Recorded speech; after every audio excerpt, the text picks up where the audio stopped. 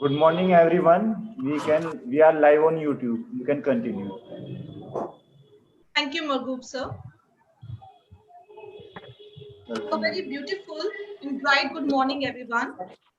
Thank you for joining us for today's national seminar on Zoom platform. As organizing secretary of this seminar, I welcome our honorable guest, dignitaries, renowned speakers, educationists, and participants to the national seminar on the medicinal plants and herbal immune boosters in COVID-19 pandemic and beyond. Current scenario and future prospects, hosted by RGPG College, Meerut. My name is Dr. Garima Malik, and I'm Assistant Professor, Department of Botany, RGPG College, Meerut. Before we get started, I would like to inform the participants if you have any questions in the rehearsal session or presentation, kindly type them into the chat box provided on Zoom. We will discuss them with the speakers after the presentation. The feedback form will be provided at the end of the seminar in the Zoom chat box. Kindly look out for the feedback form at the end of the program. Let's begin with our inaugural session. To welcome you all today on this forum, I would like to request the President of the National Seminar, Dr. Deepsika Sharma, our Honorable Principal, RGPG College, Meerut, to kindly extend a warm welcome to all our dignitaries and our guests. Welcome, ma'am.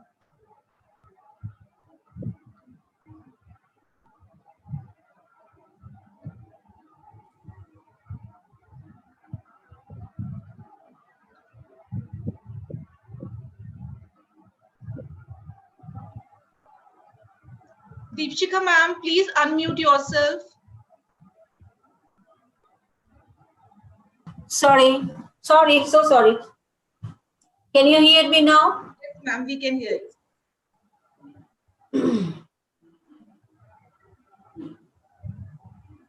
आज की इस national seminar में जो कि herbal immune system पर होने जा रही है, इस सेमिनार में रघुनाथ गर्ल्स महाविद्यालय के संपूर्ण परिवार की ओर से मैं अपने सभी डिग्निटरीज का और सभी विद्वजनों का हृदय से स्वागत करती हूँ।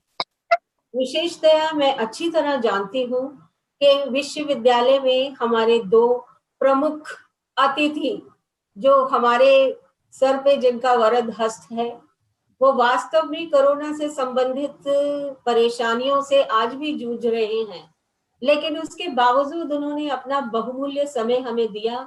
इसके लिए मैं उनका हृदय से आभार व्यक्त करती हूँ। मैं professor NK. Taneja, vice chancellor CCS university, उनके लिए विशेष धन्यवाद प्रदान करती हूँ या रखती हूँ, जिन्होंने अपना बहुमूल्य समय हम अपने विपरीत परिस्थितियों के चलते हुए हम सबको दिया, और आशा करती हूँ कि इस सेमिनार में हम उनके विचारों से पूरी तरह से प्रेरित होंगे। प्रोफेसर वाई विमला जो हमारे लिए हमेशा एक प्रेरणा का स्रोत रही हैं, लेकिन मुझे ये भी पता है कि आजकल वो भी कोरोना से संबंधित परेशानियों का सामना कर रही हैं। इसके बावजूद उन्होंने इम्यून बूस्टर से संबंधित इस सेमिनार में सहभागिता करना और हमको अपने विचारों से प्रेरित करने के लिए हमारे अनुमोदन को स्वीकार किया है। इसके लिए मैं आपका हृदय से आभार व्यक्त करती हूँ। हमारी इस सेमिनार के में doctor Rajiv Gupta, professor Rajiv Gupta, regional director, जो इस समय यहाँ पर उपस्थित हैं, उनका भी मैं हृदय से आभार व्यक्त करती हूँ। आशा करती हूँ कि हर्बल इम्यून सिस्टम पर उनसे कुछ महत्वपूर्ण जानकारी हमें प्राप्त हो सकेगी। इसी के साथ हमारे इस सेमिनार के वक्ताओं का, स्पीकर्स का, खास तौर से professor mammal Daniel, MD Daniel laboratories Gujarat, और इसके साथ साथ प्रोफेसर SR यादव, प्रोफेसर विजय मलिक का भी मैं रघुनाथ गर्ल्स कॉलेज के संपूर्ण परिवार की ओर से हृदय से स्वागत करती हूँ। देखिए, कोरोना का कहर अपने चरम पर है और हमें ऐसे में जड़ी बूटियों के माध्यम से अपने इम्यून सिस्टम को सुदृढ़ बनाने रखने के लिए कटिबद्ध होना पड़ेगा। और आशा करती हूँ आज की इस सेमिनार में हमें ऐसे बहुत सारे टिप्स मिलेंगे जिनके माध्यम से हम स्वयं को या समाज को प्रेरित कर सकेंगे कि वो किस प्रकार अपने इम्यून सिस्टम को अपनी डे टू डे लाइफ में खान पान के माध्यम से कुछ चीजों को, छोटी छोटी चीजों को अपने जीवन में उतार कर कोरोना से लड़ाई लड़ने में सक्षम हो सकेंगे। धन्यवाद। Thank you, ma'am, for your kind words.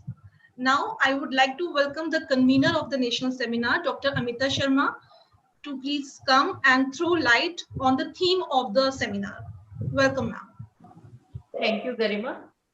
Good morning, Honorable Vice Chancellor, Professor N.K. Taneja, sir, our Chief Guest, our Honorable Secretary, Executive Committee and Chief Patron, Dr. Manmohan Nath, sir, respected Pro Vice Chancellor and Special Guest, Professor Vimla Vai, respected Regional Director, Higher Education and Patron, Professor Rajiv Kumar Gupta ji, our learned speakers, Professor Mamman Daniel sir, Professor S.R. Yadav sir, Professor Vijay Malik, and our respected dynamic principal, Dr. Deepshika Sharma ji, and the president of the seminar as well, and our respected advisors, Professor Banerjee sir, Professor A.P. Garg sir, Dr. Kusum ma'am, and so many more who gave their messages and blessings for this seminar, and all my friends, students, and enthusiastic delegates.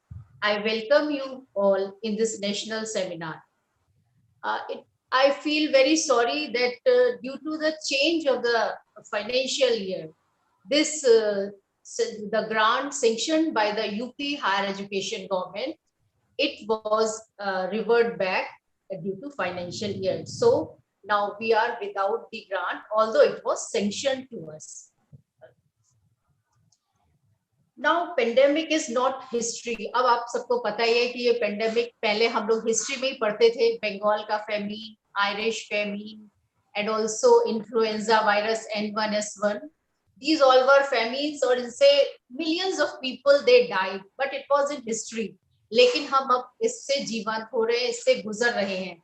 हम और हमारे बच्चे, हम सब इस pandemic को देख रहे हैं.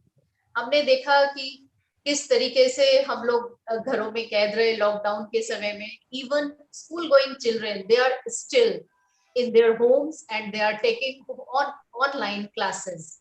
और अभी भी again the second wave of COVID-19 it has started. This COVID-19, all of you know, it is caused due to the coronavirus SARS-CoV-2, and it is having spikes and all that. But what we did during lockdown, we practiced hand washing, mask wearing, social distancing, washing of fruits and vegetables, and maintain hygiene and cleanliness. All these things were there. Again, this wave has come, and now it's our duty, the duty of the botanist, to aware the people, to aware the general public as well, and the students and researchers of botany, to search something and to know the Ayurvedic things. As you know, our Ayurveda, it is 5,000 years old, and this is also known as fifth Veda. There are 4 Vedas, but the Ayurveda is also known as fifth Veda. And you know that this Ayurveda, there are a lot of herbal plants, spices, kitchen garden plants. There are so many things which we can use for increasing our immunity, known as immune booster plants or herbal immune boosters. So in this way, in this seminar, this is the aim of the seminar, to aware the people.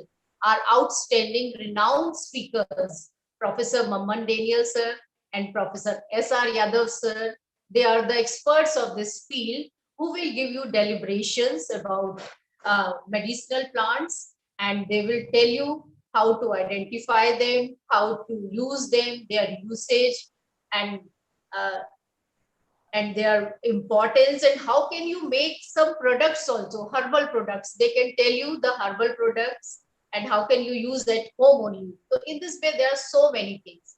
Now, Dr. Vijay Malik, he will also tell you about something, chemotaxonomy, taxonomy. In this way, they will all tell you something and you will get something fruitful from here.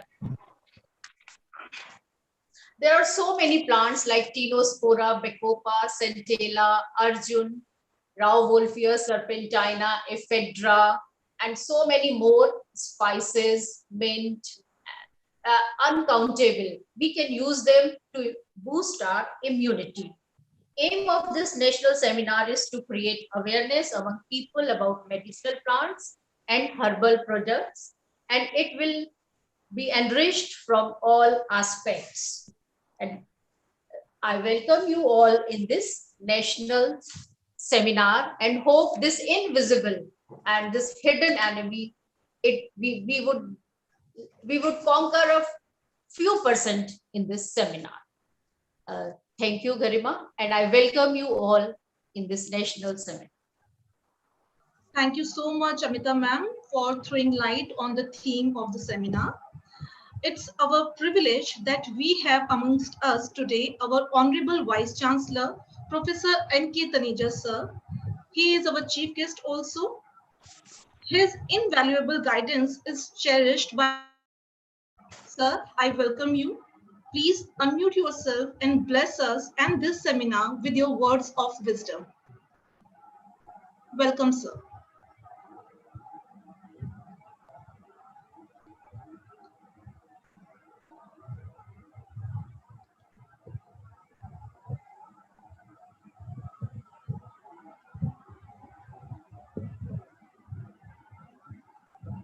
Taneja sir, can you hear me?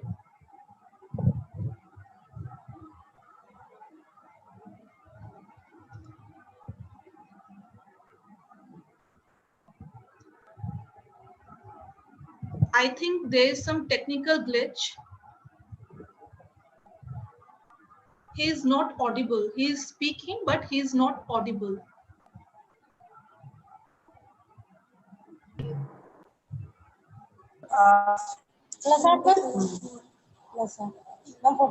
वो तो unmute हो जाए, दस तो हमारी आवाज भी जाएगी, फिर अनम्यूट होते हैं तो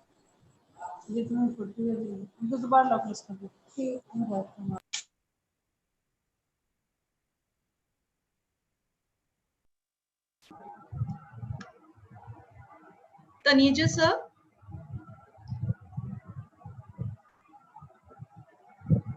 Sir, am I audible to you?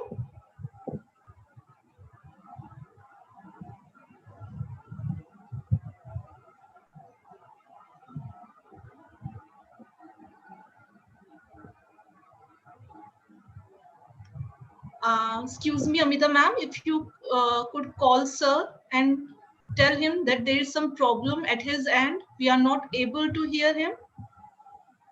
Close क्यों हो रहा है? अब हो गई तो म्यूट हो गई ना.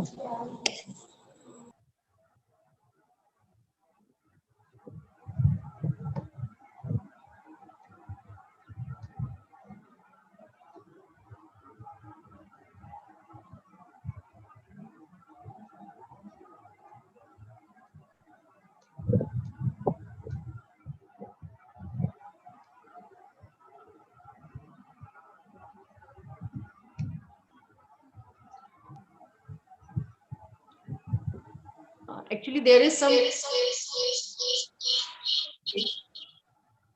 Okay, we got it, ma'am. We got it. He is trying to get connected to us.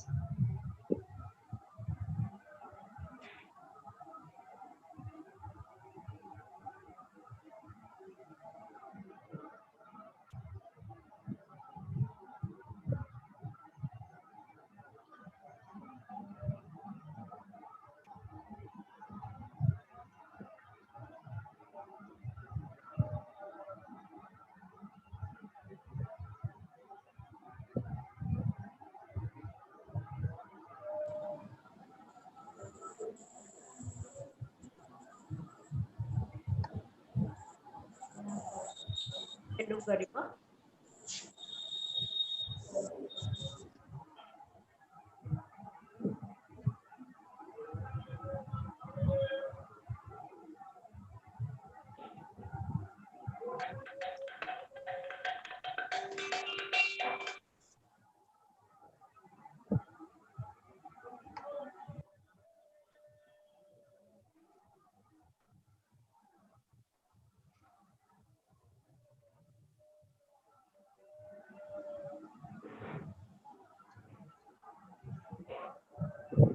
No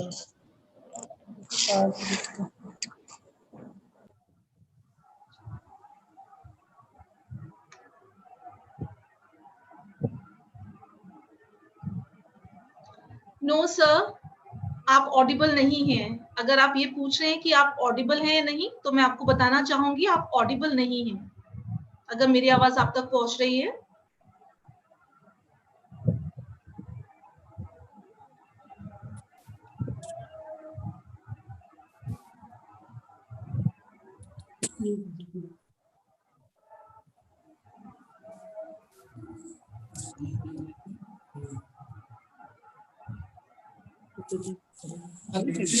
देख लेंगे वो लोग, मतलब ऑफिस में बैठ तो। हाँ, microphone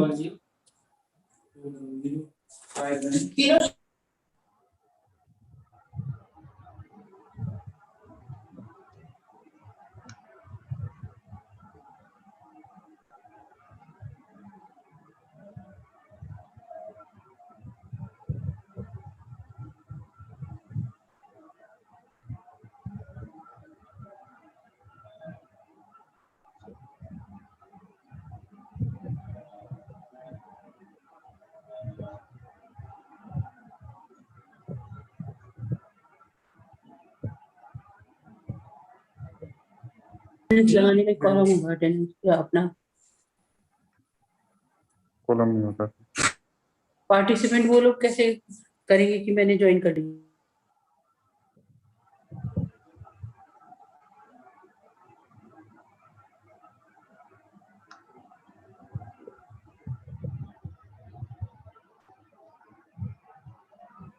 Hello, Garima. Yes, ma'am. Due to some technical problems, our Honorable Vice Chancellor is unable to connect with us. So he is asking to continue, carry forward the seminar. Okay, we will proceed further. Now, I would like to request our special guest, our Pro Vice Chancellor, our lovely Vimla ma'am, to please unmute yourself and bless us and this seminar with her word of wisdom. Welcome, ma'am.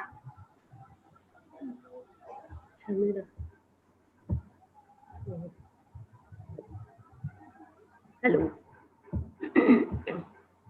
A very good morning to all of you. Good morning, ma'am.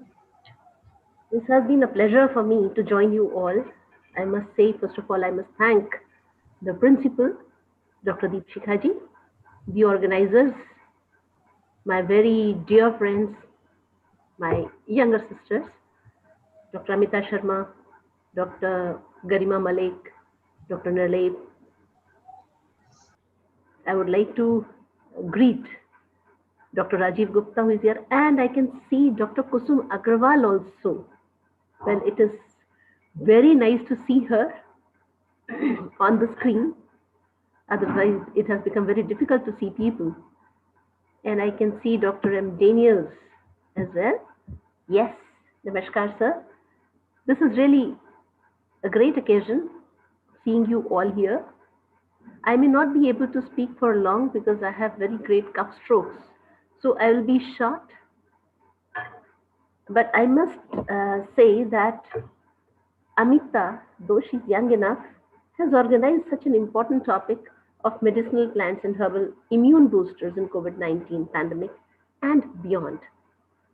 So her idea of organizing such an important webinar, and she has included on the panel Professor M. Daniel and Professor S.R. Yadav, very coveted scientists who would be throwing light on issues related to medicinal plants. I would simply like to say that there is hardly any plant on earth, and I would say there is no plant on earth which doesn't have any value. Some 80% plants have medicinal value, and 20%, which are agricultural, have nutritional value, if not that much of medicinal value. Because most of the medicinal value which comes to us is not a medicine of the plant is producing it as a defense compound. So those plants which have to fight the vagaries of environmental or any other kind of vagaries, they produce these compounds which help us, though they are produced in very small amount, they help us as medicines. Well, there are experts who will throw more light, but I will have a few things to deliver to say that today itself people have realized that allopathic medicines, although they are very quick in their response, have less effect on actually curing the disease because they work on the symptoms, not on the real cause of disease. And this is probably the reason that they have not been able to not produce any side effects. And due to the side effects, people are taking them less and less. Nowadays, although drug discovery and drug development has got a great pace, yet herbal medicines or medicines produced by botanicals are still at the top, being less harmful than the synthetic medicines. And I said less harmful, that means that there can be harm too. Yes, anything in excess causes harm. And even these botanicals, if they are taken in excess, they are not as nutritional value products that they are helping at that time. So they are also harmful. So plants which are protecting the environment, which are giving us oxygen to breathe, which are making us live, which are keeping the whole earth green and a live earth intact, are to be maintained and to be studied better than what we know today. Earlier, we had enough knowledge, as Dr. Amita has already mentioned, Dr. Garima has already mentioned, like in our Ayurvedas, a few plants are mentioned, not all. But those plants, some of them have become extinct and some of them are still available, or their allies are available, which we can still use for the same purpose as they were used earlier. Well, I will again not be detailing it further, neither telling you better names, because already Amita Sharma ji has given you all those common names which are used in day-to-day life. Simple, Javitri, Jaifal, like spices. Long. Now, who is not using ginger? Who is not using all these things? I think everybody is using all such plants every day in their day-to-day lives, at least in India. Kurkuma, kachi haldi. We love to drink that milk because that is so helpful as anti-inflammatory. Similarly, if we want to be a little more specific, then if we have small ailments like loose motions or dysentery, or if we have some eye ailment, we always have a remedy which is present at home to use. So that is how we know that there are major molecules which are bioactive and which are causing that healing treatment on us. Besides, that healing treatment requires certain nanomolecules which are also produced with those micromolecules, which helps in supporting the micromolecule so that the micromolecule alone does not cause any harm. So the healing and super healing. So two-way prong, the herbal medicines, they go on. I will not talk about the nutritional aspects, but I would say that there are several industrial products also. Again, I will not throw more light on it because Dr. Daniels would be telling about it, that pharmaceuticals and nutraceuticals and industrial products, which can be a great range of chemical compounds, phytocompounds, which are produced, whether they are proteins, enzymes, modified starches, fats, soils, waxes, plastics. But now we have recombinant human proteins, therapeutic proteins, and recombinant enzymes, antibodies or plantibodies, and even planti vaccines. All these have come up with the recent developments. So the treatment has also taken leaps. But not to forget that there are poisonous plants also. The plants which are basically not poisonous, but they become poisonous because a little more of that amount causes deaths. So one has to be careful in choosing a medicine. One has to be careful in choosing the dose as well. So in proper care of doctors, Ayurveda doctors or Vaidyas or professors who are working in this area, one should take such medicines. Not that we get anything and we use to any extent. I have seen people suffering with allergies because of extra dosage of these phytochemicals. So if we claim that it is totally safe, we will be wrong. So it's not so, but we should be more knowledgeable. We should understand the phytotherapies much better so that we can use it for immune boosting, for hardening our own system, for withstanding the vagaries which come up with seasons, which come up with infectious organisms around, and should be able to overcome with the help of plants around us. So everywhere you will have locally available plants which are ethnobotanically well known, ethnopharmacologically well known for treatments, and still the studies are going on to help us live better life without destroying the plants. I would again add that destruction of plants, just because for example Ramdev Baba जी ने बताया लौकी बहुत अच्छी होती है, सबको खानी चाहिए, सब लौकी में इंजेक्शन लग गया, and everybody was purchasing लौकी. Lौकी became so expensive and it was not even healthy. So we have to be careful. We can produce things, we can have alternative medicines, not that only one particular plant should be overstressed for any treatment. So this is all I would like to say right now, because I know there are experts who would be throwing more light on that topic. So with this, I close and say thank you very much for inviting me here.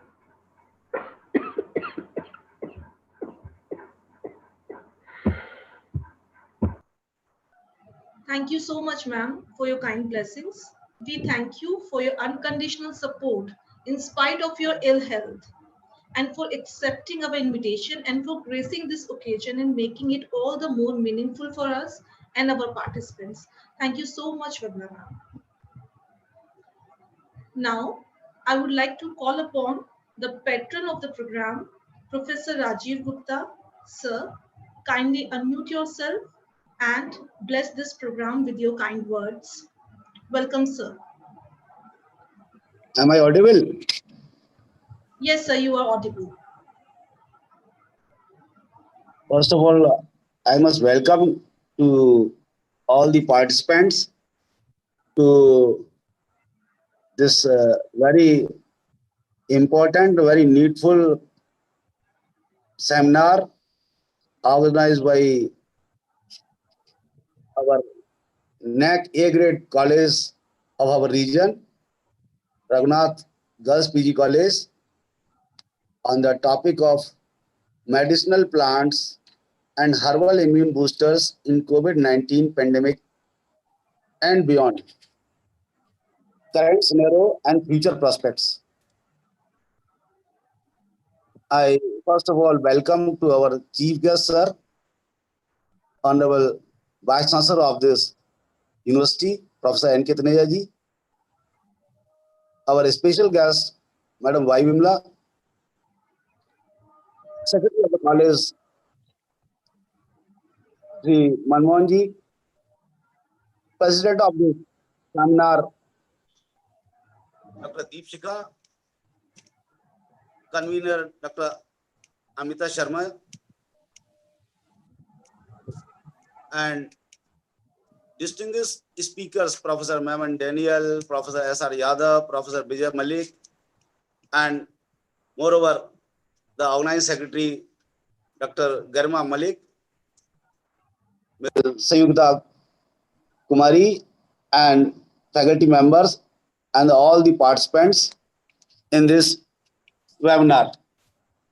Really, it is a matter of pride that this I am the patron of this seminar, because at the very crucial stage this webinar is being organized, when the COVID-19 is again getting its the toll on the masses, and we are much worried about the casualties.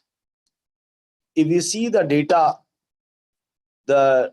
of the world, nearly 134 million people in the world got affected and 76 million were recovered, and 2.97 million people got death due to this COVID-19. At the other hand, if we see the data of India, 12.9 million people were affected by this COVID-19, 11.9 million recovered, and 1,67,000 deaths occurred due to this COVID-19. Just see the difference. In world data and India, probably our country is enriched with the tremendous resources. We are having herbal medicines, and since long in our culture, we were using these things. I would like to share the fact that this pandemic is just due to the tendency of the masses to play with our nature. After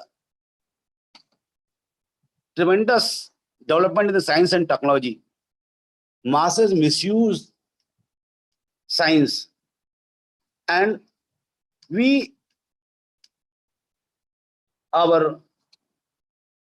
nature was destroyed, and all the epidemics, disasters are only due to that.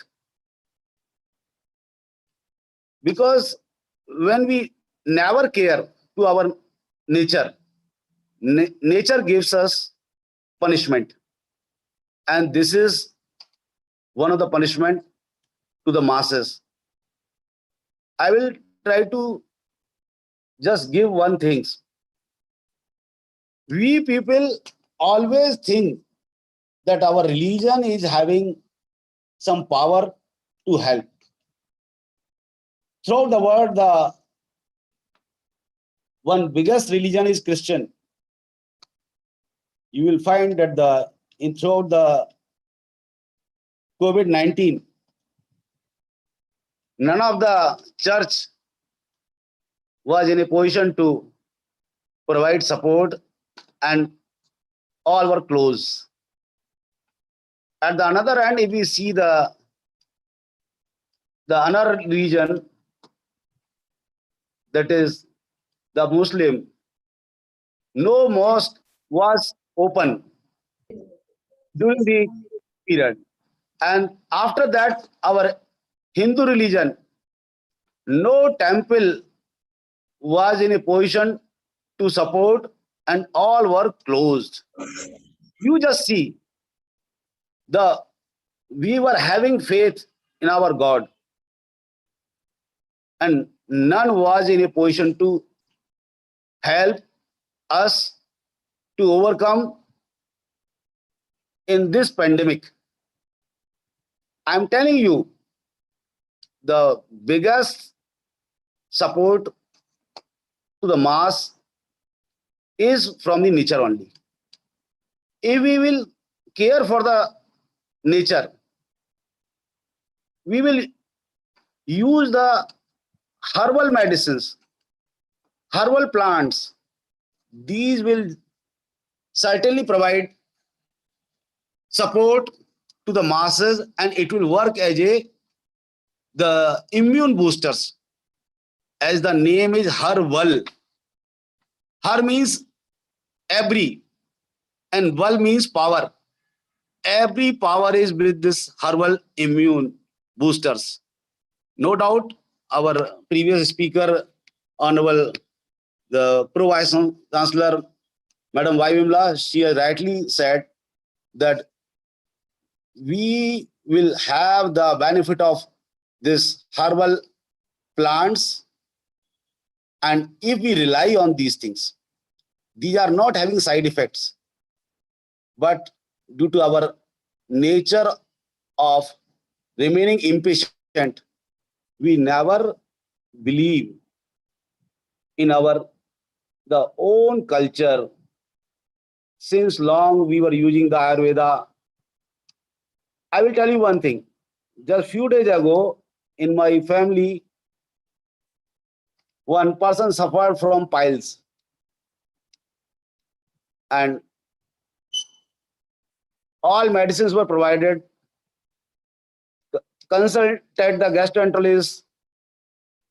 He always advised to go for operation.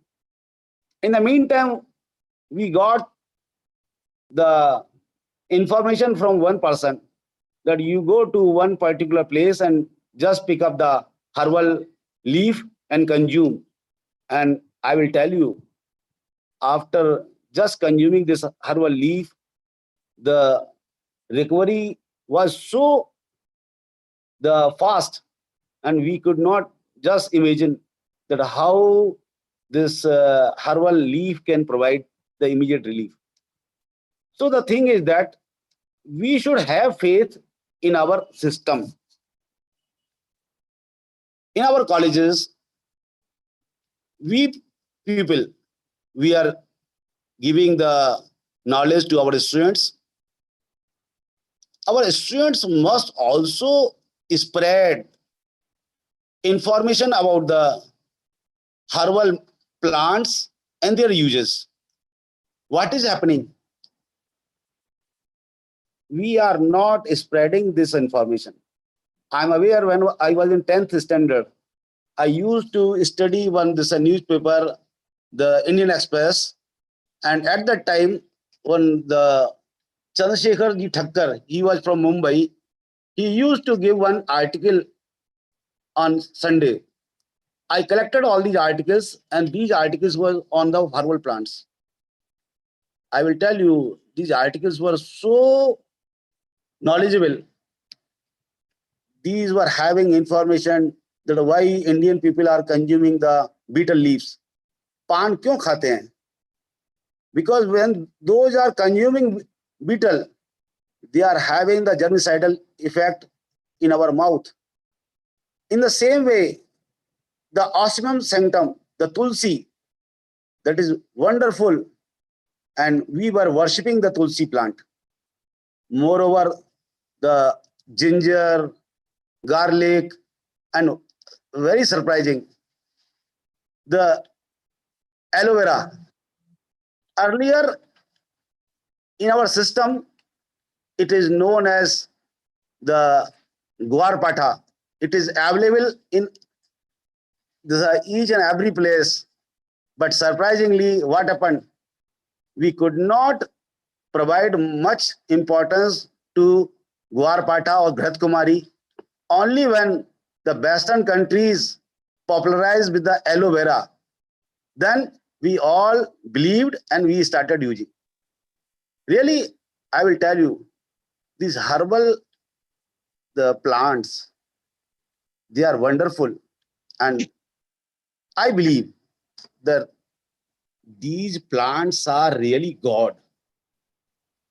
And because nature has provided these things. In the olden times, people used to worship the plants.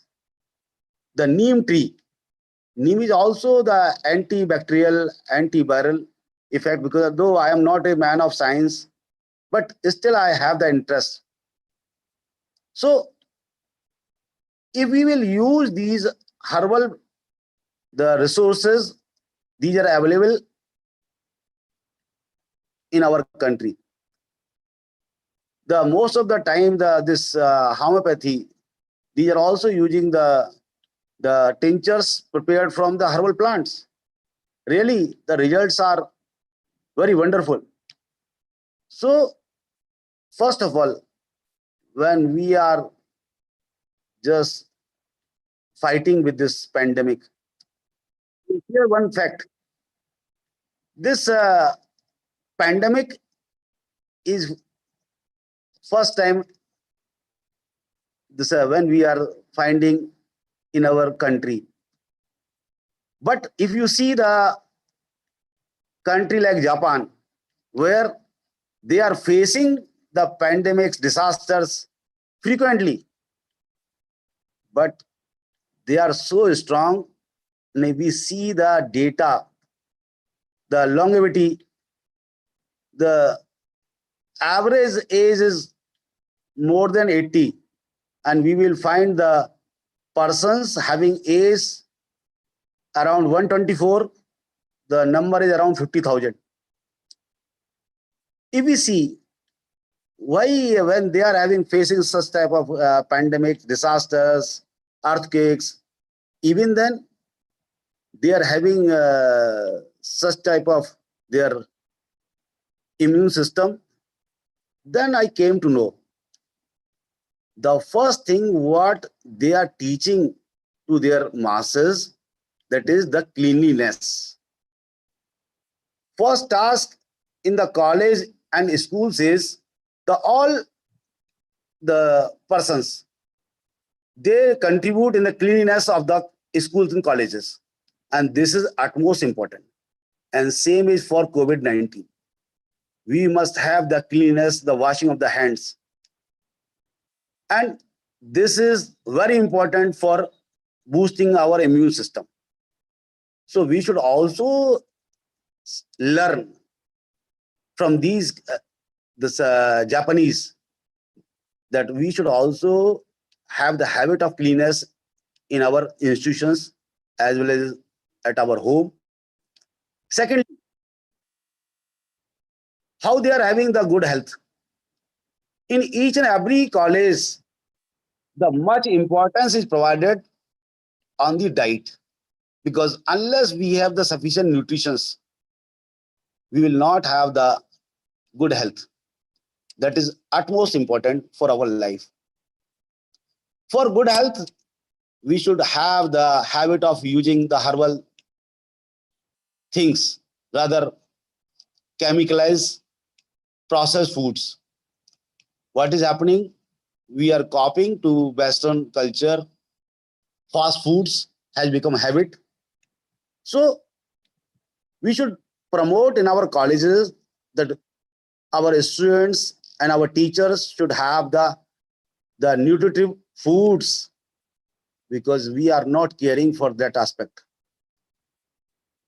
And another aspect is that we should work towards the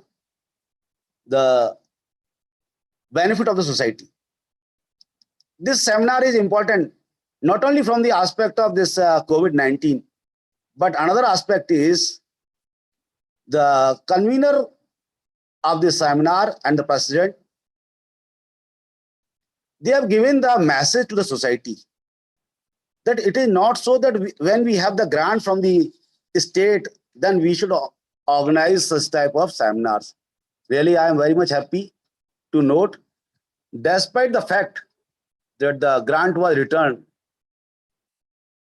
this seminar is being organized selflessly, because we have become much selfish. Every time whenever we work, we think what we will get, and this is the tendency. Generally, when we will work selflessly, the nature will help us.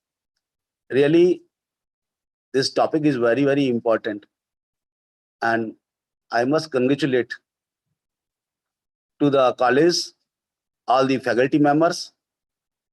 Though I am not an expert in this subject, but I try to share my views. I am seeing the Professor Maman Daniel, Professor S.R. Yadav, Professor Vijay Malik. These are the persons having the mastery on this topic. They will share their views and all will be benefited. And this national seminar will be a grand success. And I hope that we from higher education, we will try to spread the information to the masses about the use of herbal plants. We should promote to our students that each student should plant the trees, and these trees should have the botanical name, but they should also have the information about its use in our life. So I conclude with these words. Thanks for inviting me. And I just say that these people who took initiative, they are very good. And they have given the good message. And I hope that we will also have such type of events in future also. Thanking you.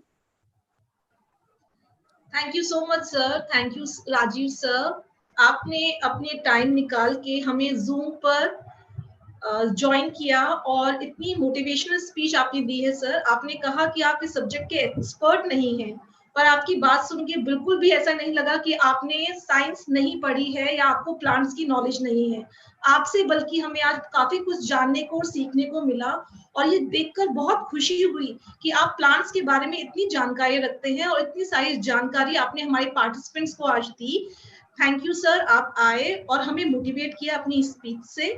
और जहां तक selfless work की बात है sir, RG college में हर कोई ये मोटो लेके चलता है कि हम सोसाइटी को पूछते हैं, अपने स्टूडेंट्स को सिखाएं, और सेल्फलेसनेस सबसे पहली चीज है जो हम सिखाना चाहेंगे। और खुद भी इस मोटो को हम साथ लेके चलते हैं कि as a teacher, as a college, we should give something to the society, because इस सोसाइटी से, इस नेचर से हमें सब कुछ मिला है, तो क्यों ना हम भी कुछ योगदान करें, हम भी अपनी तरफ से मेहनत करें और कोविड पैंडेमिक में कुछ ऐसा बांटे लोगों से जिसकी जानकारी से इस कोविड पैंडेमिक से लड़ने की क्षमता बढ़े, हम सबकी नॉलेज बढ़े, जानकारी बढ़े। Thank you so much sir for joining us. Now we will start with our technical session. In this technical session, we have 3 speakers with us. This session will be conducted by the convener of the program, that is Dr. Amita Sharma, and the chairperson of this technical session is Dr. R.K. Sharma, and the rapporteur is Dr. Vinita Garg. I welcome you, sir and ma'am, in this technical session. I also welcome all the participants in this technical session. Over to you, Amita ma'am.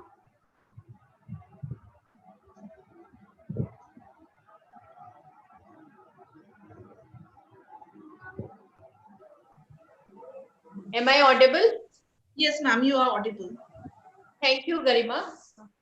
I can see Dr. Vinay Gupta sir, Kusum ma'am, Saroj ma'am, Seema ma'am, and so many teachers and our seniors, as well as our college colleagues. I again welcome you all on this platform, the Zoom platform. And now I would like to start the first technical session. The first technical session is chaired by our learned senior, Dr. Rajesh Kumar Sharma sir. He is ex-principal and botanist, SSV College, Hapur. And I humbly invite you, sir, to chair the session. And in this session, the rapporteur will be Dr. Vinita Garg, and she is assistant professor in DNPG College, Lakhavati, Bulandshahr. And I welcome you, Vinita, also. Now, the keynote speaker of this technical session is all of you waiting for him eagerly, a renowned speaker, renowned taxonomist, renowned botanist. Before that, I invite sir, I would like to introduce you some other audience also, listeners who have not heard you earlier. Our special Now I would humbly like to invite our keynote speaker, Professor Maman Daniel, sir. Before that, I would briefly introduce you, sir. A famous taxonomist, medicinal plant expert, phytochemist, and a lot of work in the field of phytoalexins. He worked in the capacity of professor and head and dean of Faculty of Sciences in MS University, Baroda. With 39 years of teaching experience and 49 years of research experience, after retiring from chair, sir, you are still engaged in research. You have supervised 40 MSc projects and 17 PhD programs and 5 major research projects, 170 papers and 18 books, including 5 of international publication. We are proud of you, sir, for such achievements. Your books are on medicinal plants and taxonomy and are very useful for new research students. You were chairman of faculty board of studies in various universities, including Nagpur University. At present, managing director of Dr. Daniel's Laboratory, Baroda, and I have used few products of you, sir. I welcome you, sir, and humbly invite you to quench the thirst of participants by your outstanding deliberations. Sir, I invite you for your lecture.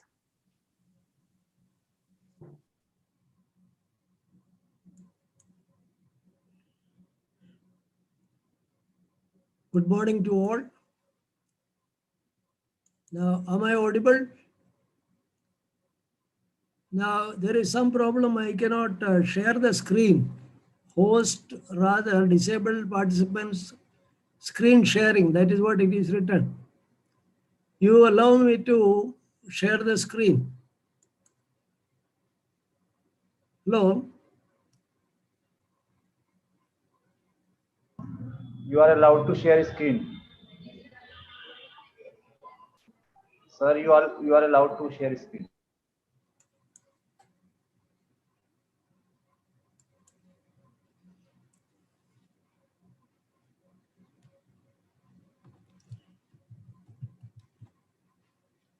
Now, there is, I don't know, there is some problem. See, I went to the last part of my lecture. Now, thank you, Vimla Madam, Vice Chancellor. Abhida Madam, Garima Madam, for inviting me to this lecture, this webinar. And I'm also very happy, very dear friend, Professor Yadav also is there, and Professor Malik also is there. So it's a pleasure to be with you. I was teaching from 1972 onwards and got retired in 2012. Then with the help of my students, they all started a pharmaceutical. They named us Dr. Daniel's Laboratory. They said that, sir, if your name is there, we'll be with you. So that is how the pharmaceutical is named after me. Now, many people talk about herbal immune boosters. I myself have given about 10, 12 webinars on immune boosters and antiviral plant. But nobody wants to do anything about it.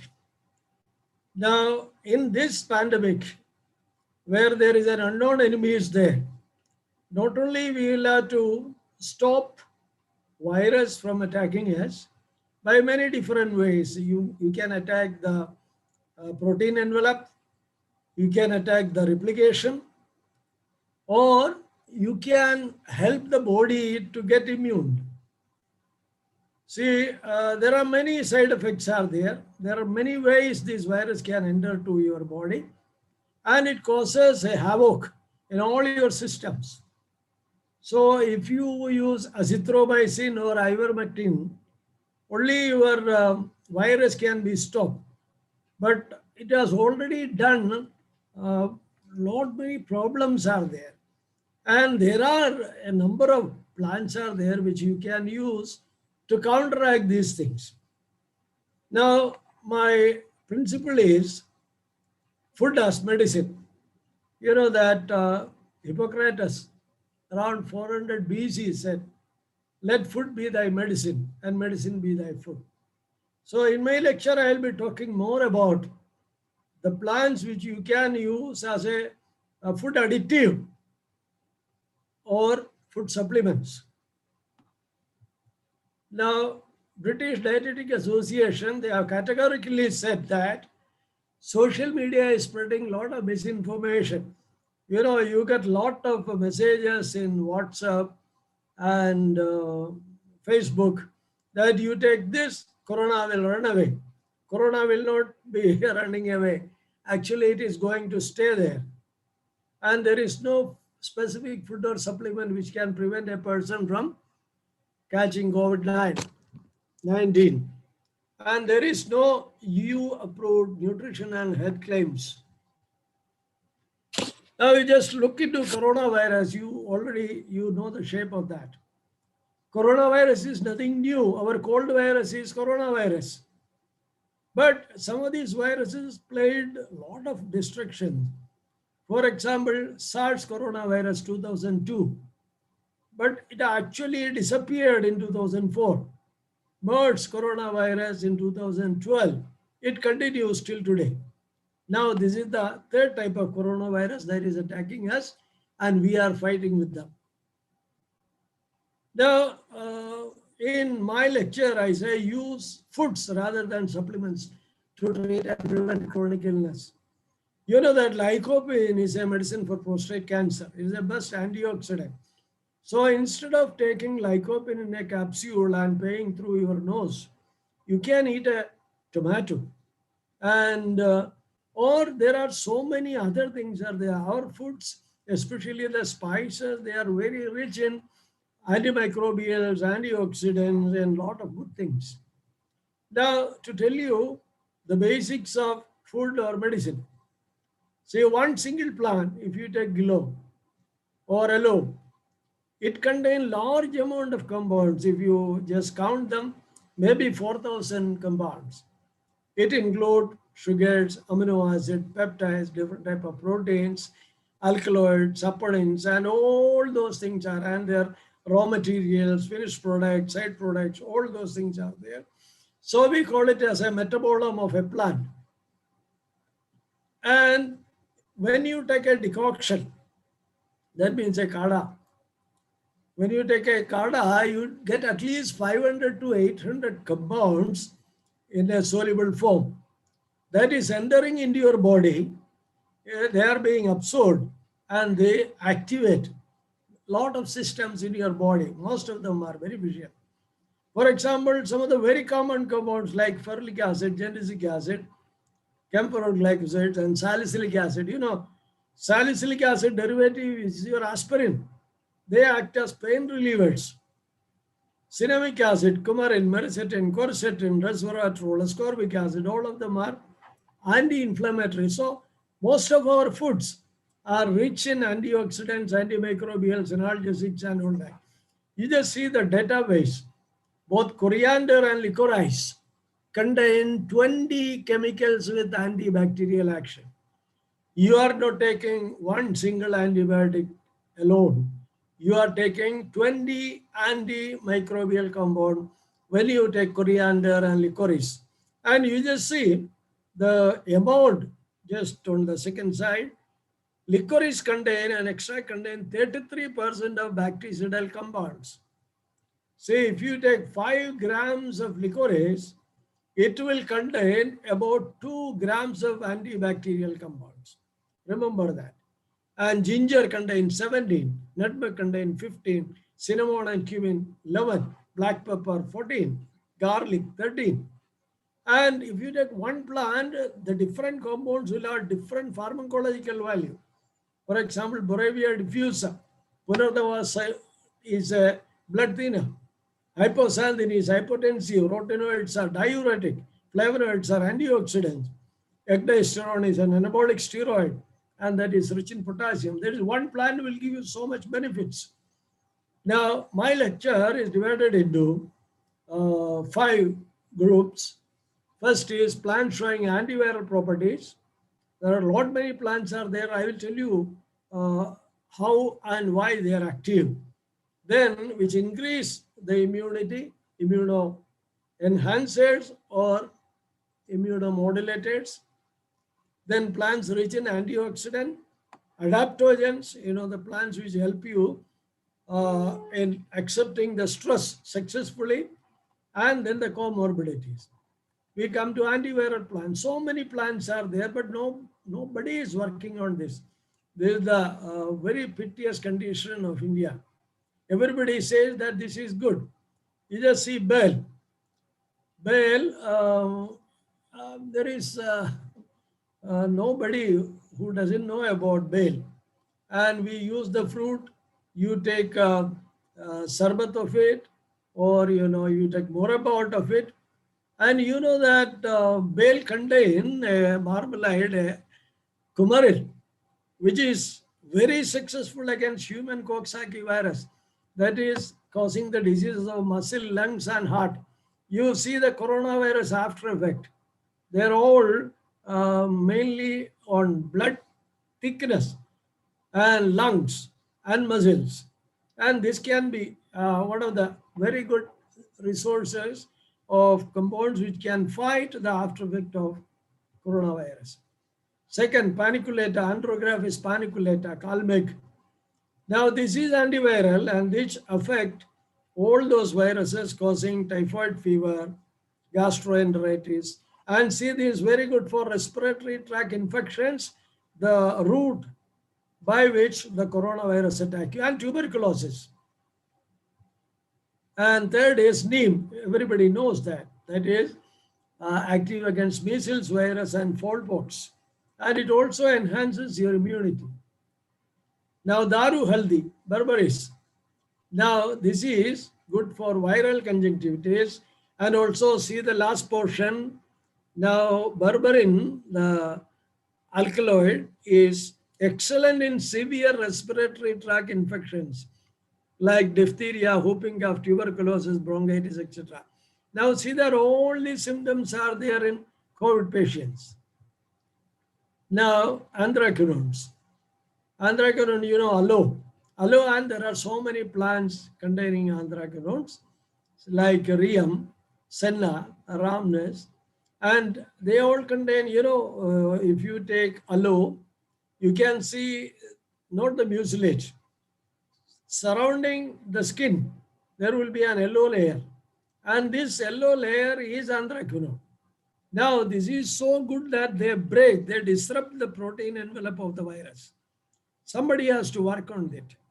Say, as a teacher, my duty is to show you the way. I'm already 72 and I do not have the facility to do it. So anybody can do it. This is one of the best ammunition against virus. All quinones like aloe amodin, anthraquinones, they break the protein envelope of virus. So the virus is disarmed if you take quinone. And then gotukola, brahmi, this is active against herpes simplex virus. Then curcuma longa, many people they are talking about it. HIV virus, this is very active. Then very rich source of antioxidant. Then immunopotentiating activity. Now, Mauding, Emboli rips, this contain a benzoquinone called Embolin. This is active against hepatitis virus. Now, Amla, people are sing praises on Amla. Now, this contain an HIV reverse transcriptase compound, that is putrangivae, and gallic acid is antiviral. Now, that is also a rich source of vitamin C, and that is an antioxidant. Then echinacea, that is very common in Europe. There they are known as feverfew. For any type of fever, you take this particular plant, boil it in water and drink. And we do not have many of the echinacea except in the north Himalayas and all that, in the very cold areas. Now, if Echinacea purpurea, that is the plant which is used in Europe, our Echinacea also would contain similar compound.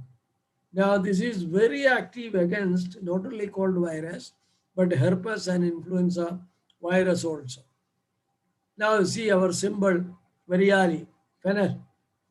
Fennel is having strong antiviral effects against herpes virus and para-influenza type 3 virus, which cause respiratory infection. Just chew some amount of fennel every day, and you will be armed with your antiviral compounds. Then Glycyrrhiza glabra, that is proved to be effective against influenza A virus, herpes simplex virus, encephalitis virus, and this is having anti-tussive action. That means there won't be any cough, but this will purify your nasal duct and respiratory chain. Now, Kaljira, many people take this. You just see thymoquinone, there is a compound present, a quinone in that, in the seed oil, that is having significant antiviral effect against murine cytomegalovirus. See the picture of, this is not corona-19, this is murine cytomegalovirus. Now, our coronavirus also is having the same shape, same nature. So this can be, thymoquinone can be used against COVID-19 virus. Then Philandus, your Boi amla, that is active against hepatitis B virus, would check hepatitis virus, and HIV also. Then Sorcia chireta. Chireta, see the compound mangiferin, which is a xanthone, inhibits viral replication within cells. Very good medicine. Now, where do you get mangiferin? You don't have to go to Sorcia chireta. Chireta, mangiferin is abundantly present in mango. That is why mango is there, first obtained from mango. That is why the name mangiferin is given to that. It's a xanthone. And this is abundant, and it's an immunosuppressant also. Now, Arjuna. Arjuna inhibit virus at stages of viral attachment and penetration. Say, excellent. This can be used to protect you. And then Terminalia bellerica, which contains gallic acid, which is antiviral. Terminalia cebula, Herde, hot water extract inhibitor, influenza A virus, herpes simplex virus, cytomegalovirus, and active against HIV-1 integrase. See, excellent antiviral compounds are there. Now, ginger, you know that. Now, ginger is active against rhinoviruses. Rhinoviruses are all those viruses which are there in your nose, nasal blockage. So, respiratory viral infections are by rhinoviruses. Now, one compound within your ginger, that is beta-sesquiphilandrine, is found to be active against a number of rhinoviruses. Then there are a number of other compound antioxidant gingerols are there. Then spirulina. Spirulina can be, because of sulfolipids present in that, it is active against AIDS virus, HIV replication, and then polysaccharides of spirulina increase the T cell counts. Another is Ganoderma, an excellent antiviral medicine. Several triterpenes, that's a different group of compounds that is active against HIV-1, influenza virus 2, and herpes simplex virus 2. These are, and the compounds, what are the compounds which are? See, there are no plant without flavonoids. And they say a number of flavonoids exhibit anti-herpetic activities, herpes simplex virus, type 1, type 2, then simplex, herpes simplex, poliovirus, para-influenza virus, respiratory syncytial virus. So there are so many plants, almost all the plants around you, they are can be used. Then another thing, garlic. Garlic, people told that the garlic, the advantage of garlic is it's excellent for your heart. I am preparing one medicine in which garlic extract is mainly used for controlling the heartbeats and strengthen the heart. Now, this is antimicrobial. It contains one of the best antioxidants, ajoin, and a lot of antibacterial and antimicrobial compounds are there. And it is said and proved that onion can mop up the free radical. They say if you are sick, keep a cut onion near your feet, and that will absorb all these bacteria and viruses. I don't know how far. Anyway, that onion, by the time it is morning, will be turning black in color. Now, onion is believed to have magnetic power to attract all gems. I don't know. This is to be proved. Now, I saw a video from Africa where one lady says that you take one onion, cut them into small pieces, mash it, put it in a cloth bag and tie it around your neck so that this will be just opposite to your chest, and sleep. Within 3 days, any respiratory problem will be over. And they say that many people are getting cured from coronavirus by this technique. And anybody can try it. There is no harm in that. Now we come to strengthening the body, immunomodulating plants. I'll just rush through it. Corus calamus, vacha, then aloe vera. I already said Alpinia galanga, then Alstonia scolaris, then Asparagus ascendens, Safed musli, then Asparagus racemosus, and Benincasa hispida, peta, then Borevia diffusa, Garmalo cassia fistula, then Kali musli. This is much better than Safed musli. Now, just see that this increase the weight of thymus significantly. Thymus is the region of the brain which increase immunity. Curcuma longa, we have already said. Hemidesmus indicus, one of the best blood purifier, Anandamul. Then Kurchi, Holarina antidysenterica. Inula racemosa, Pushkarmula. Mamodica carantia, cucurbitaceae in the bitter principles. Then Osimum sanctum, Tulsi. Murray. Now, Murray is excellent because it contains a lot of antimicrobial, but it is very good for the lungs. And also, you take Murray along with any other medicine, whether allopathic or herbal medicine. Murray contains piperine, which is a biocatalyst. The absorptional activity of any medicine you take will be enhanced by piperine.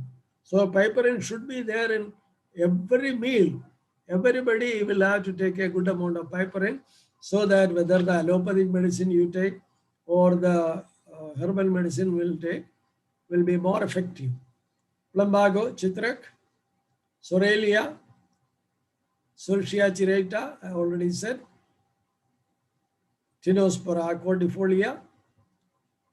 Now Trigonella. Now this also, another one, methi. This aqueous extract increases the weight of thymus. So automatically your antibodies will be much more. Then Vidania somnifera, and everybody talks about that. I don't need to talk about that. Then another thing. See, all these are, especially coronavirus and the cold virus, they enter through your nose. And they enter through the nose because of, they will be combining with many other particles and cause allergy. So anything which is active against allergy can strengthen your body against nasal invasion. So there are 2-3 plants are there which I am using in my medicine. Now, Perpetaka, Aldenlandia corymbosa, very common plant. It will be there in every roadside. Now, this is excellent for sinus problems. See, sinus problem, there is no medicine in allopathy. You take 3-month course of antibiotics, still you know that infection will be there. But if you take Aldenlandia corymbosa extract for about 2-3 days, 2 times, and your nose will be absolutely clear. And second one is Vernonia cinerea Sahadevi. You know, there is no place where this plant is not available. This is also good for all type of fevers. So I produced a medicine with Vernonia cinerea and Aldenlandia corymbosa, and I named it as Bernardly because our late Chancellor Madam, you know, MS University has Chancellor, somebody from the Royal Palace. So Mrinalini Madam was our Chancellor, and she used this medicine in one of my exhibitions. I explained that this is very good for sinus. She said, I will try it because she was handicapped for 3 to 4 months in winter season. She couldn't move on. So I prepared some medicine. I took the extract, added some milk powder, prepared some capsule and sent it to her. And within 15 days, I got a call that, Madam, doctor, this is excellent for sinus. And she told this to everybody. Then she used to ask me that, why don't you market it? Why don't you bring it to the common people? I was in service, you know, I cannot do anything. And after 12, I started my business. And in 2015, she passed away. So I felt very bad because I had the infrastructure. So I went to her sister, that is Shubhangini Madam, who is the presently Chancellor of MS University. I told her, Madam, she said, I know you by name because Bernardly used to talk about you only. And then that medicine, I gave the name of Bernardly Madam. And this was released by Shubhangini Madam in a public function. Another one is Tylophora. Tylophora is for asthma. You know, asthma is an allergic disease. Now, Tylophora contain tylophorin and other alkaloid, exceptionally good for all type of asthmatic problems. Then Piper longum is good for knees, and this contain piperine. Now, this is a wonder plant. You know that many a times quinine derivatives are used for coronavirus, hydroxyquinine. Now, this medicine, calotropis, gigantia, this I used to prepare medicine in a very crude way. Say you take a branch in the morning and take 1 glass of milk and boil it and shake the milk with that branch of calotropis, and the milk will break, and you get and you go on boiling, add some sugar, and you get a rasgulla type of a thing.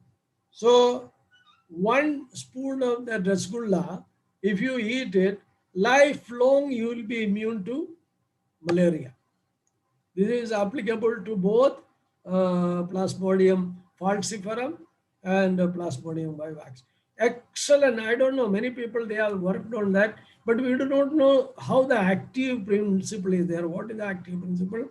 So what I do is, I have given to many people, at least 200, 300 people, including some of the military people who came on vacation, and they are all free of malaria and other problems. Then antioxidant, you know, many of our defenses are because of antioxidant. But due to pollution and our present day living, most of our antioxidants are used to fight all these other kachadas. And therefore, our body should be having a lot of antioxidant given externally.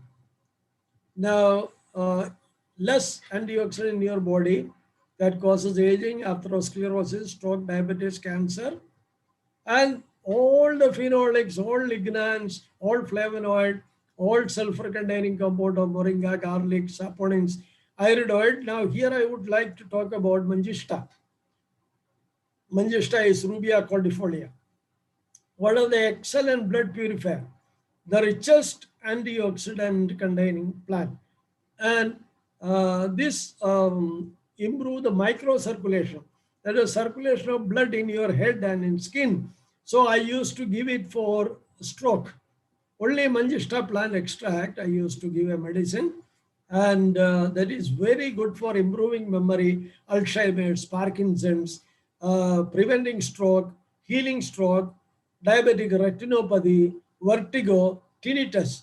All of them are because of the single plant, that is Rubia cordifolia. Excellent one. Then adaptogenic plants which increase your immunity. That is, if you are facing stress, that is there. These days without stress, you cannot live.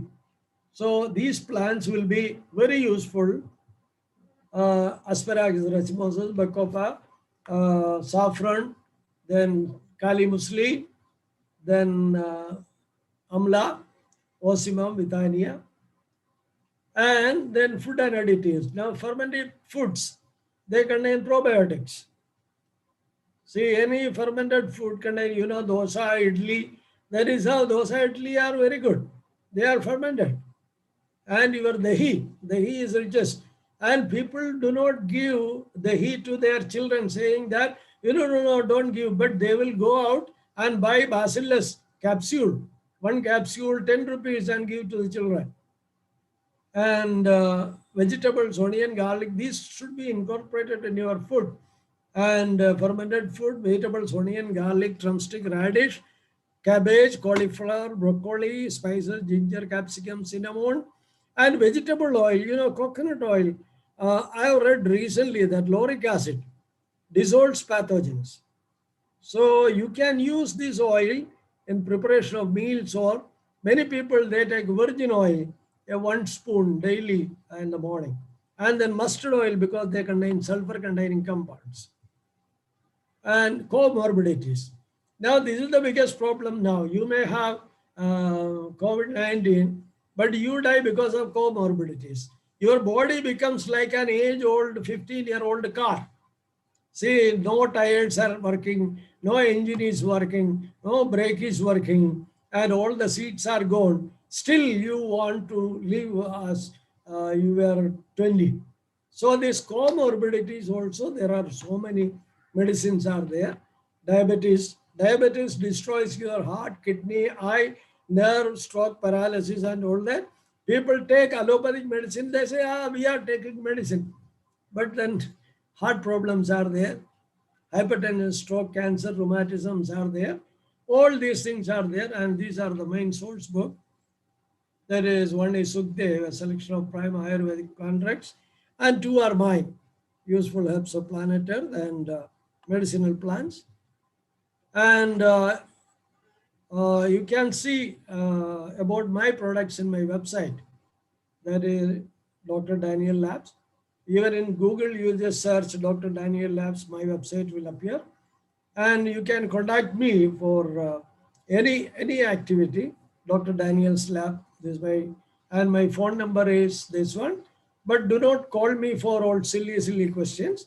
Unless it is very urgent, you can call me. Then you can see my Facebook accounts of Mom and Daniel. These days, I am giving lot of good scientific stories in a very palatable form in my Facebook account. That is very readily and happily accepted by many people. And I again thank Nida Madam, Garima Madam, Vimala Madam for asking me to appear here and tell you something about it. If my lecture is giving you some interest and some idea, some clues, I'll be very happy. Thank you for a patient listening.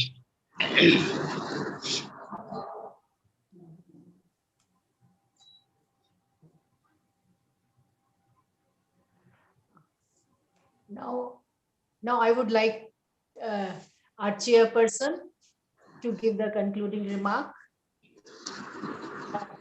Dr. Rajesh Kumar Sharma, sir. Hello. Good noon to all. Am I audible? Yes, sir. So thank you very much, Dr. Amita, for providing me the task to chair the session. Really, it was a wonderful session. According to the theme of the today's webinar, Professor M. Daniel, professor from MS University, Baroda, have very lucidly explained the various aspects of plants as immunoboosters. A large number of plants have been enumerated by him, like Pipalongum, Tinospora, Terminalia, Plumbago, Osimum, Aloe, Vera, having the fungus Ganoderma, Glycyrrhizia, Foeniculum, Embellica.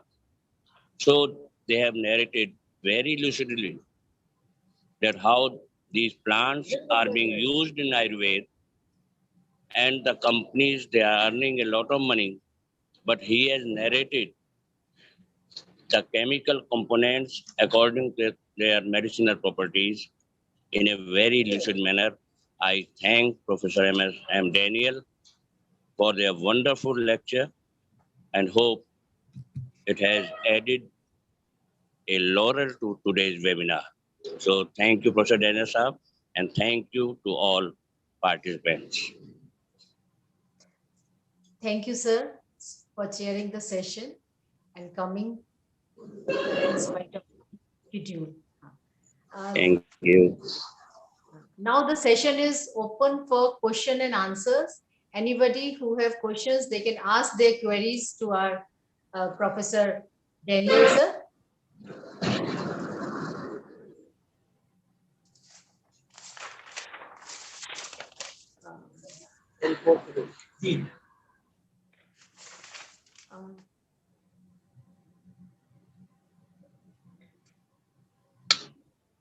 So may I ask you how this Vernonia Sahadevi, in what form it can be taken, is the fever and all? With the whole plant, you can collect it, try it in seed, not in sunlight, powder it, and take half a spoon of powder, put it in 1 glass of water, boil it and drink it. Filter Okay, it. whole plant. Yeah, Plant. whole Okay, after boiling, decoction of. Yeah, excellent medicine for fever, cough, and sinus. And for this Calotropis gentiana, this I have heard from you only. That is, it's an excellent drug for malaria. Yeah. Yes, one time cure. Yeah. You have given really an excellent lecture. Your work was outstanding on medicinal plants, and our chairperson, he has already given good remarks about the lecture. And we all are nothing in front of you to say about this. We all are your children, and we all are getting knowledge from you. We are students only, and you are so senior to us. So how can we say anything about your lecture? It was marvelous, excellent lecture, sir. Any questions from audience? Any participants? Hello, sir. I want to ask a question. You also told about onion and garlic also, the flavonoids and all. So how can this onion, it extract the virus and bacteria from the body? Oh, it has got the property to attract virus. Sulfur content. I don't know. They say, this is what I read from internet, that this can attract. I don't know, because this can attract. But it is seen that if you keep onion near your feet, cut, next day morning it will be turning brown. You can culture it. You get a lot of viral, bacteria and virus there. But anyway, that will be sterilizing the environment. Because अभी जैसे और herpes virus वगैरह पे काफी plants हैं, लेकिन अब हम लोग को वही प्लांट्स जो है कोविड के लिए भी एक्सपेरिमेंट करने पड़ेंगे कि whether they are beneficial in COVID infection or not. Exactly, that is what I said. All these, Aldenlandia, Vernonia, they are all active against COVID viruses. That is your viruses, not COVID. Okay. I said COVID viruses. COVID virus. Okay. Coronaviruses. Note Daniel COVID. sir, hello. Nirlap ma'am, please ask your question. Nirlap ma'am Yeah. wants to ask a question. Yeah, I want to ask the question. Yes, ma'am. Please Daniel, go. yes, Daniel sir, I have heard about onion peel tea from your first Facebook post. Please throw some light on it. Now, onion leaves are the richest source of flavonoids. As I told you, flavonoids are the best antioxidants in the world. Onion peel, na? Yeah, Onion peel or onion leaf? No. Yeah. Tea. When Yes. the Dry. onion Dry. leaves, when the Okay. onion leaves dry, you get the onion peel. Okay. And actually, just now I am working on the mucilage content of the onion peel. Yeah. And it contains same amount of flavonoids, but no sulfur containing compounds are there. So you will not get that particular onion flavor, but it is very rich in flavonoid. It contains anthocyanins, and it contains a lot of mucilage also. I have just calculated that it contains Muesli, yeah. mucilage. Okay. So that is an excellent one. I'm going to suggest that there are 10 million tons of onion peel are going waste every year. 10 million tons of onion peel, right? And if you can extract mucilage, the best mucilage and flavonoid, and that can be used for anything. Okay. So Okay. Thank many you so people, much. they have tried this onion tea, and they are all happy. They continue it now. But Sir, only may thing I- is there should not be any fungal infection. Fungal infection. See, if you store onion in a controlled condition, there won't be, even if fungal infections are there, it will be aspergillus and all that. Just wash it and try it. And this is one of the excellent teas, people say. Fungal infection we can identify morphologically by seeing these leaves that they are black or something else. Okay. Okay. Thank you so much, sir. It was an excellent lecture. Nice to hear you. Thank you. Sir. May I ask you one more question? Yeah, go ahead. I have During COVID time, I have one question. it was spread that kalonji, Nigella seeds, they are also very useful in COVID-19, against COVID-19. Is it true, sir? I told you, it contains quinones. Say thymoquinone is there, that is active against virus. So normally coronavirus, kalonji is very much, people drink kalonji tea and all that, kalonji extract. It gives you some sort of protection. It is just like, I have taken COVID vaccination. Second is due. But even if I take vaccination, I may get COVID. But then the intensity will be much lesser. Similarly, if you take kalonji, the effect of COVID will be much lesser. Say my son-in-law, he got COVID. He was taken by Mrinalini, and he got only fever up to 100 one day. Treatment of this azithromycin is absolutely normal. So you can reduce the intensity of effects of coronavirus if you take any one of these. There is no absolute cure for anything. Okay. Thank you. Thank you, sir. Thank you, sir, for your wonderful lecture. Thank you, Nirlep, also. Sir, I have got this kalonji oil. Okay. And many times I use it if I inhale, rather say steam inhalation. Whenever I feel that there is some exposure to any, then I put some drop in steam water and then inhale this. Excellent. And one is eucalyptus oil. Okay. The internal system. So many things are used. Adu oil. You can put your the whole inside your whole system if you feel that there is some exposure to all these things. Right. So I think this is very good. Your lecture is very information providing. One thing I want to add, you suggested one plant which was that one-time use of that plant is saving from malaria. And this plant, as far as I think, is known as Shwetark in our local language. Shwetark. Mm.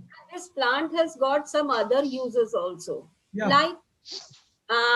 Like if you want to avoid diabetes, the one leaf of this plant can be put under the foot, Yeah. inside your shoe. If you keep it, you can control diabetes with this. But there is Allotropis aka. there is Yeah. no proof in that. You know, it may be psychological effect also. Maybe anti-rheumatic properties are there for that. It's an excellent, it is a cardiotonic also. Okay. Yeah. A lot of good things are there with calotropin. But nobody is coming out with a good product of this one. Okay. Sure. Thank you, sir. Thank you, sir, Okay, for welcome. quenching our thirst. एक question मैं भी पूछ लूं madam? जरूर. Oh, sure. Sir, हमने सुना है कि तुलसी के पत्ते को चबाकर नहीं खाना चाहिए, क्या ऐसा बात है? हाँ जी, है. Sir please. आपका क्वेश्चन नहीं सुना मैंने. Why should not we eat their leaves of crushing? Ossimum, तुलसी. तुलसी के पत्तों को चबाना क्यों नहीं चाहिए? Ossimum. But you can chew it because they contain, if you take fresh क्या कोई केमिकल है उसमें, क्या कोई खास बात? Sir, oil. As far as I know, इसमें पारा है जो हमारे इनेमल को काट देता है. Is this the case, sir? क्या ऐसी बात है इसमें पारा होता है? नहीं, उसमें what I know is that because there is a good perfume is there and there is volatile oil is there. If you chew it, you know, the volatile oil escape and it will sterilize your mouth, nose and all that. So that local anesthetic effect will be there. Local healing. People say that. Yeah. Thank you, sir. People say that. Okay. Sir, source of my knowledge is so many Ayurvedic books. So I have gone through this, that तुलसी के पत्ते में पारा है जो enamel को काट देता है. और ये मैंने एक्सपीरियंस करके देखा भी हुआ है कि अगर आप तुलसी के पत्ते को चबाते हैं तो दांतों को प्रॉब्लम हो जाती है, इसलिए उसे नहीं चबाना चाहिए. Oh, मुझे I don't know anything about it. I'm sorry. I'll try to find out. Thank you, These sir. are so many books. Not only one, at least 50 books I have got. Madam, anybody can write a book. But I think I keep on experimenting all these things. It has to be scientifically researched. That is why you get lot of, you know, messages in Facebook, WhatsApp, you try this, try it is all humbug. Sir इसीलिए मैं समझती हूँ कि जो चरक साहित्य है उसको scientist को उसको रीअरेंज करना चाहिए, रीडिजाइन करना चाहिए और उसकी केमिकल एनालिसिस को फाइंड आउट करने की जरूरत है. Exactly. चरक साहित्य को. Right. WHO जो है, WHO ने यही किया है कि जो भी साइंटिफिकली प्रूवन आयुर्वेदा ड्रग्स हैं उनको यू कैन टेक, और मोस्टली 80% ऐसे हैं दे आर साइंटिफिकली प्रूवन, और बाकी अभी हम रिसर्च कर ही रहे हैं. नहीं देखिए, रिसर्च करके तो पता लग ही जाएगा, जो भी नॉलेज है वो बेकार नहीं है. रिसर्च होना ही होना है. Thank you, sir, for your wonderful lecture. Okay, Thank bye. you, sir. Bye, madam. Thank you. Yes, Thank sir. you, sir. Next time again we'll call you. Yeah, sure. Welcome. Yes. Okay. It was very informative.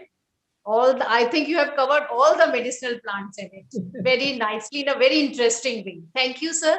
Okay. Thank you, Rapporteur, Dr. Vinita, for this session. Dr. Vinita ga. And now I hand over the next session to our organizing secretary, Mrs. Sanyogita Kumari. She will take over the charge. Thank you, ma'am.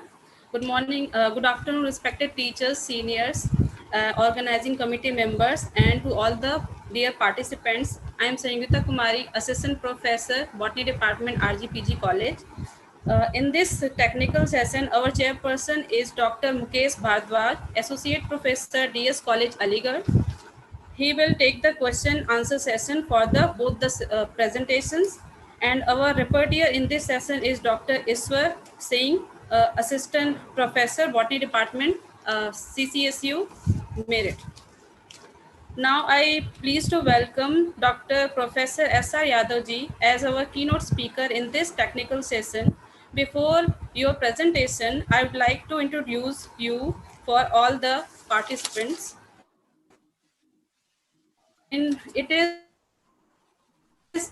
an immense pleasure for me to introduce our next speaker today, who is going to talk about the role of botanist in the respect of little known medicinal plants. Our speaker, Dr. S.R. Yadav ji, having spent almost his entire career to flourish and enlighten the path of the Botanical Society. Dr. Yadav is well-known taxonomist of our country and an outstanding botanist of international repute. Dr. Yadav has completed his graduation from Yashwant Rao Science College and completed his master's and PhD in botany from Mumbai University. Yadav sir has started his career as a teacher and a mentor in 1983 at Alibag, gradually in Shivaji University and Goa University, and then provided his services as a reader and a head of the department in Delhi University.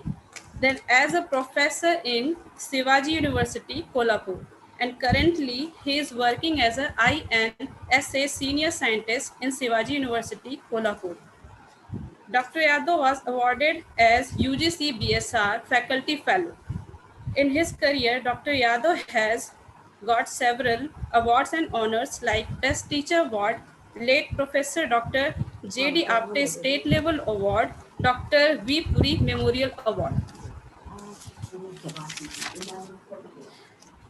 He is life member of Indian Association of Angiosperms Taxonomy, Bombay Natural History Society, and Botanical Society of India.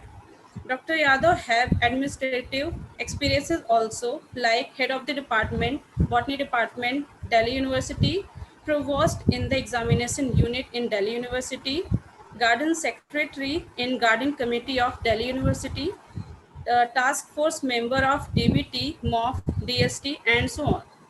Dr. Yadav has significant contribution in establishment of lead botanical garden of Bombay in Shivaji University, Kolhapur. His area of interest and hard work is focused on the exploration of new dimensions in plant taxonomy as plant exploration of Western Ghat, biosystematics, and conservation of native rare plants of Western Ghat. Your work in plant taxonomy and biosystematics influenced many students and all to take up plant taxonomy as their career. Now I am pleased to welcome Dr. S.R. Yadav, sir. Thank you.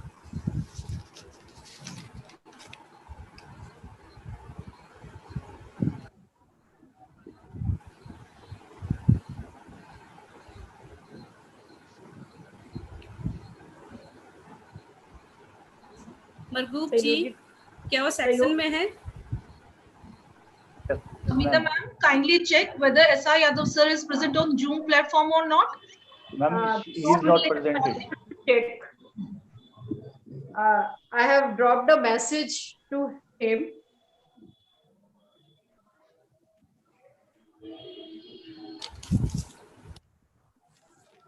But my phone is not working.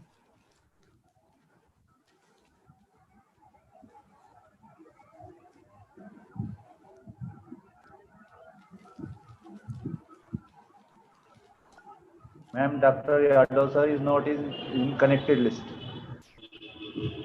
He is not connected? No, ma'am. He's not connected. There is a missed call on my phone, but I cannot connect him telephonically. I have a problem. Ma'am, now he is connecting. Okay. Yes, he is waiting. Okay. He's Join. connected now. Please join him. Yes, yes, already joined. Okay.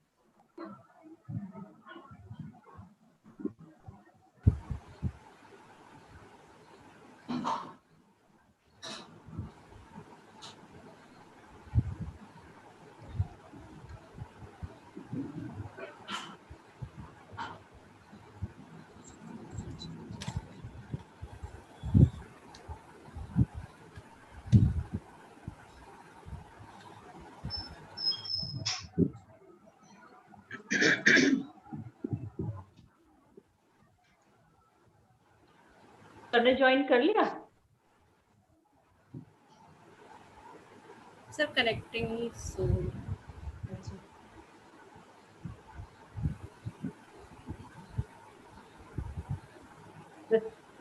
इतने sir join कर रहे हैं. The chairperson of this session is Dr. Mukesh Bharadwaj, and he is associate professor from DS College, Aligarh, and also the ex-president of MUTA. I think Sayogita ma'am has already told all this, and he is also my classmate from MSc, MPhil, and PhD as well.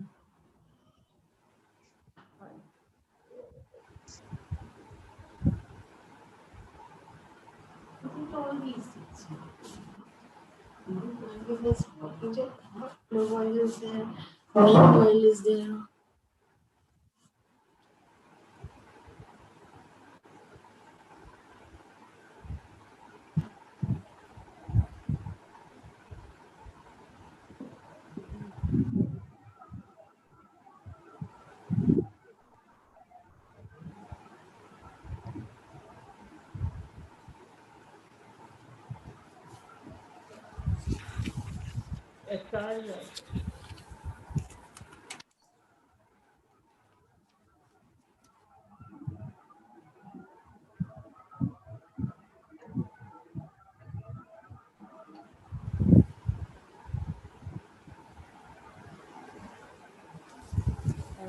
संयुक्ता मरगूब जी से पूछ लो. मरगूब जी क्या उन्होंने join कर लिया है? Yes, ma'am. Yadav sir has joined.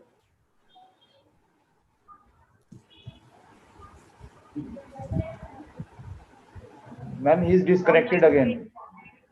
Online में एक ये प्रैक्टिस भी होती है कि हमें पेशेंट भी होना पड़ता है इसमें. Ma'am, Yadav sir is disconnected again. There is some, I think, internet problem, connectivity problem.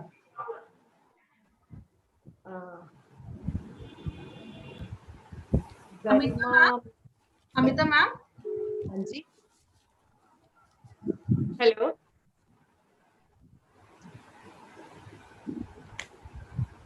You. Just a minute. Just a minute.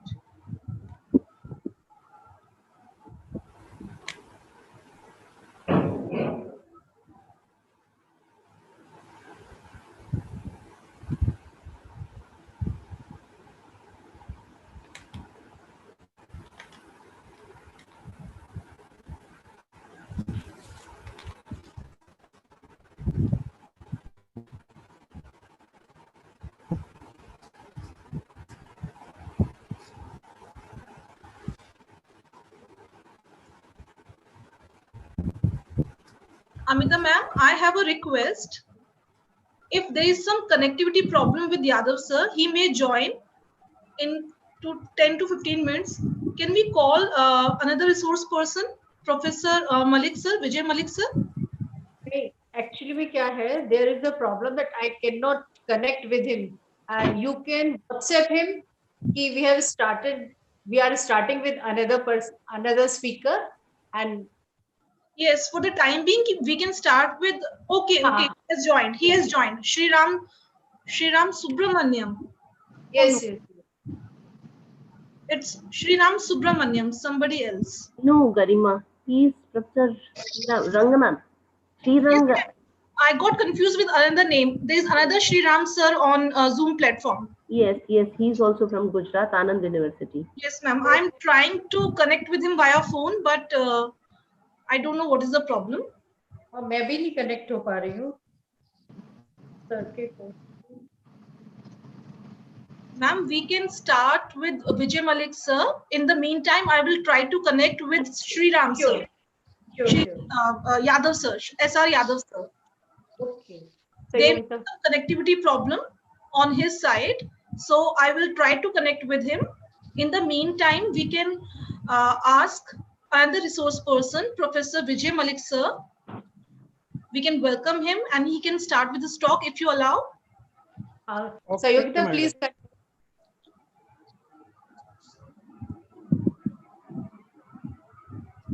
Am I audible, madam? Yes, Yes, sir, you are audible. But before that, we would just want 2 minutes because Mrs. Sanyogita Kumari will brief us about your achievements. She will welcome you. Okay. Sanyogita ma'am. Sayogita.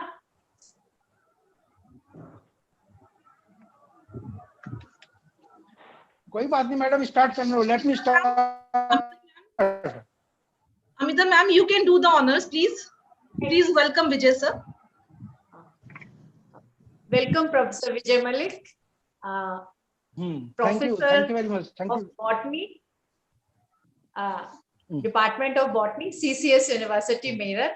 We all know you very well, and I know you are a great taxonomist. That's why we have introduced you here, so that we can also identify the medicinal plants which are all around us. And your work is on chemotaxonomy and all. Welcome you, sir. Please. Should I share screen? Yeah, and share your screen. Welcome.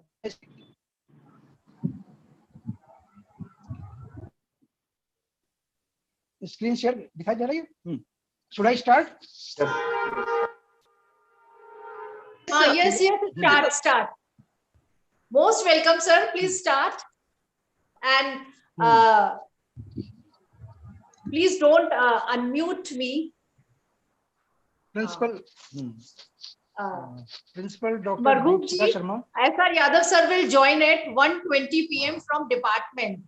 Okay, ma'am. At home there is no net. Okay, ma'am. That's why he has messaged me. Okay. Professor Y. Vimla, keynote speaker of previous session, Professor Memon Daniel.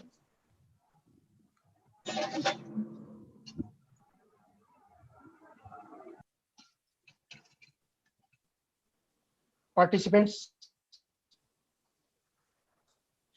it is an honor and pleasure. At the very beginning, I congratulate to RG College, Meerut, and the entire team for organizing this seminar. And my topic is chemotaxonomy, herbal medicine, and bioprospecting.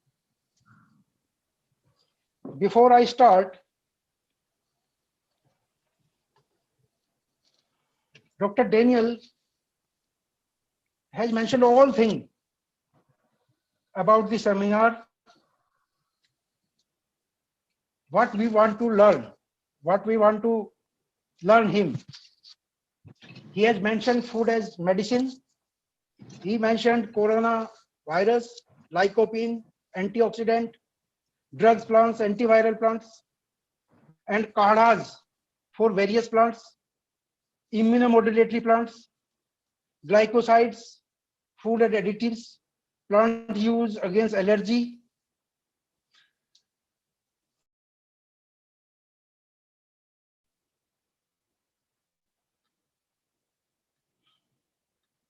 उनकी एक बात मैं share करना चाहता हूं, इधर हमारे यहाँ जैसे बसों में जो है सामान बेचते रहता, ये इसके काम आएगा, ये इसके काम आएगा. Doctor Daniel, and I think nothing is left that I can share you, but I have a few important slides that will be benefited for the UG and PG students and the teachers who are interested in taxonomy. And I have one thing that I want to share you, that I am not Dr. Daniel Professor Vimla, and I will continue this learning throughout my life. And I should start my presentation when I was in 10th class. Am I audible? Yes, sir. You are audible. आप मुझे Yes, sir. when I was in 10th class during 1987 and 1986 and 87, my biology teacher told to the whole class the word of the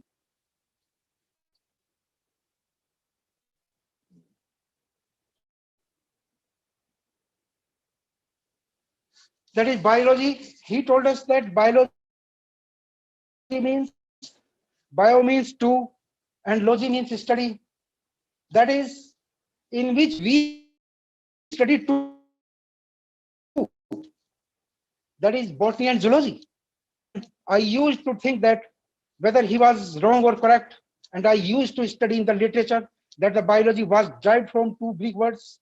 And my teacher either repeated what he learned or he made an explanation of his own. He gave a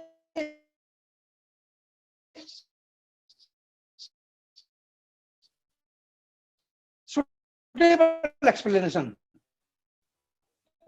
because is genitive and the stem word is bi, and in Greek language when a compound of word is joined with the second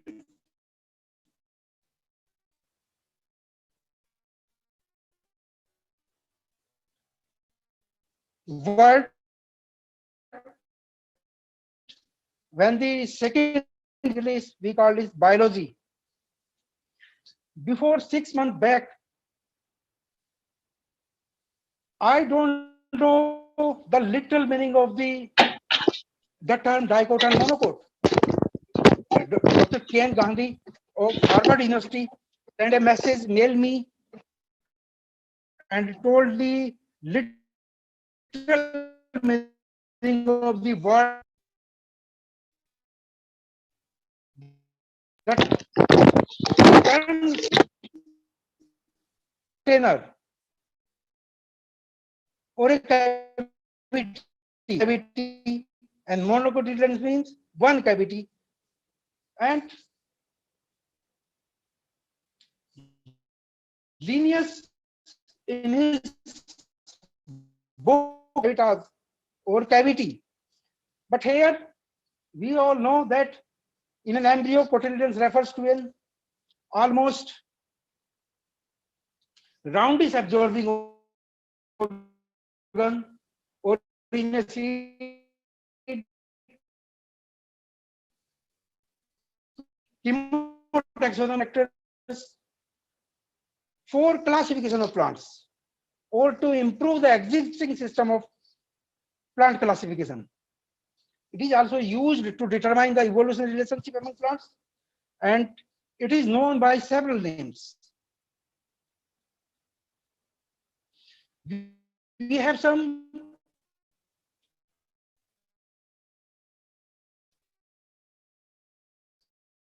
important books.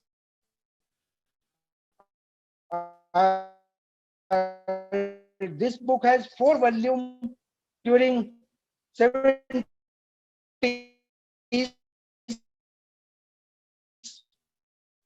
Meerut College, and the next book is Chemical Plant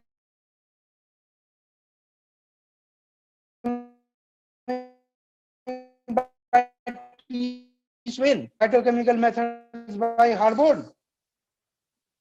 One important Indian book that I will advise you by the Indian author, and that is by Dr. M. Daniel, the Taxonomy Evolution at Work.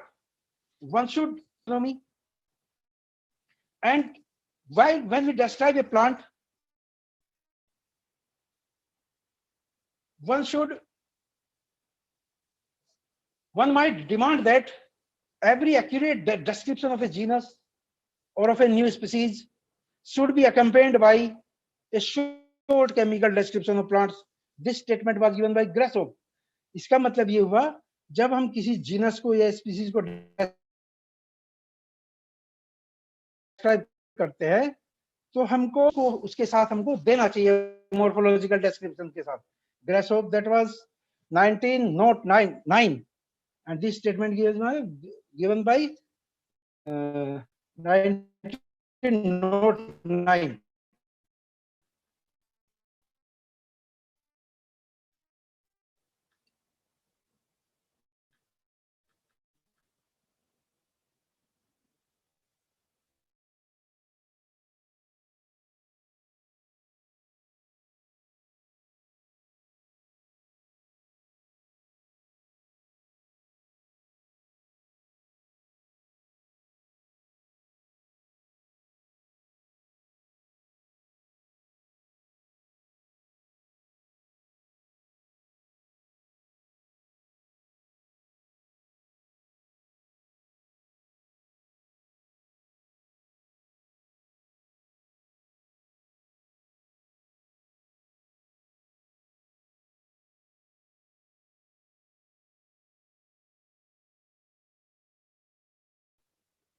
The chemical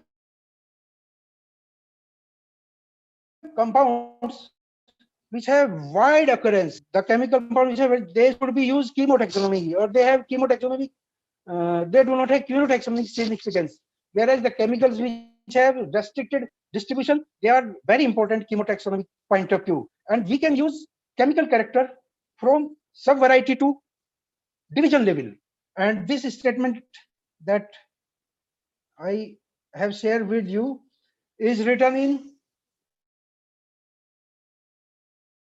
the book that is by Stace and McNair, on the basis of chemical ground, concluded that monocots are more primitive than dicots, and in dicots the sympathy are more advanced. McNair divided chemical characters into 3 categories, that is directly visible character and chemical test character. Then directly visible characters, we will take here the case of raphides, that one of my students has studied raphides in family Lamiaceae, and raphides have been utilized in orchidales, and raphides have been found significant for classification purposes in 4 order asparagales, and chemical test characters include phenolics, beta-lane, oil, fat, wax, alkaloid. Similarly, a famous book that is Plant System by Jones and Rustinger has divided the chemicals on the basis of molecular size, that is micromolecules and macromolecules. And micromolecules includes flavonoids, terpenoids, glucosinolates, amino acids, and macromolecules includes protein, DNA, cytochrome, etc. Now, generally, broadly, we primary metabolites,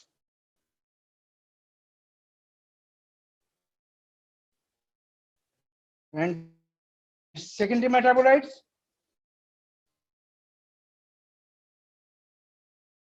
and third one cementitides. So, because they have wide occurrence, primary metabolites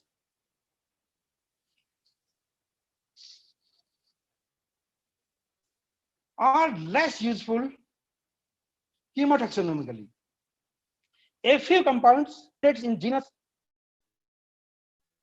sedum may serve as useful chemical character in chemotaxonomy. Now coming to the, we have about, and these amino acids are not so important chemotaxonomically. All these have little taxonomic significance, although there are some amino acids, for example, arginine, that is found in large amount in family Rosaceae, And alanine is the main amino acid in the lead struct and proline in the seeded trace of Giganticolova, poaceae.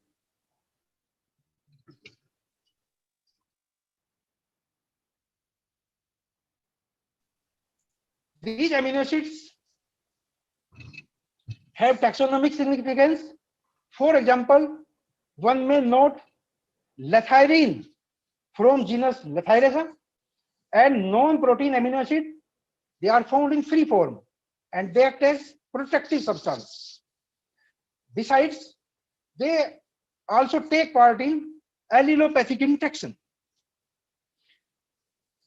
In Fabaceae is rich in non-protein amino acid.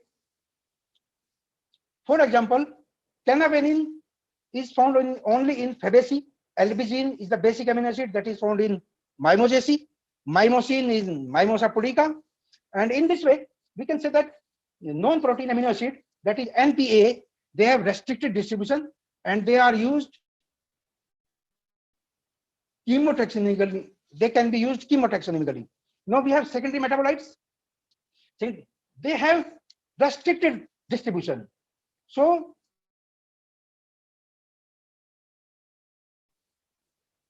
they are used chemotaxonomically. These compounds are very useful for chemotaxonomic classification. Important secondary metabolites that we use in classification of plants are alkaloid, terpenoid, phenolics, and they help in protection and defense against predators, pathogens. Now we will take alkaloid and flavonoids only. Alkaloids are heterogeneous group of compounds. They have basic character and contain. They are synthesized from amino acids. They have, people say that they have restricted distribution in plant kingdom, although lower plants and some animals also contain alkaloids, and they are more or less toxic substances, and they act primarily on central nervous system. Generally, they are active in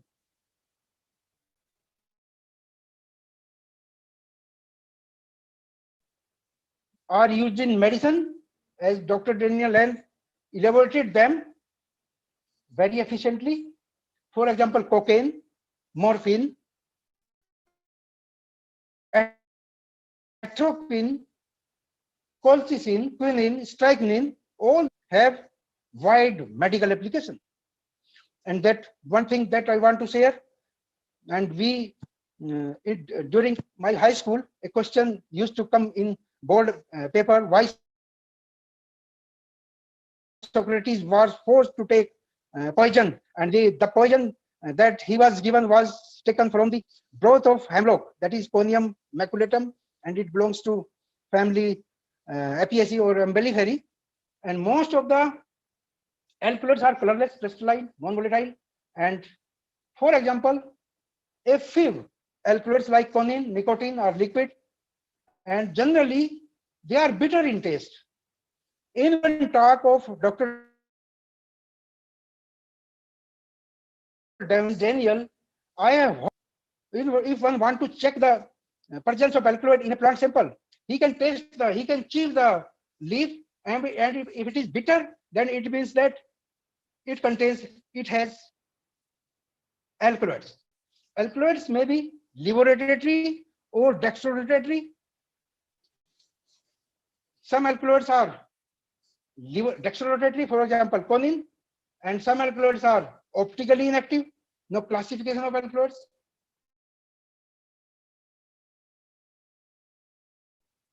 We have three categories of alkaloids.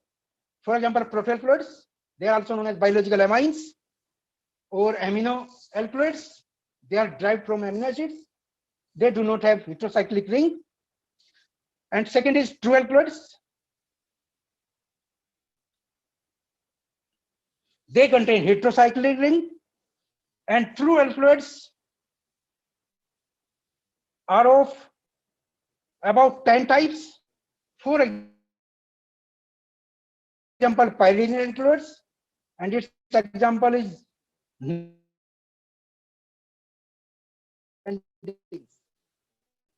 for example, tropane alkaloids. It is found in family Solanaceae. Solanaceae family is characterized by presence of tropane alkaloids. For example, atropine and many more. No, laurels, nalambolales, ranunculates. Previously, ranunculates and nalambolales were in older ranunculates, but chemical evidence have separated them, and nalambolales now are more advanced. And this is also supported by the recent classification, that is APC. Argemone species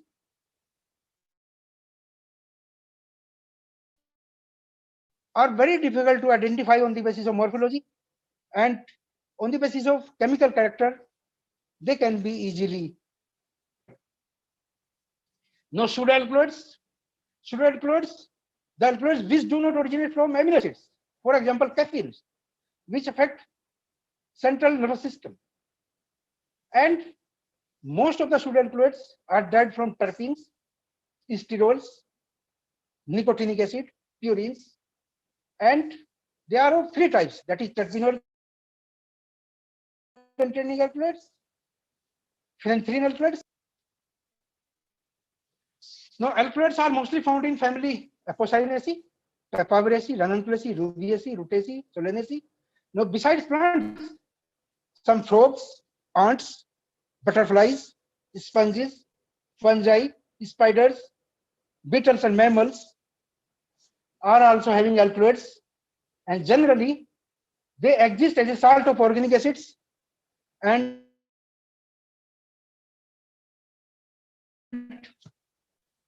up to now we have isolated about 3,000 alkaloids, and it is estimated that 5,000 alkaloids have been reported from angiosperm, and they are mostly from dicots. Now, structural classes of dicots, on the basis of structure, they are of 6 types. That is ischologenin type indole alkaloids, isoquinoline alkaloids, benzyl isoquinonyl, isoprenol alkaloids, and many more. Now we have phenolics. Flavonoids are the largest group of phenolic compounds, and they help in defense against herbivores and regulation of oxygen transport. In higher plants, they are found in vacuoles. One can observe simple flavonoids in rhyphyte, and highly advanced flavonoids in highly advanced family, for example, Ranunculaceae. Now, flavonoids are mostly used in taxonomy because they are easy isolation and they are easy identification, and they are found in many more embryophytes, and they show great structural variation, and because of their stability, and they have genetic variation.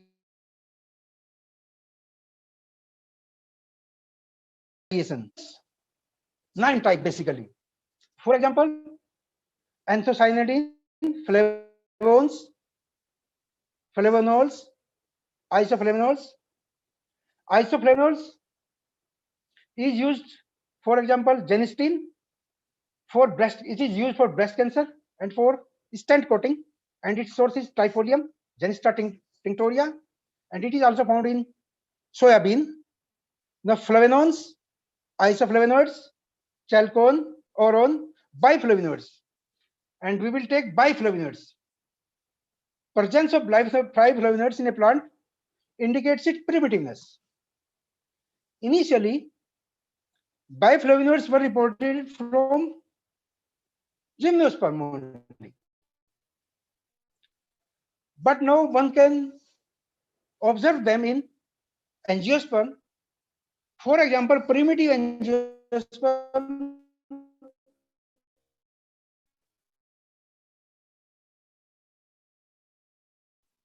casual presence of biflavonoids indicates primitive feature.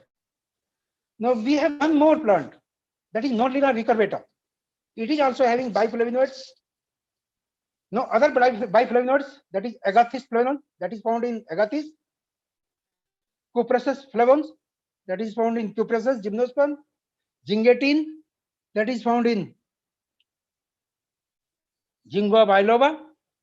Now we'll take the case of raphides. What are raphides?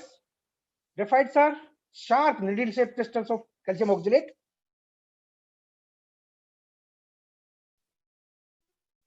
And they have been, and asparagales, they have been used for classification point of view. Our student Archasvi Tyagi has reported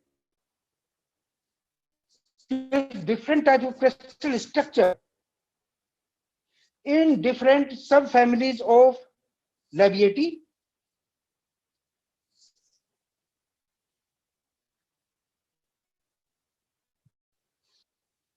Is divided into 7 subfamilies.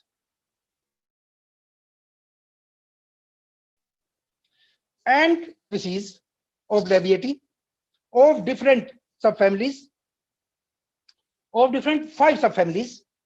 And although the number of species are few, but the result are good, we can circumscribe on the basis of crystal structure the different families of Labiati. For example, Lamanidae family is characterized by crystal form like acicular, oblong, styloid, prism, rhombic, rectangular, and sand. If this combination of crystal form is found in any group means in any plants, then it means it belongs to family Laminoideae, subfamily Laminoideae. Now, if crystal structure is acicular, styloid, prism, rhombic, rectangular, or bars and sand, then it means these group of crystal form are for Nepetoideae. Similarly, if crystal form are styloid, rhombic, prism, and dust, then it means this group is for Azigoideae. Now, if crystal form are acicular, rhombic, and sand, then it means this crystal form is for Scutelloideae. I want to say that if the crystal form can be useful for the subfamilial classification of Labiati. Now, what are herb? Medicinal herb. The use of herb for any medicinal value is known as herbal medicine or herbalism. There is another term for it, herbal drug, botanical medicine, phytomedicine, and we should use the herb very intelligently. Any plant with leaves, seeds, and that has or phytomedicine. Now, some herbal preparations may be infusion, decoction, tincture, syrup, like this. Now we have why we use herbal medicine. It has been explained by Dr. Daniel, and I should skip it, and I should come on world population relies primarily on herbal for primary health care, and there is cultural acceptability, and since long time we are using them to treat different type of disease, and these medicines are easily absorbed in our body and blood, and we should take them. In Egypt, Queen Cleopatra used extract of henbane to expand her people and appear more attractive to her male political competitor. So, scientists are not sure why a specific ingredient of a particular herb treat a condition or illness. Dr. Daniel had told that there are about 500 to 800 compounds, and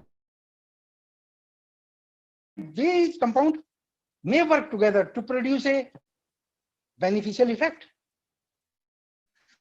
Herbal medicine effect or different diseases like asthma, premenstrual syndrome, rheumatoid, migraine, and many more.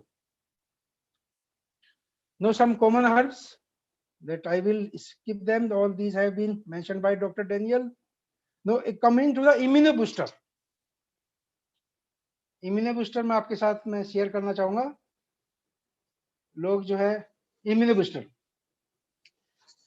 Acharya Charak once said, a medicine in the hand of an incompetent physician become a poison, whilst a poison in the hand of a gifted physician become a powerful medicine. This statement was given by Acharya Charaka, the great ancient Indian physician, and this is my personal experience that over consumption of immunity boosters leads to toxic effect to the consumer.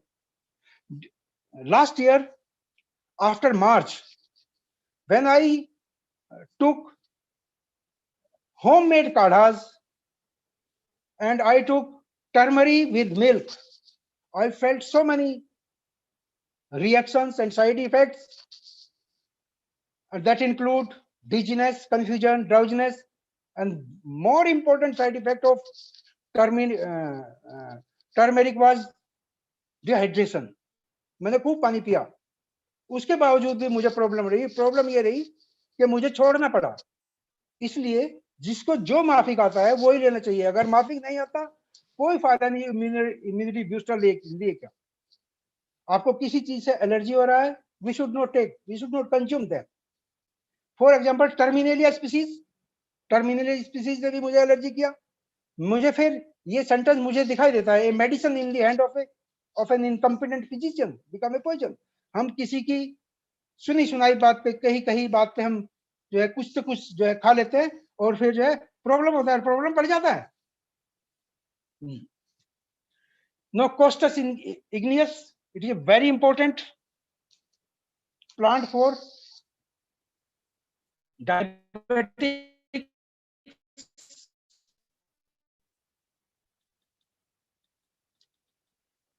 Similarly, pomegranate, it has splenic acid, which has anti-diabetic properties. It also has anti-obesity properties. No glucosinolates. They are also called mustard oils, and they are widespread antioxidant, and they are found in older brassicales. With older brassicales, they can also be seen in family Putrangivaceae. In Putrangivaceae, that is Drypetes and Putrangiva, both these genera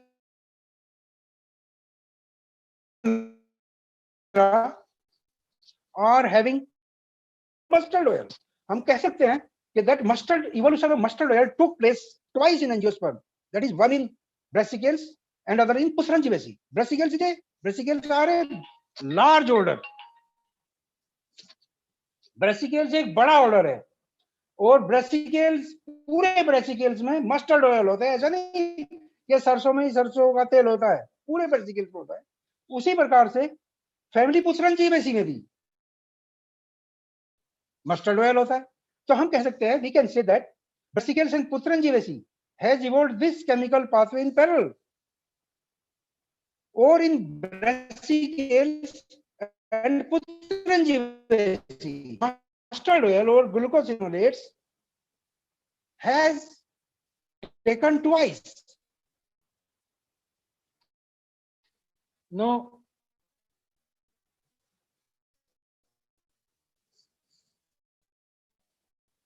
vocal for local का local के अपने product बनाओ और उनका प्रचार करो. मैं ये समझता हूं, आप क्या समझते हैं? This I don't know. मैं इधर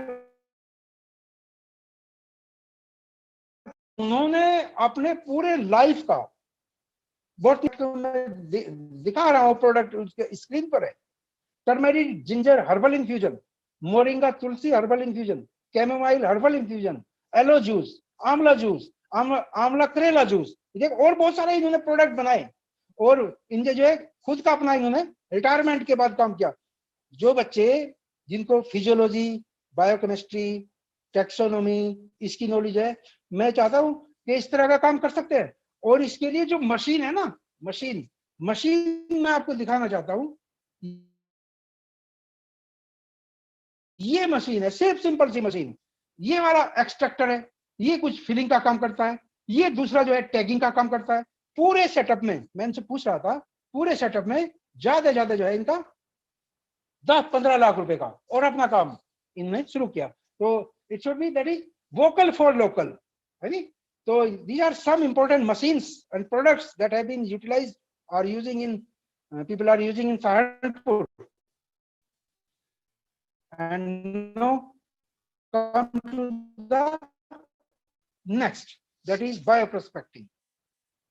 Bioprospecting is, that is search of useful.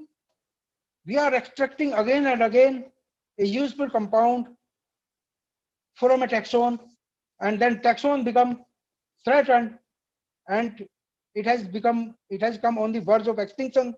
Then we should search alternative plant source among the clusters relative. It can be searched from tribes, it can be searched from subfamily level or family level, and this type of searching is known as bioprospecting. Now, bioprospecting, we expect that the plant of same family produce same or similar compounds, and this can be searched by various methods. And one of the important document that we can use is phyllonym. Phyllonym is the recently published documents that contain about 300 clade names, and that was published on 30th April 2020. And in phylonyms, we can see phylogeny very accurately, and we can use this document for bioprospecting point of view to see phylogenetic significance of different group, different family, and others. Now, bioprospecting can be done for herbal medicines, it can be done for biopesticides, natural dyes, biofuels, biofertilizers. Now, come to the glycosides.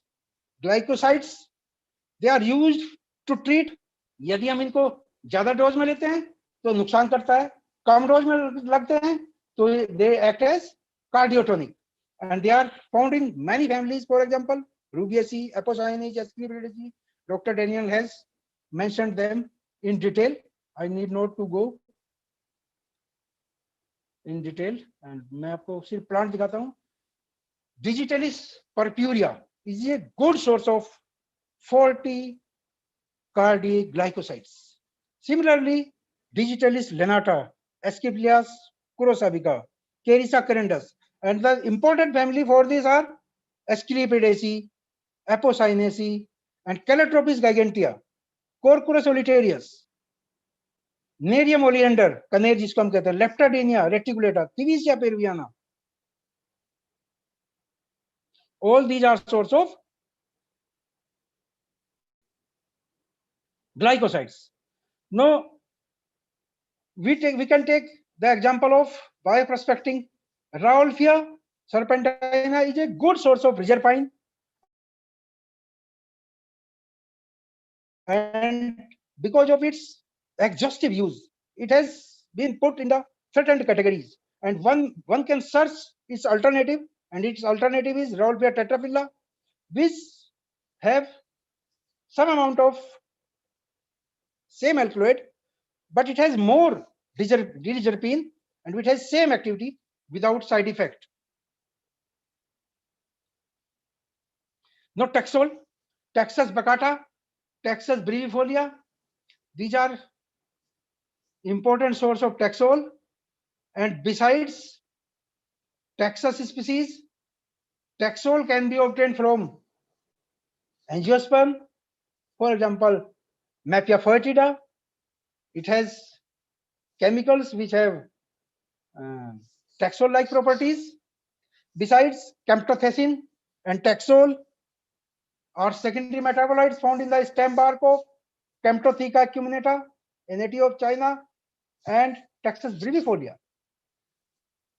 In addition to these, the discovery of Taxol producing fungus, that is Taxomyces adeni, and endophytes of Taxus brevifolia can also be used for bioprospecting purposes.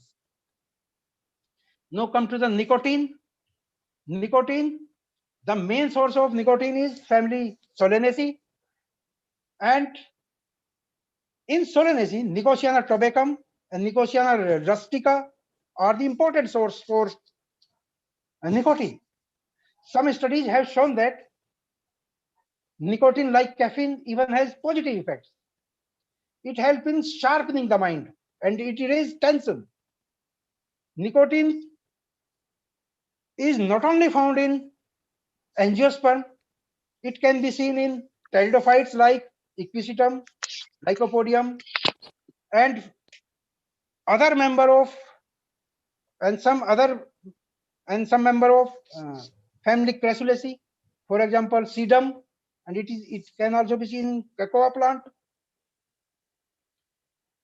Now these are some plants that one should use to get rid of nicotine, who are scomer, broccoli, carrot, ginger, oranges, kiwi, spinach, and these are some pesticide plants. Now sulfur compound, मैं बताता हूँ इसके बारे में एक बार. इन्होंने जो allyl disulfide, it has garlic odor, it belongs to family Liliaceae. Propyl disulfide, it is found in Allium cepa. Methyl disulfide has odor of cooked brassica, and sulfur compounds are now vitamin C. Vitamin C is the amla is the richest source for vitamin C, but recent studies have shown that vitamin C is not found in Amblyca officinalis or amla. It has two vitamin C like properties, that is, it has two gallotanin, amblycanin A and B, and amla is used in rasayan drugs. It is immunomodulatory in action. Besides, Mangifera indica has mangiferin, and mangiferin also has immunomodulatory effect. Last बात, मैं अपनी बात को खत्म करता हूं. आगे आने वाले समय में आम और जामुन का सीजन आ रहा है. दोनों एक ही सीजन में आते हैं. प्रकृति ने शायद दोनों पे फ्रूटिंग और फ्लावरिंग एक ही सीजन में इसलिए दी कि अगर कोई ज्यादा आम खाता है उसको शुगर बढ़ जाता है तो 2 जामुन खा लो, अगर कोई ज्यादा जामुन खाता है शुगर लेवल डाउन हो जाता है तो 2 आम खा लो। Thank you very much.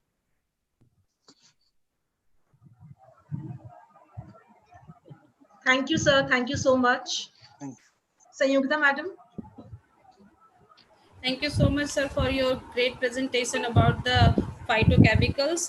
Now I would like to invite Dr. Mukesh Bhardwaj to thank you note for the Malik sir.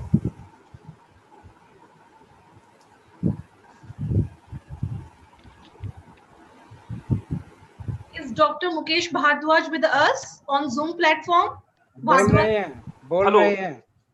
Hello. Yeah. Yes, sir. हाँ, मेरी आवाज आ रही है? जी सर, आ रही है। जी मैम।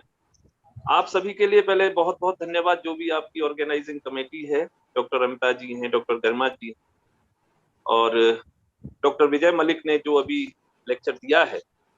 मैं समझता हूँ इस समय में जो कोविड चल रहा है उसके अलावा भी इसके बहुत सारे प्रोस्पेक्टिव होंगे कि जिस तरीके से सर ने कीमोटेक्सोनोमी को लेके, हर्बल मेडिसिन को लेके और जो भी इसके बायो पर्सपेक्टिव्स हैं उन सभी को लेके जो डिटेल्ड इंफॉर्मेशन हम सबको दी है, तो मैं समझता हूँ जितने भी पार्टिसिपेंट्स हैं वो बहुत लाभान्वित हुए होंगे इससे।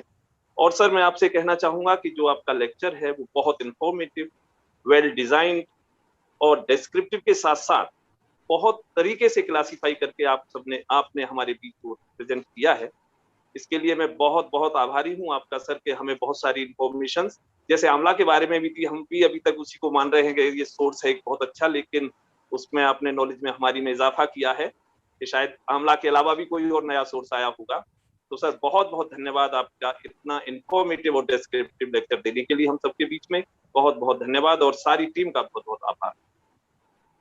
Thank you so much sir. अब मैं पार्टिसिपेंट से रिक्वेस्ट करूंगी कि अगर आपकी कोई क्वेरी या क्वेश्चन है तो आप चैट बॉक्स में उसे डाल सकते हैं या डायरेक्टली आप विजय सर से पूछ सकते हैं। सो गो फॉर द क्वेश्चंस। कल आरजी में भी आऊंगा, वहां भी पूछ सकते हैं। Yes sir. सही बात है। सही बात है। You are most welcome, sir. कल आऊंगा सर। लिटिल बिट शिफ्टेड, आपसे बात करूंगी 4 बजे। नहीं, मैं जरूर आऊंगा, मैं तो बिल्कुल मतलब वादा कर लिया था। मलिक साहब डीएस कॉलेज में भी आ जाइए। बिल्कुल आ जाएंगे।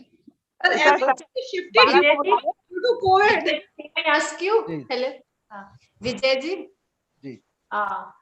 एक्चुअली क्या है पुत्रन जीवेसी एंड यूफोरबिएसी, इसमें जो पुत्रन जीवा है पहले हम पढ़ते थे ये यूफोरबिएसी में है, लेकिन बाद में फिर देखा कि ये पुत्रन जीवेसी फैमिली है, तो इसको कौन से कैरेक्टर से इसको अलग कर दिया यूफोरबिएसी से? Madam, Euphorbiaceae is a heterogeneous family and this family was not defined family. The genera of this family were well defined, and it is a rule that the family which has defined genera, that family will be indefined, and the family which is defined, the genera of that family will be indefined. तो defined करने के लिए, group को monophyletic बनाने के लिए, natural बनाने के लिए, उससे ये कुछ को अलग करके उसको नेचुरल बनाया गया है, तो मोनोफाइलेटिक हो गया। Monophyletic. Thank you sir.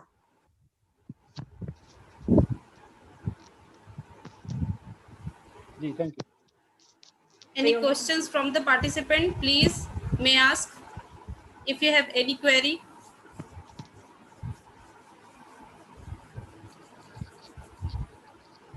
I think there is no query. All is clear for all. Sir ने इतने अच्छे, सॉरी सर। यादव जी आ गए?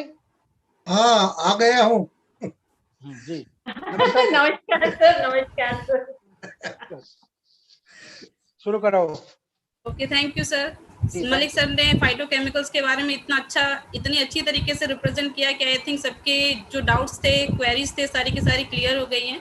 सो thank you for the great presentation sir. जी थैंक यू। नाउ अगेन हम यादव सर को बहुत मिस कर रहे थे, तो हम अब यादव सर की तरफ चलते हैं और डायरेक्टली आपके प्रेजेंटेशन को न देखते हुए सबसे पहले I want to introduce you again, because आपका जो सीवी है बहुत ही रिनाउंड और बहुत ही हार्डवर्क से बना हुआ है।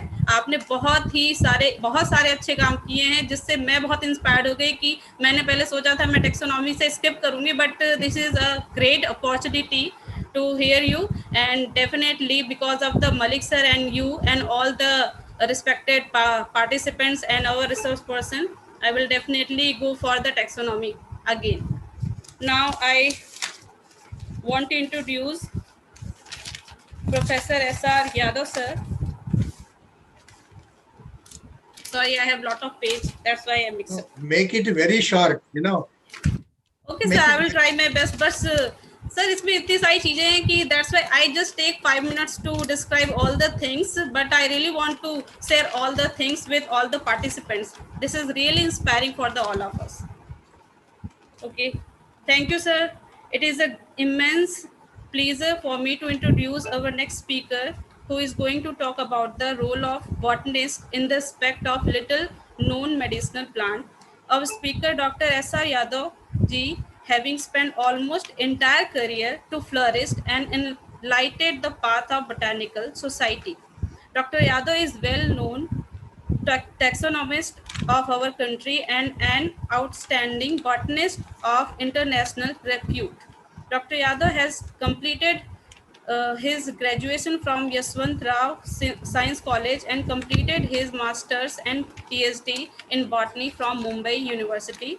Yadav sir has started his career as a teacher, as a mentor in 1983 at Alibag and gradually in Shivaji University and Goa University too, and then provided his services as a reader and a head of the department in botany department at Delhi University, then as a professor in Shivaji University, Kolhapur. Currently, he is working as a INSA senior scientist in Shivaji University, Kolhapur. Dr. Yadav was awarded as UGC BSR faculty fellow also. In his career, Dr. Yadav has got several awards and honors like Best Teacher Award, late Professor Dr. J.D. Apte State Level Award, and Dr. V. Puri Memorial Award. He is the live member of Indian Association of Angiosperm Taxonomy, Bombay Natural History Society, and Botanical Society of India, Bombay. Dr. Yadav has significant contribution to establish lead botanical garden of Bombay in Shivaji University, Kolhapur. His area of interest and hard work is focused on the exploration of new dimensions in plant taxonomy, like plant exploration of Western Ghat, biosystematics, and conservation of native rare plants of Western Ghat. Your work in plant taxonomy and biosystematics influenced many students, including me also, to take up plant taxonomy as their career. Now I am pleased to welcome Dr. S.R. Yadav sir. Thank you, sir. Thank you, madam, for introducing nicely. One thing I want to know, how much time is given to me? Time. How much time is allotted for my lecture? It's totally up to you, sir. Not like that. So that accordingly. So I am sharing my slides. I don't have video, is not functioning. So I will share my slides and you tell me whether it is working. Whether the slides are seen? Yes, sir. Slides are showing. Visible. Yes, only I will not be seen. No problem. Okay. So today's lecture, I am sorry that in between there was no internet. We tried this and that. Then I went to department. Then I tried there also. I was not happy. Then I came back when the internet came in my house, and now I am with you. So all that journey, running here and there. So what is today we have heard Malik Sahab, Daniel Sahab. They work in medicinal plants. I don't work on medicinal plant, but I am a plant taxonomist. And, always I think about role of the botanist in exploration of plants, not only medicinal plant, but plant exploration, which is our job. Most of the botanists of our country are confined to their laboratories. And, I don't find now field workers who go to the nature and see what are the plants, where they grow, how they grow, in what quantity they grow, which is a very important data if we want to manage our bioresources. And therefore, I have written title or probably most important role of botanist in bringing wild plants into limelight. Most of the botanists are now working with plants which are cultivated, which are well known. So I feel that botanist primary duty is to bring wild plants in limelight. With this introduction, I will go to my lecture. Now you see, if you want, today just now there was a question that Phyllanthus, why it is, Putrangivaceae, why it is separated from Euphorbiaceae. Then there was a question, there is a Phyllanthus which is separated from Euphorbiaceae. So why they are separated? So probably, with today, this our APG classification, all of you should know APG classification, and with lot of molecular evidences plus other evidences, they are defining monophyletic families, and because of which many families have been splitted or some families have been merged based on monophyly principle. Now taxonomy, no, that advanced study, it is okay for me. Knowing every plant is my primary duty as a botanist. And taxonomy is a field of biology. I said it is a field of biology. Everything further, whatever happens, it starts with taxonomy. And therefore, we botanists have to be good taxonomists, and then we can go for our special interests. So taxonomy is the mother branch of biology. It is the axis of biological sciences, and it is the foundation of biological sciences. And taxonomy is a hub for headway for the biological sciences. With this, I will say, so this field of taxonomy, who has this field? The wheel is in the hands of biologists. So where to take your car, it depends on you. So we have to, and our country is one of the major country with great biodiversity, and exploration, their status of the species in the field is little known to us. Okay, so wheel of biology is in hands of taxonomy and botanist or zoologist, and this wheel only will give speed to all other researchers, whether it is antiviral plant, whether it is medicinal plant, whether, name the thing, that will be given, those will be given direction by biologist, botanist. Right. Now this is something I am showing, that Karst plateau. And now that you see these plants, plants, and you see this taxonomy. What happened in the past, taxonomy is a victim of its own success. I have gone through many phases of my life, and I have seen how people used to look at taxonomists or subject to taxonomy. None of the university has appointed taxonomists, but it is a nucleus for development in biology. Okay, in the initial place, floras were written, and people used to abuse me that everything is written in Cook's flora, in our flora of British India. What new things you are going to do? This was a ridiculous question, because when biodiversity came into prominence, that word came into prominence, people realized the importance of taxonomists and their role. They play a very important role in development. People used to say it has been done. It is not true. Some scientists think that taxonomy has no value and it is unnecessary complication. Do you agree with this? Nomenclature changes, family splitting changes. These are needed. Okay. And some people, some scientists even think that taxonomy has no importance. And now they say that we need taxonomies. Scientists do not fully understand that taxonomy is a continuous, rigorous, and painstaking process of incorporating new information. It is a never-ending synthesis of information. So people should understand. And Karst plateau, if you want to implement CBD, Convention on Biological Diversity, GTI, Global Taxonomic Initiatives, then global strategies for plant conservation, without taxonomy, nothing can be implemented. This is the way, taxonomy has great importance in biology. Okay. Now you see, taxonomy is the basic to understanding of biodiversity. Our knowledge of biodiversity is negligible, and we have just documented, described, and named 10% of total biodiversity. Remaining 90% biodiversity is yet to be discovered, studied, documented, and named. So 90%. In last 400-500 years, we have just documented 10% diversity.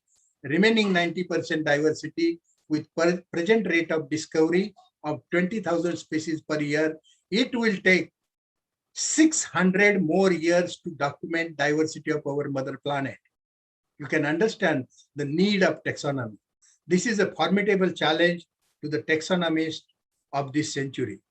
Now I want to say something about, people have talked about medicinal plant and your this one, their properties. Now, what is the diversity with us? Who will tell what diversity is? Because most of the things in human society are rotating around the things which are known, already known. And botanists are the people who have to go to wild and bring our wild plants into limelight, their uses and how we can utilize them. That is our duty. So everywhere, all over the world, we are losing biodiversity at alarming rate. And what we are losing, that also we don't know. And that is a tragedy of our life. Okay. Now, you see this biodiversity. Beautiful floral diversity. Amazing diversity of flowers. Amazing diversity of leaves. Amazing diversity of stem forms, habits, and so on. Such a diversity, only botanists are lucky to understand, study, and remain in vicinity with biodiversity. Now, you see this, some flowers I am showing. I can show you hundreds of slides like this, but see this floral structure. Don't you get excited? When you want, means always you should not go for medicines. Your mind health plays a very important role in your physical health. And if your mind health is good, you can overcome your physical illness many times. Mind health has a great significance. Now, by looking at these flowers, everybody should get excited. Array, what a wonderful diversity. What a nature, what a diversity has been created in the flowers. Their color, their size, their shape, their structure, their architecture, their smell. What a diversity we find in angiosperms. And this is a major group. Our almost all requirements of human beings come from this great group known as flowering plants of the world. Okay. Now, you see this acanthaceae. In acanthaceae also, you have such a beautiful flowers, right from, Thunbergia, Acanthospermum, then your, this is Calicanthus, grandiflora, Blephariis, all these. Just I want to show you diversity of flowers with us. And these are the plants. How many plants are known by you or by me, by us, about their medicinal value, about their ecology, about their cytology? Do you know we are doing some database on cytology? Even 40% plants have not been documented with chromosome numbers. 60% plants are without even chromosome number is not known. So our knowledge about biodiversity is meager. See this aquatic plant, right? Utricularias. Definitely they please your mind so much. And see that bilipped corolla, the venation pattern, the way they are designed, all that is amazing to every human being, not only botanists, right? Now you see this diversity of Asclepias. See this, asclepiads are also of medicinal value. I will come to medicinal plant little later, but just I want to show you all these plants are waiting your attention. Botanist, why I'm talking all biologists, I would say you have to play a great role in 21st century. Botanist and biologist will be of a great significance for 21st century in the age of global warming, climate change, food security, and so many problems, pollution. Only plants are going to come to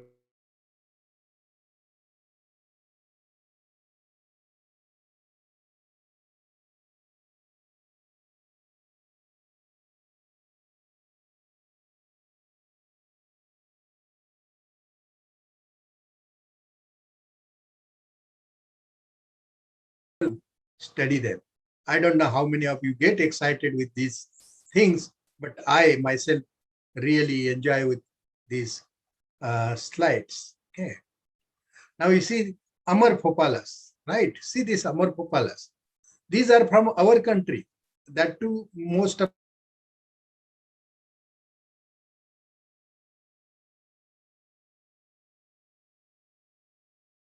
the appendage, okay, spadix, see this appendage, different types of neuters, all these neuters, all these are very unique things. Okay, now see medicinal plant life, and you see this. This is a Myristica tuneata. This is Myristica dactyloides. All these are, areals, and they are of great medicinal importance to us, right?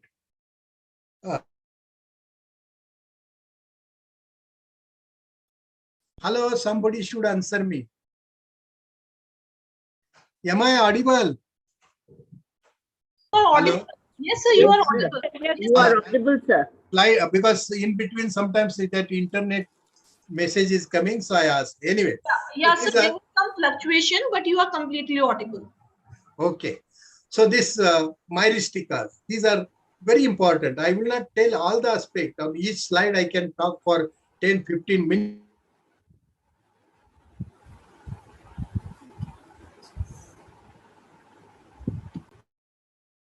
Now we see, let us come to Mahasudarshan Kada. Okay. We all are botanists. How many of you have seen what is Mahasudarshan Kada? What are the plant component in that Mahasudarshan Kada? Okay. There are two, Mahasudarshan Kada by Sandu and another is Mahasudarshan Kada by Vaidyanath. What are the plants which are used in this Mahasudarshan Kada? And why I am telling this, it has a practical implications in the sense that my doctor 1 year before last March phoned me and told, sir, you are an old person and you should take Mahasudarshan Kada in the time of COVID-19. Since then, for a whole year, I am taking this Mahasudarshan Kada. My family is taking, my students are taking, and so far, none of them got infection of COVID-19. I know. Now, I am not advertising anything, but here, just I wanted to analyze what is Mahasudarshan Kada. Now, I have given the entire list of botanical names of plants which are used in Mahasudarshan Kada. There are 30 plants which are antiviral. In my childhood, when I used to get some temperature or fever, my mother used to give decoction of some plants. That time I was not knowing, and I used to get cured. Now this is Mahasudarshan Kada, which works so well for, and it keeps away viruses. Even your common cold also you don't get. And this way I analyze, and this is the role of botanist to understand our Ayurveda, what plants they have used, why they have been used, and how they work. And this Mahasudarshan Kada which has about 30 plants which are antiviral. Today, the entire world is fighting with COVID-19. Every day, news are coming, you are getting depression. So in this age, are there easier ways to cure our people, to keep our people from these viral infections? And we have so much treasure with us, how we can utilize it with minimum money. Not that everything has to be converted into drug and then take it. Drugs is a, really speaking, I would say that openly, it is a money-making business. We have to work for our society. Even 80% people depend on plants for their medicines. And India has such a treasure of plants. Why we don't use our own plants for fighting COVID-19? Okay, again, whatever researches are going on, all those are researches concentrated with well-known antiviral plants like Swarshia chiraita, like our Androgapis paniculata, or our Tulsi. So all these. So here there is a great treasure for botanists to explore for further bioprospecting. Now you see, then I was searching for antiviral plants. Now here I am giving chart. I will not read anything. This presentation is with Madam Amita Madam. She can share with every participant. Now you see these English name, botanical names I have given, family, parts used, and medicinal uses. All these are, I mean, which virus, on which virus it works. All these uses are given. I will not go in details. So it is a source from Patak and Vaishya 2013. So these are antiviral plants. So our research scholars, students should select some of them and really scientifically prove that really they work on viruses. Now what methods, methodology, all that they have to establish. So this is a list of these medicinal plants which are used as an antiviral. Right. Now you see, what are the phytochemicals in these antiviral plants? Bicalin, flavonoid, DENV, Scutellaria basilensis roots. Okay, so these are the compounds, phytochemicals, which work against these viruses. You see, these are the viruses against which these phytochemicals work, and these are the sources. All these sources are from plants, right? So we have 19,000 species of flowering plants in India. How many? 19,000 species. And every species has some medicinal value. There is no plant which is without medicinal value. Only thing that, you know, in process of getting degrees, publishing papers, and then getting PhDs, we have given medicinal uses to all the uses for a same plant. Each plant, if you see, hundreds of uses are given, and you have confused. We are confused. What is a specific use of particular plant?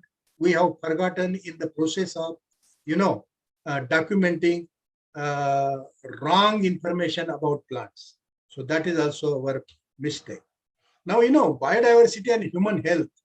If we see that in 1990, sale of prescription drugs with active ingredient of plant origin were about $15,500 million. So this is a trade, okay, millions. I am concerned with my people. In India, my people should get medicines with minimum money. You know, today, majority of our population, even they don't have money to buy food. Okay, in this COVID-19, there are not ways to earn money. In this time, costliest drug, how they can afford to costliest drug?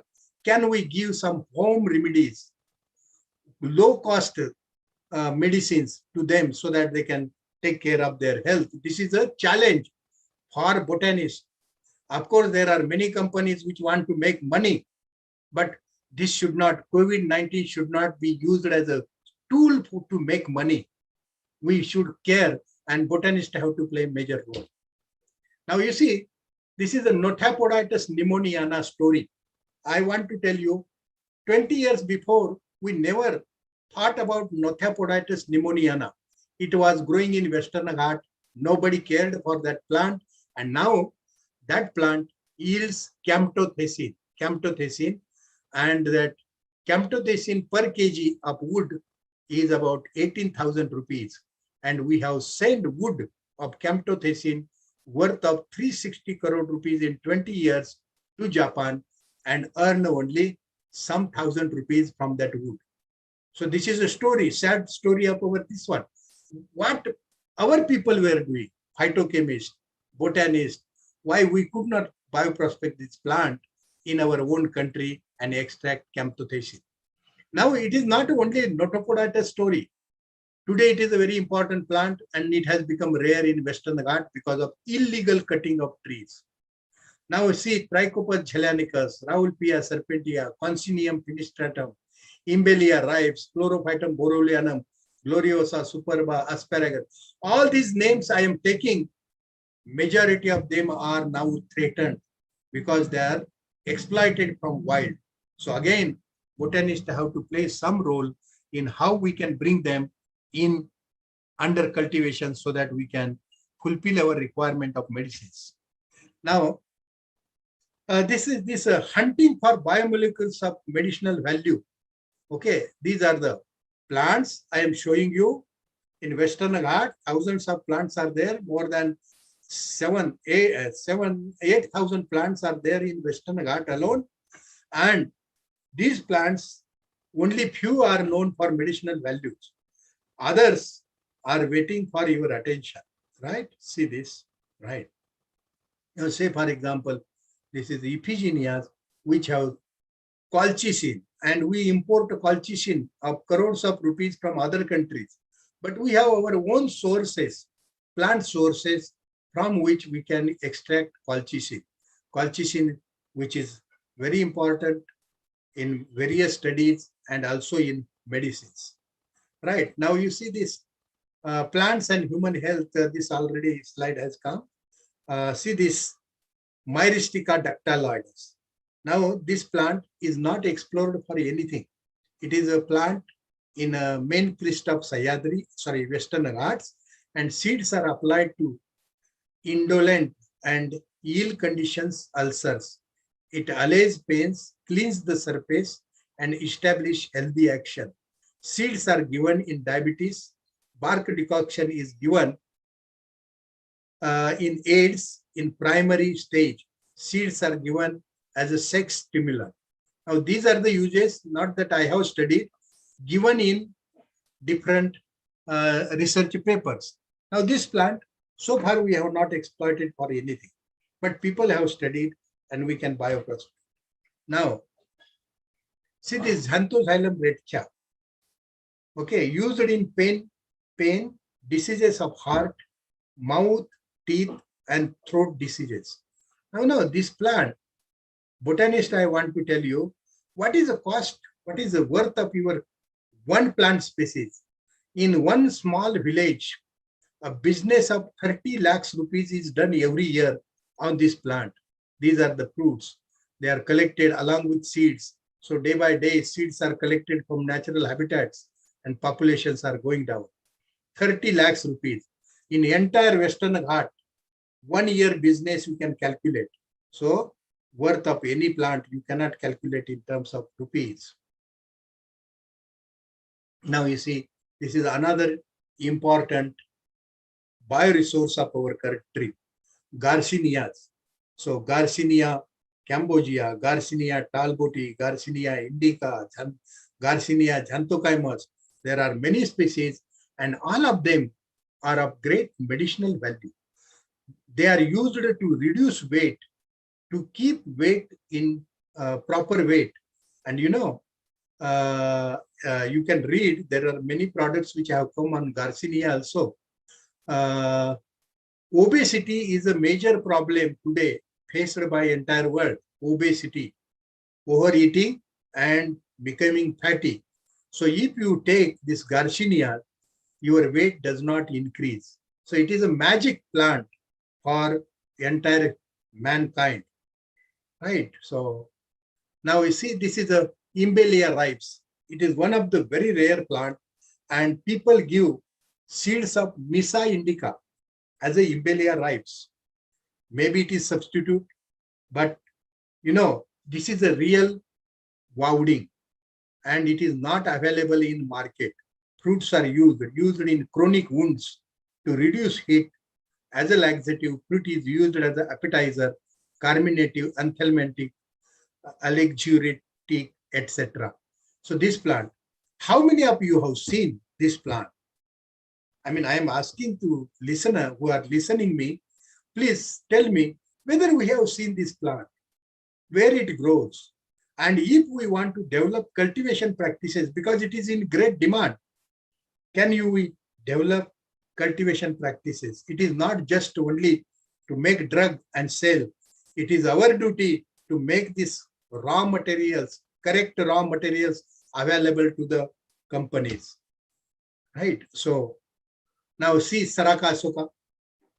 No, Saraka Ashoka bark is used in many medicines, many medicinal preparations, in leukorrhea, tumors, burning sensations, diseases of blood, it is used. Saraka Ashoka is a rare plant. Then from where this bark comes, companies need bark.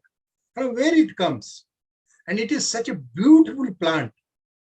Why our botanists do not grow them in every botanical garden, every place available for growing plants? So Sitesa Ashok, this is and that Saraka Ashoka bark was not used. It was a Polyalthea longifolia bark was used because it is also known as Ashoka. So this is a sad story from our country. Our knowledge, ignorance, we can understand from this story. Saraka Ashoka. Now this is Litchia deccanensis. Again, it is an endemic plant, Chikna, in Western Ghat. And this is a Lawrence member, used in bone fracture, rheumatism, burning sensation, bronchitis, fever, and paralysis. Now, all these uses given have to be scientifically validated.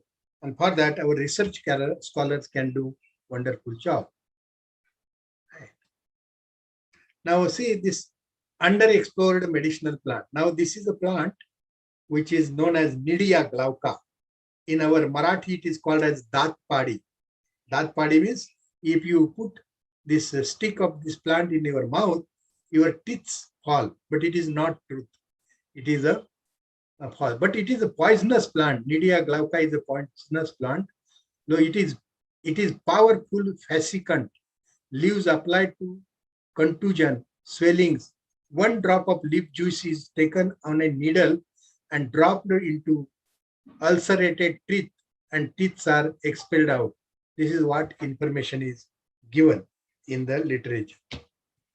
Now, another plant which has come in prominence in last few years, that is genus Salacia. Salacia macrocarpa, Salacia chinensis, Salacia brunoniana. Now, these plants, they are anti-diabetic plants. Lot of research is going on, and even forest department has taken cultivation also. So there are many Salacia species, and these are underexplored medicinal plants of our country. Then this is Bryonia dioica. Local uses. Roots are given in stomachache. It is not given to pregnant women as it may cause abortion. So precautions also. So this is information collected from local people. Many of you may not have seen this plant, Bryonia dioica. Now this is plant known as Capparis moni. And this Capparis moni is a it is a endemic to Western Ghat. And paste of root bark applied to boils and swellings of testicles. Decoction of bark is given in syphilis. Fruit is used in cardiac troubles. And lot of fruits are collected from Western Ghats and sold in Bombay market. Okay, Bombay market. And from there, where they go, what products are prepared, nobody knows. Neither, even I also don't know. So it is our tragedy. Now, this is a unexplored medicinal plant, Anti-Aristoxycaria. Sandkuda. Its name is Sandkuda. Sandkuda. So this is the name, Sandkuda in Marathi. Now, little story I will tell you so that you can understand. In Kolhapur, one Vaidya came to me with this seed. Seed is like this. And he asked me, what is this plant? I told Baba, with seeing seed, just by seed, I cannot identify plants. I am not Brahmadeva. I need flowers, I need leaves. Then one day I can tell you correct name. Then he said, sir, I said, what is the use of this seed? He said, sir, one seed cost me sometimes 25 rupees, sometimes 100 rupees. Well, what is this? Then he told it works on diabetes. So the seed, little powder of seed is given in diabetic patients. I have seen many cases, the sugar comes in control. Okay. Then I read about this plant. King of Java killed 13 wives, his wives, with the latex of this plant, Anti-Aristoxycaria. It is a arrowhead poison. And he killed his wives with this latex of this plant. So this is a history. And then I located this plant in Western Ghat. I got the seeds. And then when I was in Delhi University, working in Delhi University, I took these seeds because I don't have phytochemistry, chemical expertise. So I gave it to one student from biochemistry. She studied on rat and really it works. So validation has to be done. And this is one of the plant, anti-diabetic plant with no scientific information is available on this. So these are only, so I want to say underexplored medicinal plant of our country, which we need to. Now Cardiospermum helicacaba. It is also Cardiospermum, then Bridelia retusa, then Abitulon indicum, then this Diplocregia palmata. All these are medicinal value. Local Vaidya here, he uses this Cardiospermum and your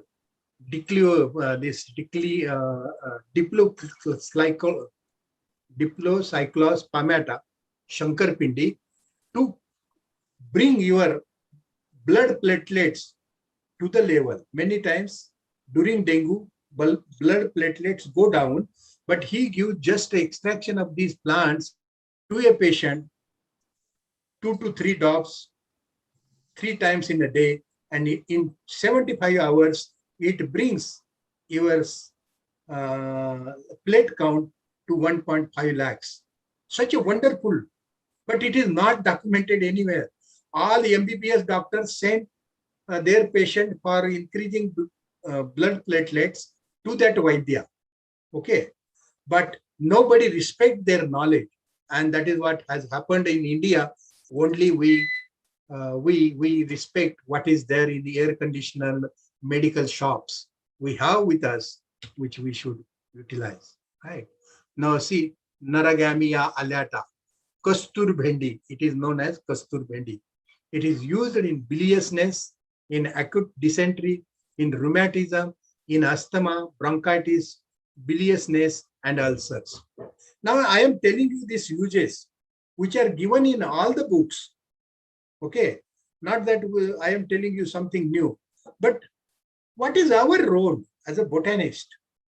Our role is to go to that Vaidya, go to that doctor and know what is the way it is utilized, used, what parts are used, and how much doses it has to be used.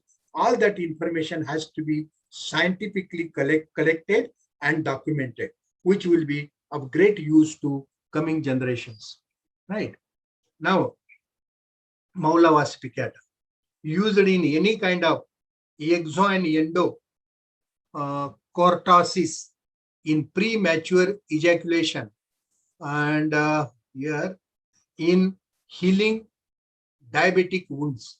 This is a plant, Maulava spicata, which is a monotypic endemic to Western Ghats, and root cap is known as Vakerica Bhatam. And this is, Vaidya says that it is a medicine for many uncurable diseases. So this is one plant, under explored plant. Now see, this is Holygarna arnoldiana. This is Holygarna grahami. Okay, Holygarna grahami. And this Holygarna grahami and arnoldiana, similarly from same family, we have Semicarpus anacardium. Now our Bipa, Semicarpium anacardium. Do you know how much useful this plant is? Whether we have any time tried to cultivate this plant? No, this thalamus is edible. The oil is, this Biba has an oil which has many medicinal uses we have not done. Similarly, this Holygarna and Arnold, this one, they have this latex which is very poisonous. If it falls on your skin, skin gets burned. Okay, and that way they are very poisonous. All poisonous plants are in small quantity medicinal. So we need phytochemists, we need doctors, we need pharmacologists and botanists to work together so that we can bioprospect our underexplored medicinal plant. But usually, collaborative works do not happen in India. Okay, in other countries, you must have seen one paper, 25, 50 authors for one paper. They work collaboratively. We don't work. Everybody wants to remain in his or her cell. And that way we will not be able to progress. Right. So now see, latex is used to relieve pains, joint pains. This is a Nothophagia castanifolia endemic plant. And the leaf is cut. Whatever latex comes, it is put on joints and your joint pain is reduced.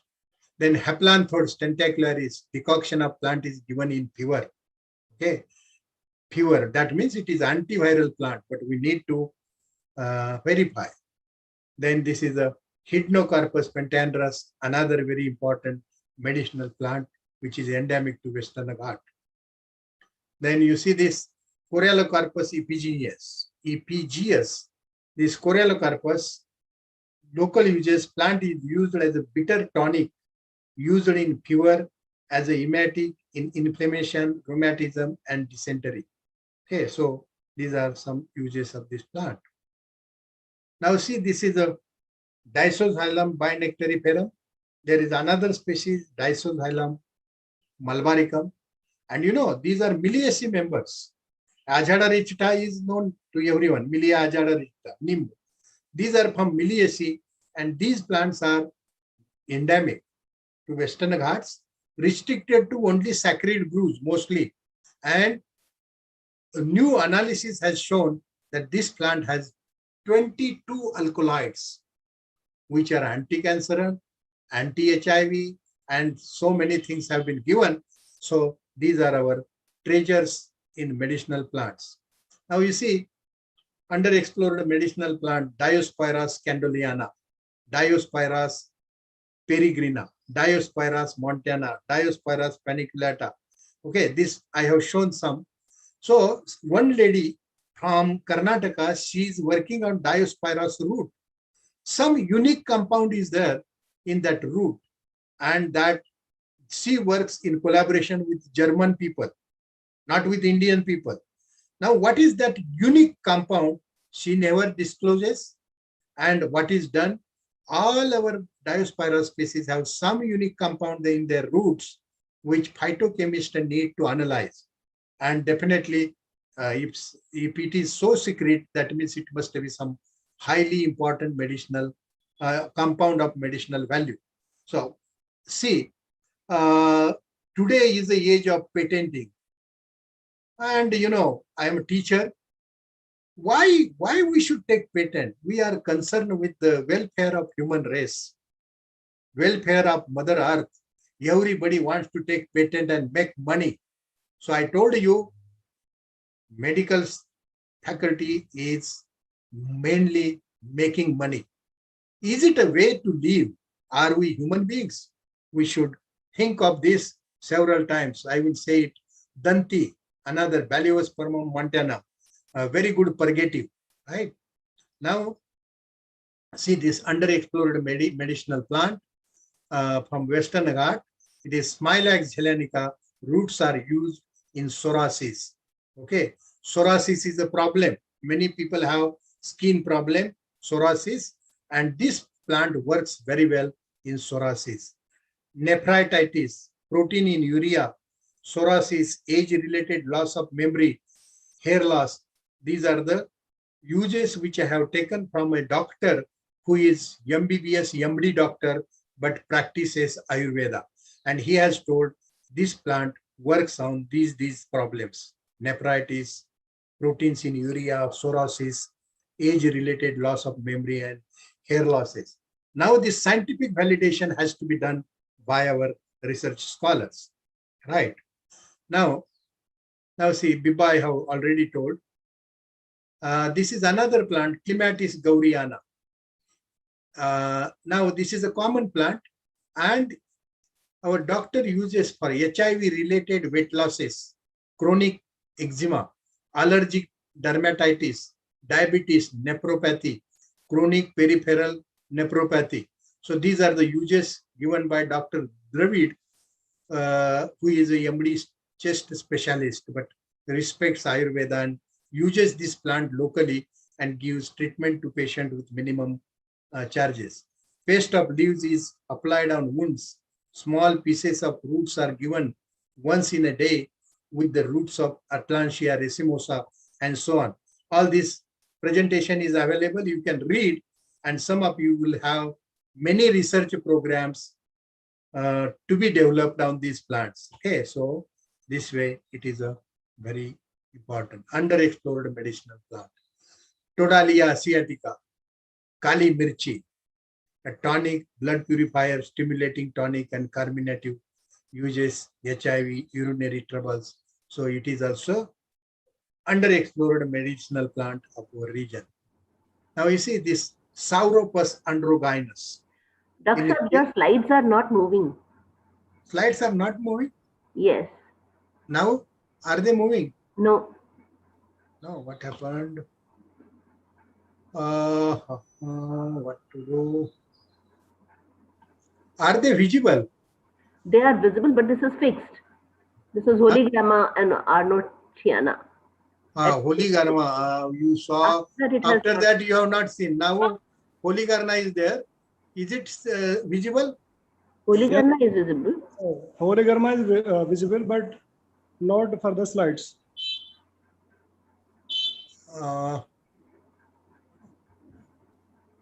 No? No, no, sir, no. No. Very well. Now visible or not? Marghoob जी आप slide share करके देख लीजिए. Once again, I will share the things. Huh? Okay, madam. जी sir.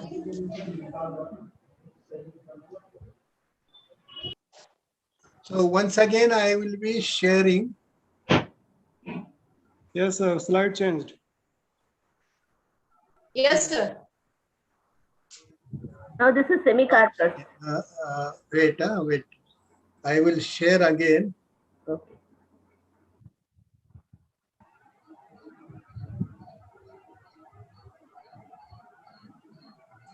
Is it visible now? Yes, sir. Now this is visible. Yes. Holy Garna. Yes, Holy Garna. Now it is your nothophagia. Yes. Seen, no? Yes. Wait. Nothophagia? Yes, sir. Yes, sir. I'm sorry, I don't know in between what happened, but so I told about nothophagia, and this, it is used in joint pains. This is a collection of my information for this one. Okay. Now, this is Hydnocarpus pentandrus, very important medicinal plant. If it is not visible, immediately you tell me. I am changing the slides. You are listening. Hydnocarpus pentandrus. एक बार और please बता देंगे किस हिसाब से आया एक जो अभी आया 1000 समथिंग रुपए का आया अभी. What happened, madam? I think somebody is talking. Please be on mute. Except resource person, please be on mute. All the participants. So, Nothopegia castanifolia, are you able to see? Yes, sir. Please continue. Right. See, this plant, it is nobody in no book it is written, but if we apply latex of this plant, it is anacardiaceae on joints, and it is a regular practice in Western Ghats. It relieves joint pains. Similarly, this Heplanthus, Heplanthus tentacularis decoction of plant is given in fever. That means it is antiviral, right? Now Hydnocarpus, is it clear? Yes, sir. Okay. So Hydnocarpus is a well-known medicinal plant. I need not to say, but it is endemic to India and found only in Western Ghats. Now this I told you, Corialocarpus epigeneus, a local uses plant is used as a bitter tonic, used in fever, as a emetic, in inflammation, rheumatism, and dysentery. So these are the 50 uses. paisa coin must have some value. Yes. That 50 paisa coins should also have some relevance. That relevance is just to show size of the underground tuber. It is a perineal tuber. Okay, perineal tuber. See, these coins, no money. I don't know. Money is we have created money as a currency to just do our regular exchange. Unfortunately, rupaya has become sabse bada problem in our life. Only everybody wants to make money. That is what my concern is. Okay, it has its own importance, but still, this is a problem. Okay. Now I come to next. This is I was telling about Disoxylum binectariforum. There are 22 alkaloids which are extracted from this plant and used in many medicines. Again, I feel that light has gone. I don't know whether it will work. Again, then I told about this Diospyros, which roots are used, and how some chemical compound is extracted from root, which I don't know. It is secret between Germany and one girl working from Kerala. Now you see, under explored medicinal plants, this I have collected from my doctor, Smilac Gelanica. Roots are used in psoriasis. I will go a little fast. Okay, then this Semicarpus anacardium, I have told this is a plant worth of crores of rupees, but unfortunately we don't work on this. Then Clematis gauriana, you see these are the uses. This is Dr. Dravid, who is from Satara, and he HIV-related weight loss, chronic eczema, allergic dermatitis, diabetes, neuropathy, chronic. He uses regularly to treat his patient, but these uses are not given in our this one books. And then Todalia asiatica is another plant which is a very unique.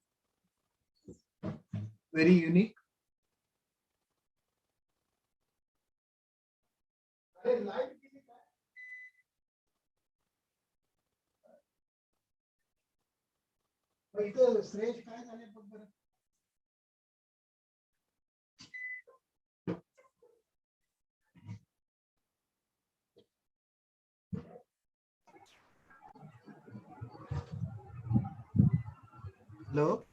Yes, sir. Some light problem. Sir, you are not audible.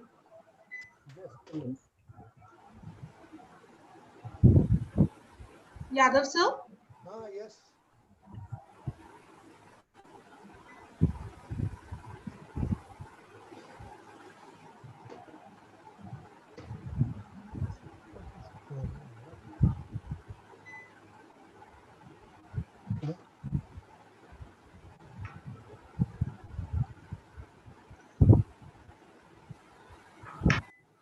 Yadav, sir? Yes, just a minute. Sir, I think you are not audible to us. Yes, ma'am, same here. Hello. Yes, yeah. yes, sir. Yes, sir. Now you are audible. See, some problem, light problem. Anyway, this is the Kali Mirchi. Till it continues, I will continue and stop. Okay. This is a Sauropus androgynous. I had come here. Leaves with high antioxidant potential. The leaves are called as anti-diabetic leaves. People eat these leaves in South India. Leaves used to treat certain diseases. Leaves contain an adequate amount of macronutrients. Leaves have scientifically shown a vast health benefits to human beings. Now, this is a plant which can be easily cultivated and grown. Right? Is it audible? Yes, sir. Okay. Now, see, there are many plants. This is Putranjiva Roxburgh. Why it is named as a Putranjiva? This is also a question to me and to you. I don't know why it is named as a Putranjiva. Somebody has to find out. Okay. Now, this is Trichopa gelanica story. I need not to repeat because already our Pushpagadan Sahab has patented. I mean, this TBJRI has patented, and this has this plant, which was unknown some days before, now it is known to everyone. Okay, this is very important. Jivanti. Lot of stories are there to tell you, but I will cut short. Morinda citrifolia.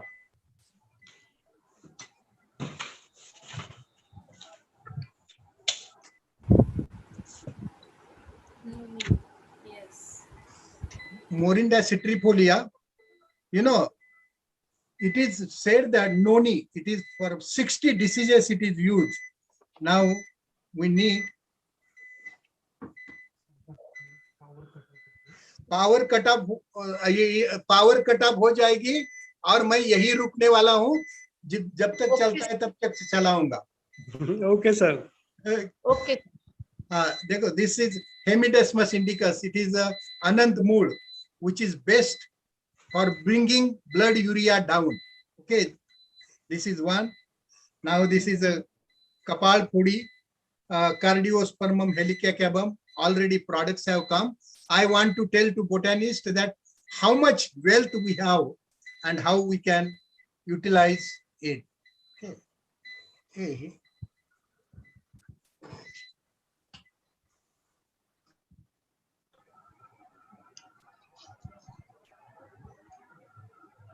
This is Celestrus paniculatus. Marghoob ji. Yes, ma'am. आप अगर और slides हैं तो वो play कर दीजिए, क्योंकि शायद सर की घर से लाइट चली गई है may be. Ma'am, I have to play extract.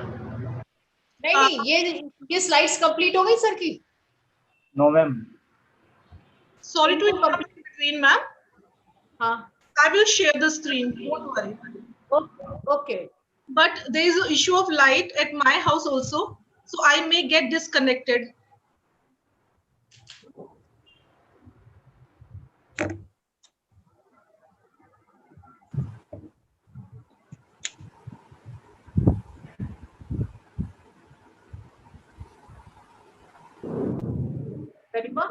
I'm doing it, ma'am.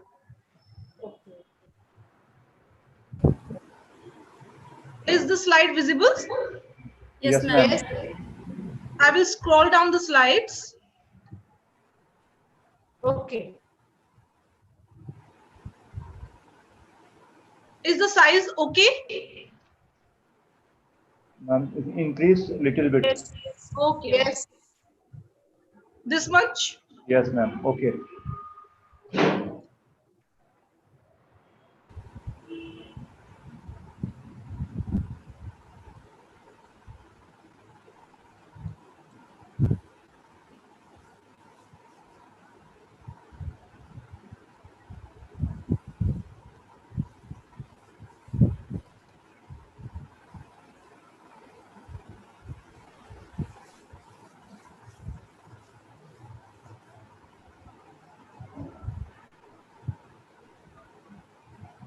I think servers here. Rauwolfia serpentina. Talking about Putrajiva plant. Okay, Morinda citrifolia. Sir was here, I think. Yes, ma'am. Yes. Please next. Yes, yes, yes, ma'am.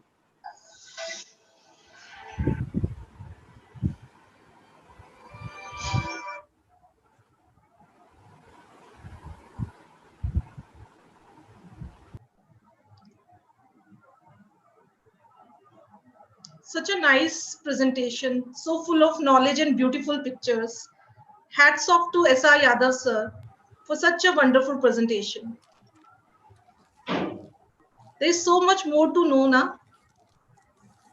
And one more thing I want to add here. इन्होंने जो काम किया है taxonomy में, जिसकी वजह से इन्हें एक ऑनर दिया गया है कि 6 ऐसे प्लांट स्पीसीज हैं जिनके नाम इनके नाम के ऊपर रखे गए हैं. This is the biggest honour for us to have him as a resource person here. He is a keynote speaker. He is a keynote speaker of this seminar, and really, we are honored, sir, that you accepted our invitation. Thank you so much for such a beautiful and knowledgeable presentation.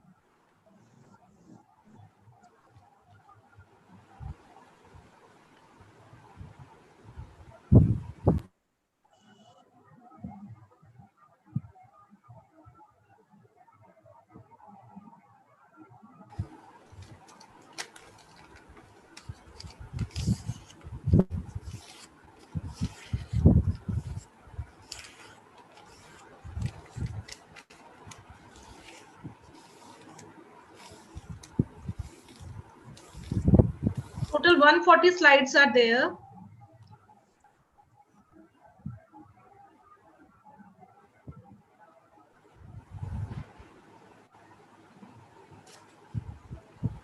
This is the picture showing students of sir.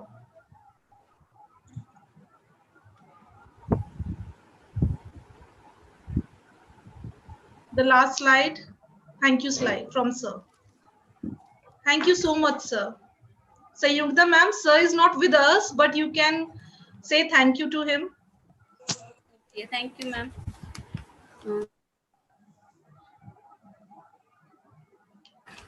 Thank you very much on this topic.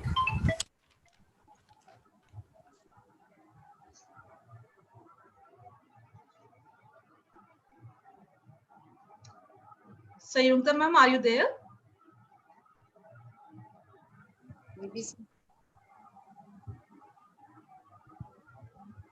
Vimla ma'am, would you like to say something for S.R. Yadav sir? Actually, the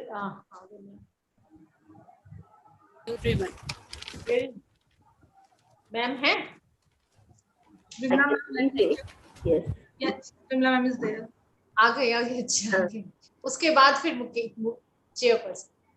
I can only say that Professor S.R. Yadav has wonderful command on his subject, and he is actually involved so much, so dedicatedly in that subject. You might have learned from his slides also. While he was speaking about a single plant, he would talk about in-depth discovery of that plant. And what he has not shown in the slides, I always mention that he has an eye to locate the plants, the smallest or the largest ones. And he has, when there is such discovery after his name, he has found out Trithuria concanensis, which has single stamen in the center and carpels around. So he is such a man to find out 1 centimeter height plant, looks like a grass. And he has got that largest leaved plant, 15 feet long leaves, Crinum malabaricum. What he has been able to find out, which were never reported from India. And with Trithuria, it was so sad that he went from place to place just to find out that who can work it out, the SEM, and can place it where it can be placed taxonomically. People didn't support him at that time, and a paper came from New Zealand, so his discovery became second to that. Although he had found out that this is from Gondwana land area, Western Ghats is akin to that Gondwana land. So this is what he has been doing, and from place to place, wherever he is going to give his lectures, he's telling about the role of botanists and the plants, how important they are for us, our lives. Whether you use them as medicine, you use them as nutraceutical, nutritional, or any other timber or any other value. But plants are inseparable from our lives. We have to respect them and grow them better. Keep the diversity also conserved. So this is his message always, that no money can weigh the plants. They are always much higher than any coin, any biggest note that you have in your pocket. So this is what Professor S.R. Yadav is, and I respect his dedicatedness towards botany and botanists. So this was an occasion of medicinal plants and immunoboosters, and he has already shown so many slides which have antiviral potential, like Professor M. Daniels also, who was very specific in his slides. So I would say that their works, their slides, Dr. Yadav is again very great because he shares his slides with everybody. He says that I am not keeping the rights to myself. Let the teachers and the students know about it. So this is his greatness. So I would like to congratulate RG College, the organizers, for organizing such a wonderful lectures, series of lectures in one webinar. And all three speakers have done justice to their job, although internet hitches, glitches are always there.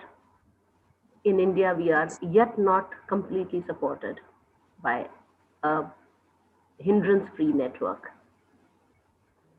So again, congratulate and wish you all success in future also. Thank you so much. One more thing I would like to tell all of you. Now I would like to know we have abstract booklet also, which is edited by Mrs. Sanyogita Kumari, organizing secretary of this national seminar. I would like to share the abstract booklet.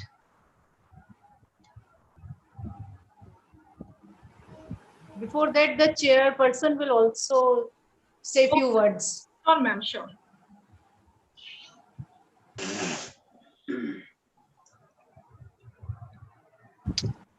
Welcome, Dr. Mukesh. Thank you, Dr. Amita Bhardwaj and Dr. Garima ji and Sanyukta ji. सबसे पहले तो ये मेरा सौभाग्य है कि मुझे SR Yadav ji जैसा जो रिनाउंड बोटनिस्ट है और साइंटिस्ट हैं, उनको सुनने का मौका मिला। वैसे कमेंट करना उनके लेक्चर पे ये सूरज को दीपक दिखाने जैसा है मेरे लिए, लेकिन जिस तरीके से उन्होंने इसे वेल प्लान करके और जितने प्लांट्स उन्होंने यहाँ पे दिए हैं, तो जितने भी पार्टिसिपेंट्स हैं उनके लिए एक कंसर्न है ये एक तरीके से कि हम इन सारी चीजों को देख के, जो नॉर्दर्न रीजन में शायद प्लांट्स मैं समझता हूँ कि बहुत रेयर ही होंगे, और जिस तरीके से उन्होंने हर प्लांट्स का डिस्क्रिप्शन, हर प्लांट्स के जो भी यूजेस हैं, चाहे वो रूट है, स्टेम, वुड, जो भी उन्होंने किया है वो बहुत जबरदस्त तरीके से उन्होंने किया है। और सबसे बड़ी बात है कि जो स्लाइड्स उन्होंने शो करी हैं वो इतनी अट्रैक्टिव और ब्यूटीफुल हैं कि उन्हें देख के बहुत सारी चीजें तो अपने आप ही शायद हम याद कर सकते हैं और अपने आप ही सारी चीजों को नोट कर सकते हैं। तो सबसे पहले तो मैं डॉक्टर एसआर यादव जी को बहुत बहुत धन्यवाद देना चाहूंगा, आभार व्यक्त करना चाहूंगा कि सर आपने इस तरीके का बहुत इंफॉर्मेटिव और वेल डिजाइन जो आपने लेक्चर दिया है हम सबके लिए, इसके लिए इसके लिए सर आप धन्यवाद के पात्र हैं। हम सबके लिए, हम जो भी यंग बोटनिस्ट हैं, हम आपके कदमों पे चलें जिस तरीके से आपने अपना पूरा ये लेक्चर हमें दिया है और आगे के लिए हमारे लिए तो सर बहुत बहुत धन्यवाद आपका और पूरी टीम का, आरजीपीजी कॉलेज जो है मेरठ का, उसकी पूरी टीम को मैं धन्यवाद देना चाहूंगा कि आपने मुझे मौका दिया। सभी का बहुत बहुत आभार, बहुत बहुत धन्यवाद। Thank you, sir. Thank you so much for coming, sparing your time and joining us on Zoom platform. Thank you so much. Okay. ये सब विमला मैम के सजेशंस थे और गाइडेंस थे, जिसके थ्रू हम आगे बढ़ते रहे और चलते रहे हैं और आगे भी चलते रहेंगे। और मैम बहुत ज्यादा आजकल बीमार चल रही हैं। बीमार क्या मतलब, बोलने में भी प्रॉब्लम है, थ्रोट इन्फेक्शन है, थ्रोट में प्रॉब्लम है, तो बट नेचुरल उसके बावजूद भी वो आ रही हैं, हमको पूरा कोऑपरेट कर रही हैं। Thank you so much Vimla दीदी। और सर ये जो एमएससी की स्लाइड्स हैं, ये जो स्लाइड्स हैं हमारे एमएससी स्टूडेंट्स को पूरा दिखाएंगे, जिससे वो भी इससे टेक्सोनॉमी में उससे बेनिफिटेड हो। Thank you.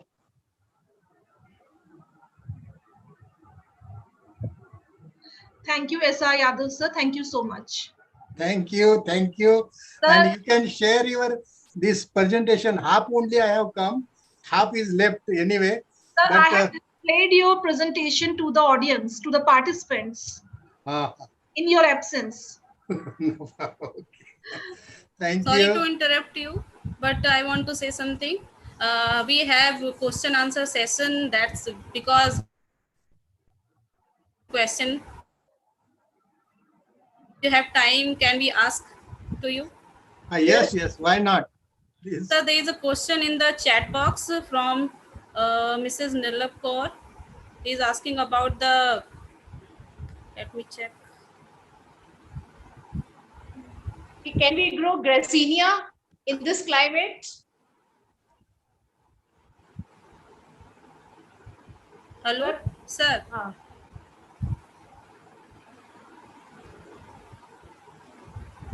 Gracinia, can we grow here also in our climate? See, there are 2-3 things which students should know. See, in Shivaji University, we have developed a lead botanical garden, and I will request people to come and see what if somebody decides what one can do. 35 years before, I decided to develop a botanical garden in Shivaji University, and I say that botany department without garden is a body without heart. This is my statement. Body without heart, if botany is without botanical garden. Number one. Number two, that some species, wild species, are very specific in their requirement. Those species we cannot grow in garden, especially herbaceous plant or especially temperate plants. But to my experience, almost from all over the country, I have grown all the plants in my botanical, not all the plants, majority of the plants which are threatened species in my botanical garden. Here, as a botanist, I want to tell my experience that seedling stage is a critical stage. It is a child stage of the plant. And if our young born child is left alone, it cannot survive. But once it grows to 10 years, on its own, it survives. Same way, once you take care in seedling stage and plant establishes up to 1 meter or 2 meter, take it from me, almost all trees of our India, we can grow in a botanical garden.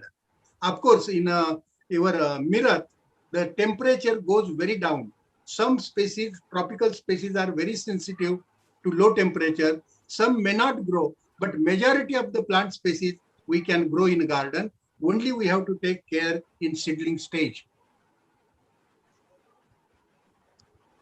Is it okay? Clear? It is. Yes. Plants we can grow. Yes, sir. Yes, sir. Yes.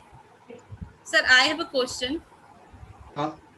Sir जैसे आपने बताया कि बहुत सारे medicinal plant है और भी बहुत सारे टाइप ऑफ प्लांट होते हैं जिसको हम यूज़ करते हैं इन अ डायरेक्ट और इनडायरेक्ट मैनर में, बट ये है कि उसे हम कहीं पे भी ग्रो कर सकते हैं, उसको प्रोटेक्ट कर सकते हैं, बट सर जो मेडिसिनल प्रॉपर्टीज़ होती हैं क्या उसकी एफिकेसी में भी कोई चेंज आता है अगर हम उसको एक प्लेस से दूसरे प्लेस पे ग्रो करें? जैसे हम बात कर रहे हैं कि वो नेटिव प्लेस पे ही ग्रो होता है इन अ पर्टिकुलर साइट, तो क्या उसकी एफिकेसी चेंज हो सकती है, वो वैल्यूएबल होगी या नहीं होगी? Very relevant question. This question every student should ask himself. You know, many students from pharmacy come to me for authentication, and they come with some plant material, you know, and tell, sir, give me authentication later. That student is not taught what is the scientific basis of making that herbarium. Only this is just like that they prepare. You know, the time when you collect plant has a significance in its chemical constituents. In a day, in a year, when you collect, depending on that, the chemical constituents change, number one. Number two, from which locality you have brought, that locality has its own effects on plants. And if we start cultivating plants, most of the wild plants do not have those secondary metabolites. Okay, they don't produce secondary metabolites. These are the problems. People talk about cultivation, but when we bring under cultivation, their medicinal properties get reduced.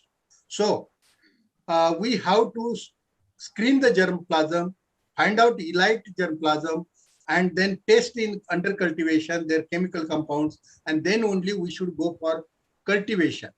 So definitely time, year, rainfall, soil, and place where you grow, it has effect on plants' chemical constituents. So, and one more thing I should say to my botanist friends and my students. Dear students, you know, human beings, we work only on plants, keeping human interest in the center. We see that every plant as if it is prepared for us only, human beings. As a botanist, we should care for each and every species on this planet. It is not the only human beings to survive, but it is all, you know, there are many plants which are host for butterflies, host for insects. All of them have to be survived. So we should not only think of human interest. Don't keep human interest in the center and do the development. As a botanist, we have to see that I grow in my lead botanical garden all those plants which have been considered as a useless plant by human beings. This is where I go with my plants. Today or tomorrow, people will find out their uses, and definitely it will be also useful to human beings. Sir, there is one more question from Mr. Rahul Arora. I'm audible? Yes, yes. Sir, he is asking, is there any exhaustive text available that could suggest how can we prepare the decoctions from these plants? Also, if they contain toxic compounds, is it feasible for us to carry out the detoxification process for them? Is there any information about detoxification or Shodhana available for these species? Now, this is a whole Ayurveda science, and I am a taxonomist. Anyway, still I will, with the discussions with my Ayurveda doctors, detoxification is, you know, even metals are given like mercury, and they are made, detoxification is done. Even in plants also, there is a methodology which is given in Ayurveda book, Charak Sahita and other books. Those books you have to refer, and Ayurvedic doctor will be right people to answer his question, because I am not an expert or I don't study, but this is possible. This is possible. I mean, already literature is available. May I add something? Yes. Hello. Yes. Hello. Yes. May I ask a question? Yes, sir. May I ask a question? Yes, Hello. sir. May I ask Shriram? Yes, sir. Good afternoon, sir. नमस्कार, मैं श्रीराम बोल रहा हूँ. श्रीराम बोल रहा हूँ. नमस्कार. Retired agriculture scientist from Anand Agriculture University. Oh, Anand Agriculture University. Okay, okay. Yeah, I was working throughout my life on medicinal plants. Right, sir. Now I'm retired. So I was listening to your lecture. It's a really beautiful vertical lecture, I would say, with a lot of videos. And your pertinent point, everybody has to work in coordination. That's very, very important. Right, sir. Right. Because your botanist, he knows well everything about the plants. Your phytochemist will know about the vertical chemicals. An agricultural fellow will know how to plant, when to harvest, how to harvest. And as you pertinently said, the soil, climate, fertilizer, germplasm, everything affects the chemical constituents. So phytochemical will decide. Then the Ayurvedic doctor will decide what should be the formulation in that.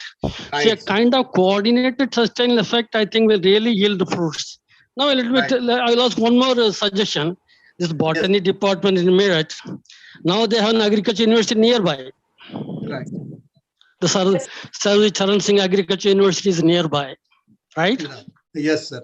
And there is a division who are working on medicinal plants there. Right. Is there a collaboration between them? I would like to know that part of it. So if not, they should be doing that. So everybody should work in coordination, as you said, for the national welfare as a goal. So just I wanted to fit this question. So we are to working in that direction. Oh, Congratulations, very nice presentations. We will meet sometime when the opportunity comes. Yes, sir. Definitely we will meet. Okay. Dr. Sriram and Dr. Yadav. Yeah. Both of you, I have something to add. I'm Vimala. For my yes. That Sardar Vallabhbhai Patel University of Agriculture and Technology people are collaborating with people of Chaudhry Charan Singh University every year. Fantastic. Yes, they are. And secondly, Chaudhry Charan Singh University has done much more work than those people are doing, because they are doing clonal propagation, which is from nodal explants. They are say 2 node or 3 node plants, which they are picking up like stumps. Whereas the Chaudhry Charan Singh University department people are doing microclonal propagations, which are successful in many plants. But the choice of plants is different. That Chaudhry Charan Singh University students are picking up plants which have medicinal value, they are wild. Whereas agricultural university people are picking up the crop plants. So there is a slight difference in the of plants. Otherwise, they are doing similar direction. This is one. Second, you were giving me so many inputs about climate, environment, soil and all. I would like to say that in Ayurveda, we always find the literature stating in Nighantus, if we go and read them, they say that a particular plant has to be picked up on such and such, whether it's Hima, and the root has to be picked up under such and such atmosphere. And everything is so detailed there. And about very few plants, of course, just 530 or so plants. But such details are available because we do not have complete literature with us. It was lost. Many parts have gone to Germany, as we know already, because they have our Vedas. But whatever we have with us, in that also, if we can work out well, that why it is that on a Purnima night, we can have the best explant, best part of the plant collected, which will have maximum medicinal value. So such things are physiology dependent, purely physiological. So that is why if the plants are taken from one place and put on another place, they are going to perform differently. But after some time, when they stabilize, they will start again producing the same. If they are conditioned to that particular environment, they will start producing the same type of secondary metabolites. Because secondary metabolites are most variable. The same plant may produce in different plant parts differently, or novel metabolites may also come up with novel climate for the plant. So that is the difference. One has to always optimize. Sir, so many combinations has to be done to give the ultimate product. So all have to work in coordination. That is exactly what you are also pinning upon.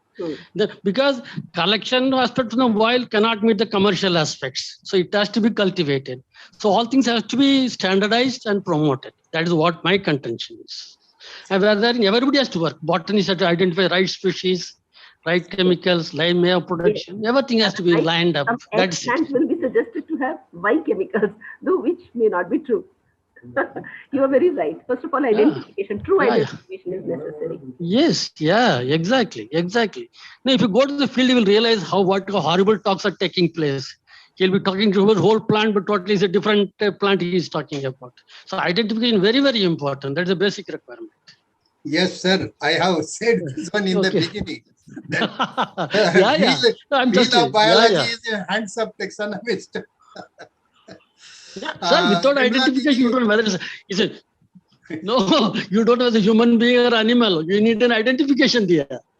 So the plants is really very critical. I mean, species need to be identified first. Yes. So, agree, sir. Didi, nice. How are you? Thanks a lot. Namaskar, sir. You are not feeling well. Why? What happened?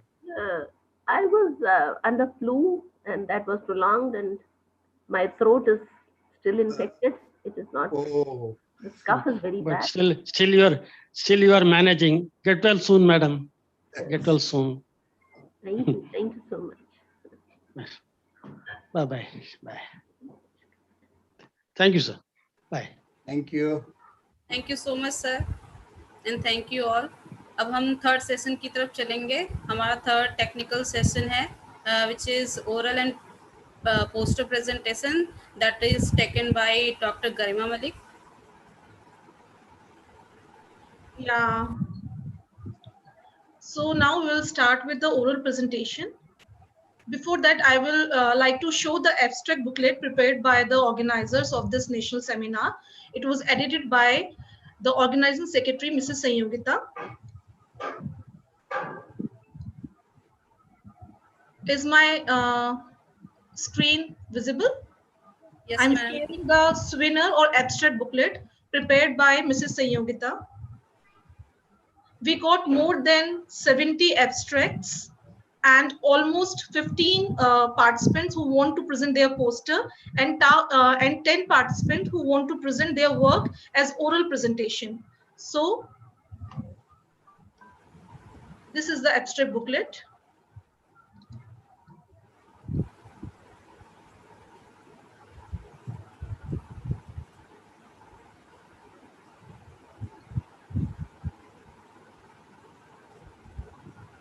These are the members of our advisory board. This is the organizing committee. These are the members of organizing committee.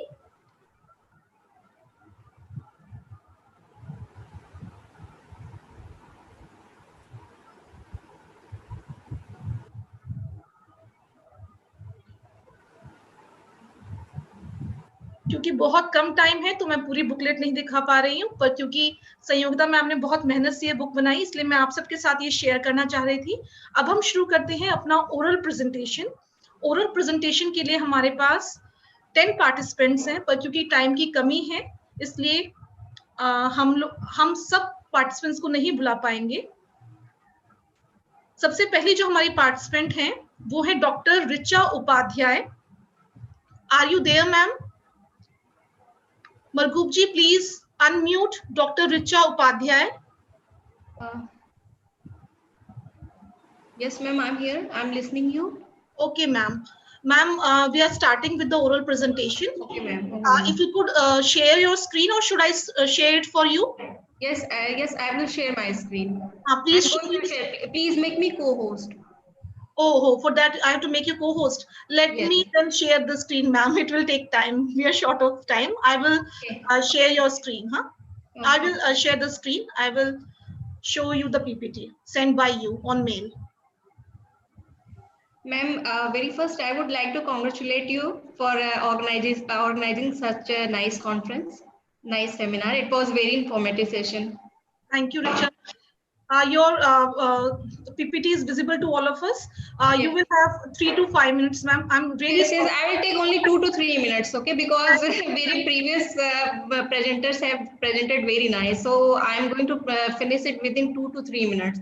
So my topic is immunity booster herbs in the COVID-19.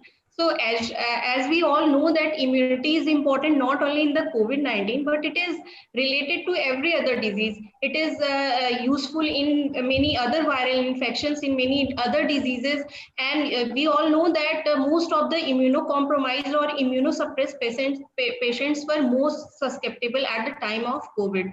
So in my presentation, I would like to give the description of some of the herbs that are very easily available in our kitchen, or they are easily available in market. So first, I would like to explain about Moringa oleifera, that is commonly known as a drumstick, and its leaves and bark are most useful, and it is highly rich in vitamin C and antioxidant. And as we all know that vitamin C and antioxidants and vitamin D and zinc are most important for the development of immunity. So how does it work? So whenever we are exposed to any pathogen like viruses, fungi, bacteria, or any other disease happens in our body, so first thing what happens in our body, there occur oxidative stress, because most of the free radicals are generated in response to that pathogen.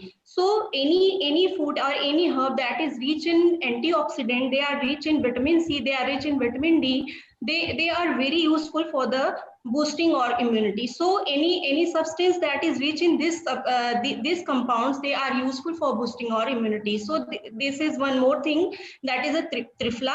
Trifla is generally myrobalan of the three herbs, that is Imblica officinalis, Terminalia bellerica, Terminalia cebula.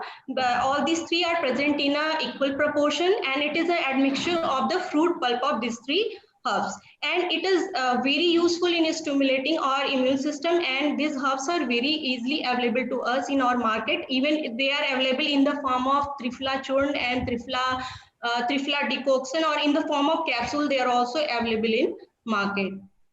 And next thing is, please scroll down. Black cumin seed, that is the Nigella sativa, that we very less use in our kitchen, but it is also very useful. It is highly rich in antioxidants, so it also works like by reducing the oxidative stress of our body. And next thing is neem. Neem, as we all know, neem is a very good blood purifier, and it is also our immunity booster, and it has several antifungal and antiviral property, and neem is easily available to all, and we can take it in the form of either its leaf extract, or in the form of its capsules are also available. And next thing is the holy basil and tulsi, and it is a very good germicide, antioxidant, and it is used since ancient time for many infections. We know since childhood how to use tulsi. We normally should take 3 to 4 leaves in the morning time to boost our immunity. And next thing is the ashwagandha, Bidenia somnifera, that is an anti-stress plant. It reduces stress, and since we all know that stress is the factor that reduces our immunity, so if we want to enhance our immunity, then we should take the good amount of ashwagandha powder. Normally, root of this plant is very useful.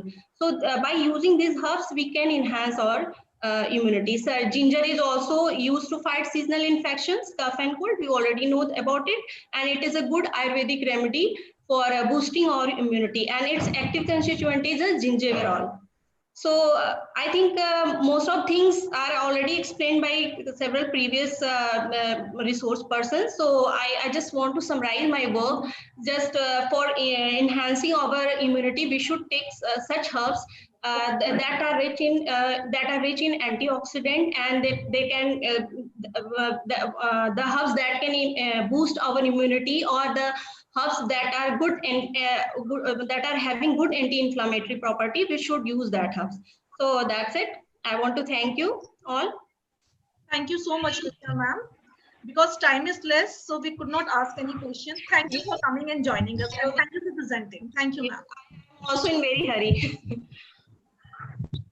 Okay, thank you. Now the next presenter is Dr. Abdul Karim from IGNU, New Delhi. Sir, are you there? Yeah, hello. Okay, sir. I will share your presentation. Kindly keep in mind that you have only 3 minutes, sir. We are running short of time. Really sorry. Yeah, it's okay, it's okay. So this is your presentation.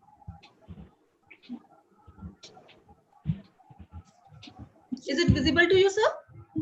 I think no, it is yet to come, I think. No, sir, it's visible on my screen. It's cardioprotective effect of Myristica fragrance, aqueous extract against isoproterenol-induced myocardial infarction. Is it not visible to you, sir? No, ma'am, I am unable to see. Ma'am, it's not visible. It's not visible. Okay. Let me do it again. Share it again. Shall I share otherwise, if you agree? Let me just check once, sir.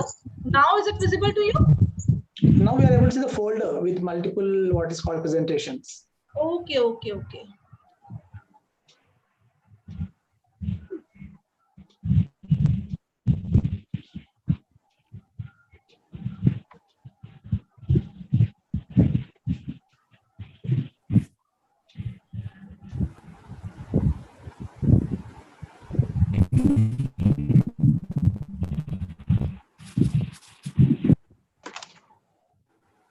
Now, Now I think it is, yeah, it is coming up. please proceed. Yeah.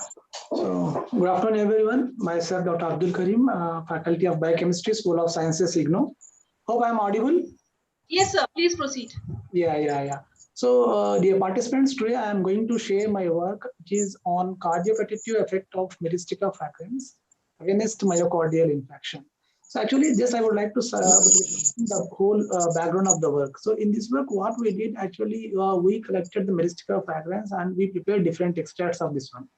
Okay, and later on, what we did some phytochemical screening also. Okay, after that, we went for doing some what is called as in vivo studies by using animal models. Later on, we did some in silico work to cross-check whatever we are finding in the in vivo models, whether they are really what is called as effective or not. We did it through in silico models also. Next slide, please. Next slide, please. Yeah. So as I said, the objectives of this study are like, one is inducing the myocardial infarction by using an external chemical. And the second thing is what is called as performing the in vivo studies, and then the in silico studies, that is computational studies. Next slide, please. Yeah, so here in this slide, I am trying to show you the brief background and brief study design. So if you see in the middle, we are taking an animal model. On the extreme right side, I am taking the herbal products. Like one is bilva, eagle marmalus, and the other one is what is called your nutmeg. Okay, and what we are doing, we are going to do some phytochemical analysis by which we are going to know the compounds present in that. And then we are injecting those compounds into animals. Here in this picture, you can see the topmost is isoproterenol compound is there. Okay, and this isoproterenol is similar to the top epinephrine. Okay, epinephrine generally which is released during the stress conditions. Okay, in this model of isoproterenol induced myocardial infarction, we are going to give isoproterenol subcutaneously, which is going to induce myocardial infarction inside the rat model. And after that, we are going to treat these rat models with the help of plant extracts. Next, please. Yeah, next, please. Next one. Yeah, here this table shows you the phytochemical screening. So as I said, what we did, we collected the plant material and did some different extracts. After that, we went for the phytochemical screening. So in this, we found different compositions of the plant.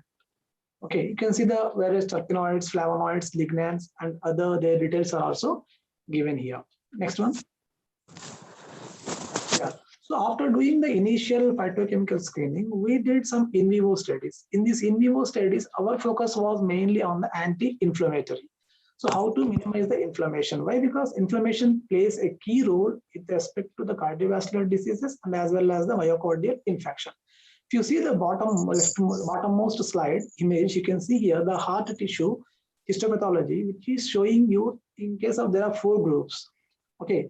So in these 4 groups, the group which is having treated with only drug is showing what is called as massive damage in the tissue, whereas the groups that are treated with herbal extracts, they are showing recovery. Okay, yeah.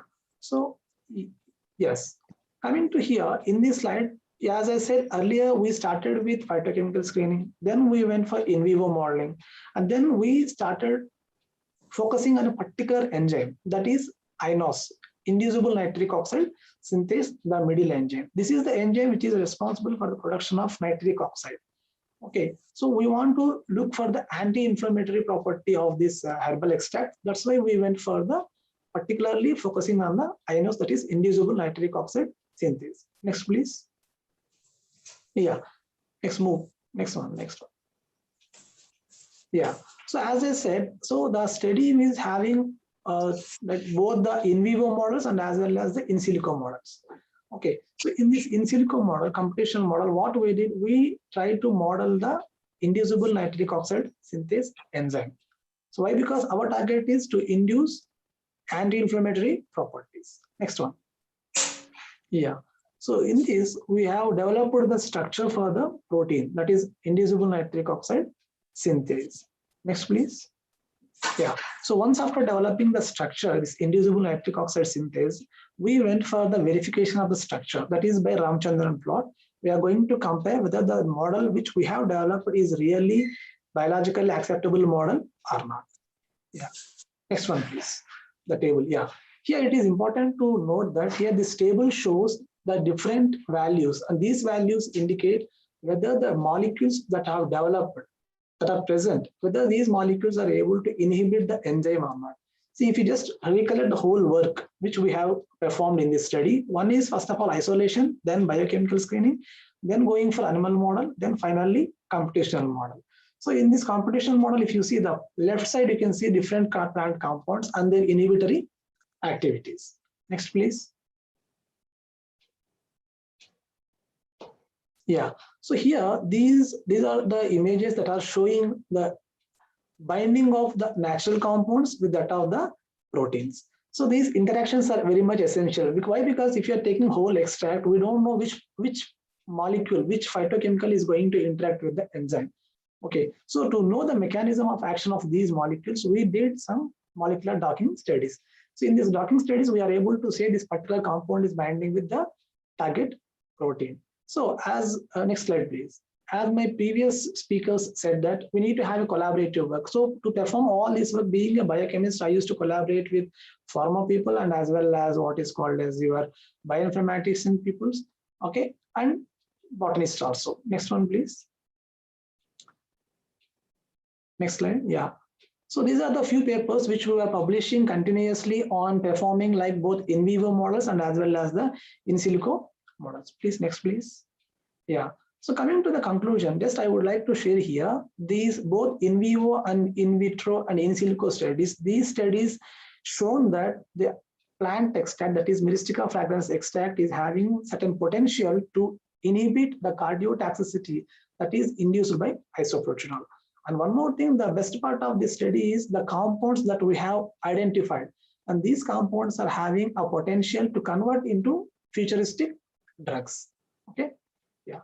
So thank you one and all. And actually at IGNOU, we are looking for translators, in Hindi experts also. If someone is very much interested in doing Hindi, so they are feel free to contact with me. And I'm thankful to Dr. Garima Malik and entire team of the organizing committee for giving me this opportunity and sharing my work. And I would like to have questions if you have any more. Otherwise, you can write to me on email. Thank you so much, sir, for sharing your publications and your work.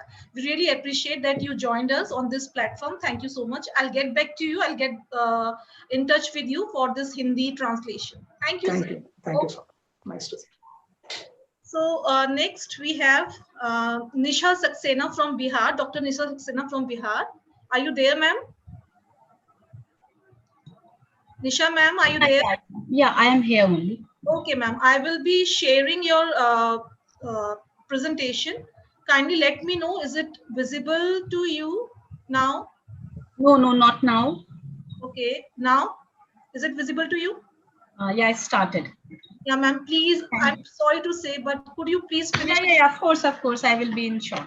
Yeah, sure, ma'am. So today I am here with the herbal exploration for antiviral uses, especially for ginger, pepper, and turmeric. So basically my concern is of chemistry purpose, and we all have discussed about the metabolites, because these secondary metabolites work as a medicinal compound. So my plant focus will be turmeric, ginger, and pepper, because Ayush Mantralaya is discussed about this and they have given the clues why we have to use particularly ginger, pepper, and turmeric in the COVID era, because they have certain kind of compounds like curcumin, chymines, terpenones, and heptanoids, because they have a structure which can interact with the protein, which works as an enzyme in our body, and they can perform as an antiviral activities. Please go ahead, ma'am.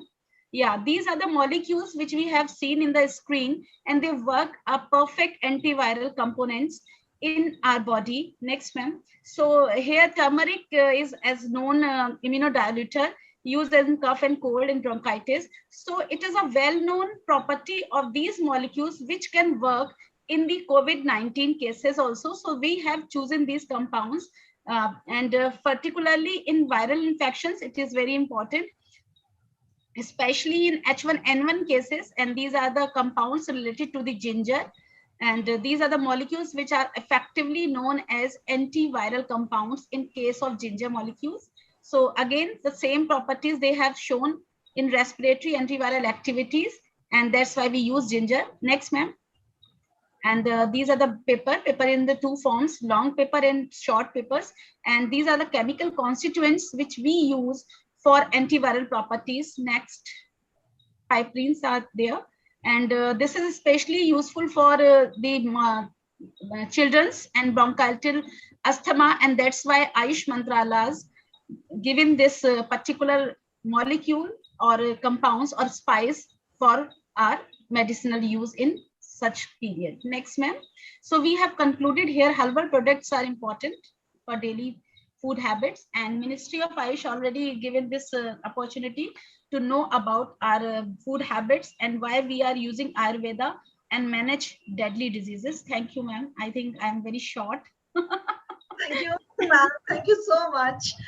अगर time होता तो हम आपसे जरूर इस work के बारे में पूछते, but we are short of time. But thank you for joining us. Thank you for presenting this work. Thank you, Dr. Garima, for inviting an entire team, RGPG College. Welcome, ma'am. Now we have next presenter, Mr. Rahul Arora from University of Cambridge, London. Are you there, sir? Yep. I'll just share my screen. Rahul, I will do it for you. Okay.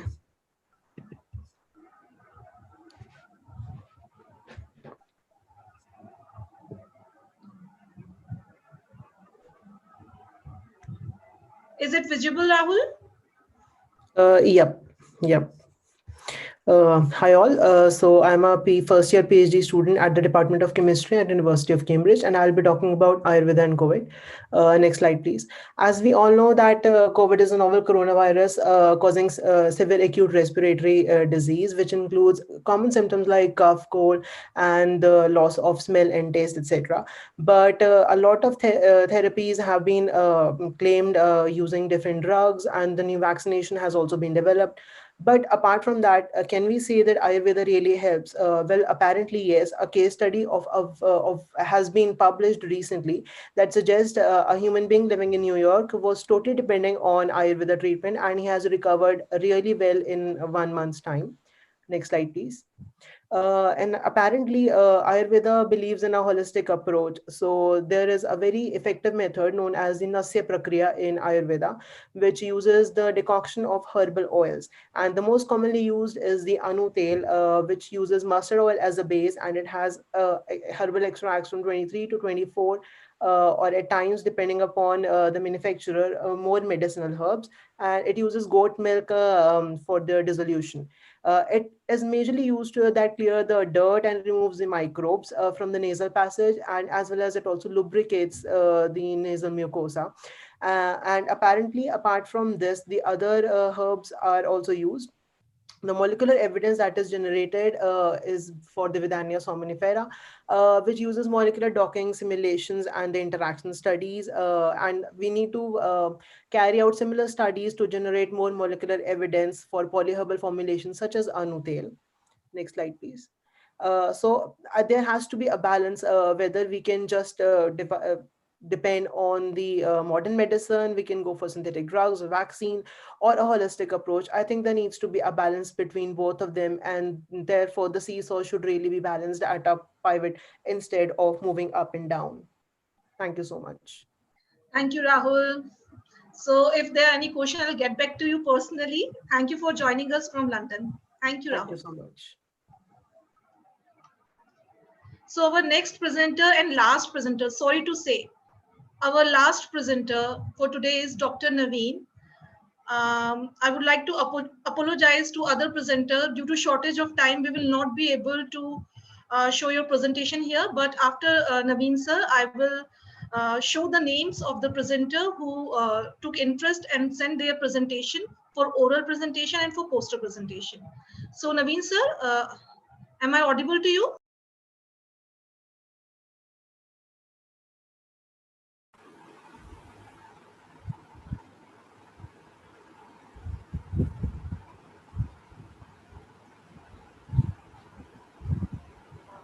unmute? Yeah, I have done that. Okay.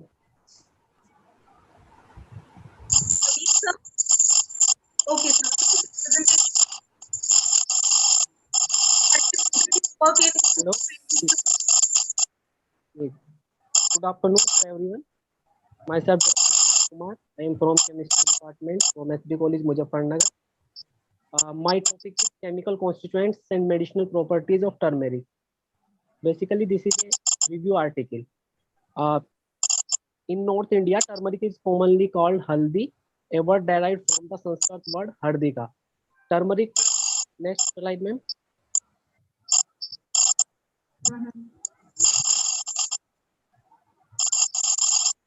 Turmeric powder is about contains 60 to 70% carbohydrates, 6 to 13% water, 6 to 8% protein, and 3 to 6% curcuminoids. Curcuminoids contain mainly three constituents: curcumin, B-methoxycurcumin, and bis-B-methoxy, collectively known as curcuminoids, and some essential oils. There are two methods of extraction of curcuminoids from turmeric. One is Soxlac applicator, and other is extract curcuminoid, suspended the turmeric powder in non-polar solvent and stir it for several hours to get rid of the remaining unsolved material from the turmeric powder. The solution is filled off. The constituents are, these are the medicinal properties of turmeric. Next, ma'am. Next. I think it's hang up. We'll take that.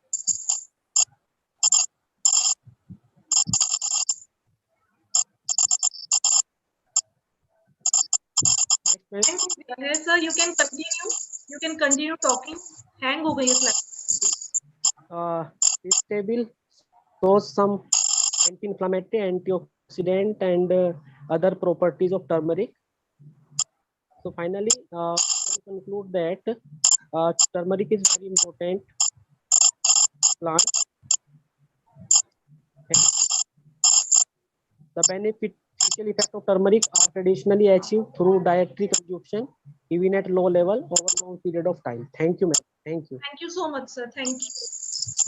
At the last, I would like to show the names of the students who showed interest for poster and oral presentation. Because of shortage of time, we will not be able to call them on this platform to present their work.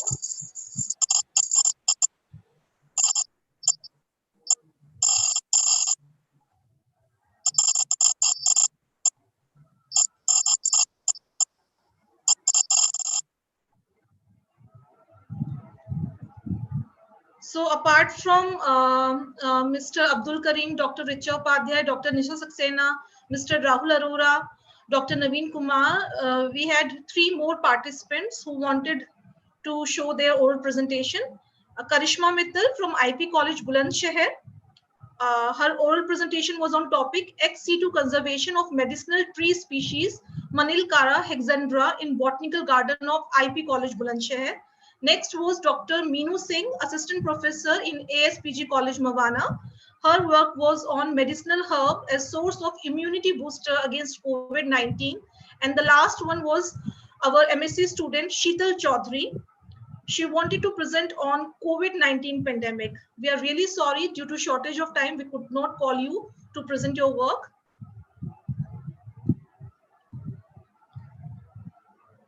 Now I will show the list of participants who were interested in poster presentation. There were almost 15 entries for poster presentation.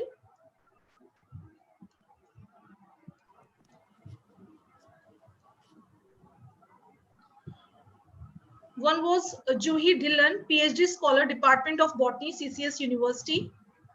Parveen Malik, Department of Genetics and Plant Breeding, Chaudhary Charan Singh University, Meerut. Saksham Pundir, PhD scholar, Department of Botany, CCS University, Meerut. Dr. Manu Verma, postdoc, Department of Geology, RGPG College. PhD student, Juliet Tangsaria, Department of Botany, RGPG College. Sonia Hello. Rani. Yes. Sonia Rani, PhD scholar, Department of Botany, RGPG College. Tilki Kumari from Department of Chemistry, LNMU Darbhanga, Bihar. Anupma Anjali from Department of Chemistry, LNMU Darbhanga, Bihar.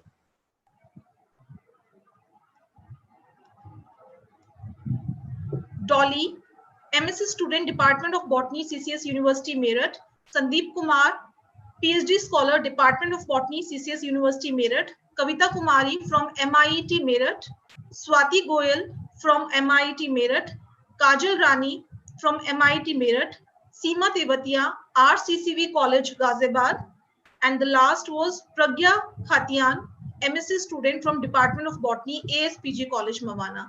We are really sorry, participants, due to time shortage, we could not accommodate your presentation, but we are really thankful that you people showed interest for the presentation.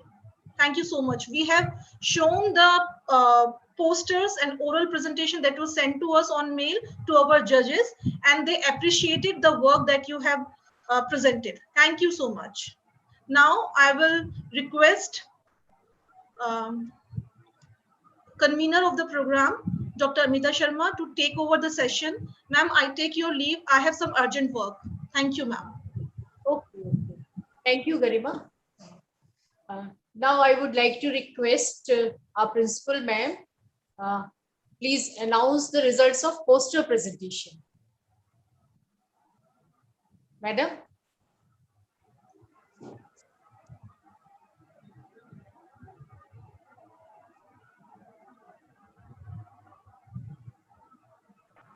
Ma'am is muted. I'm calling ma'am. Ma'am mute call कर रही है principal ma'am unmute हाँ ma'am please announce हाँ result मेरी आवाज आ रही है yes आ रही है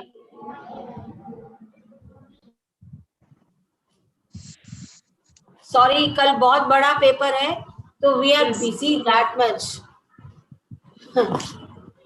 एनीवे ये पोस्टर रिजल्ट अनाउंस करने के लिए मुझे कहा गया है रिजल्ट ये है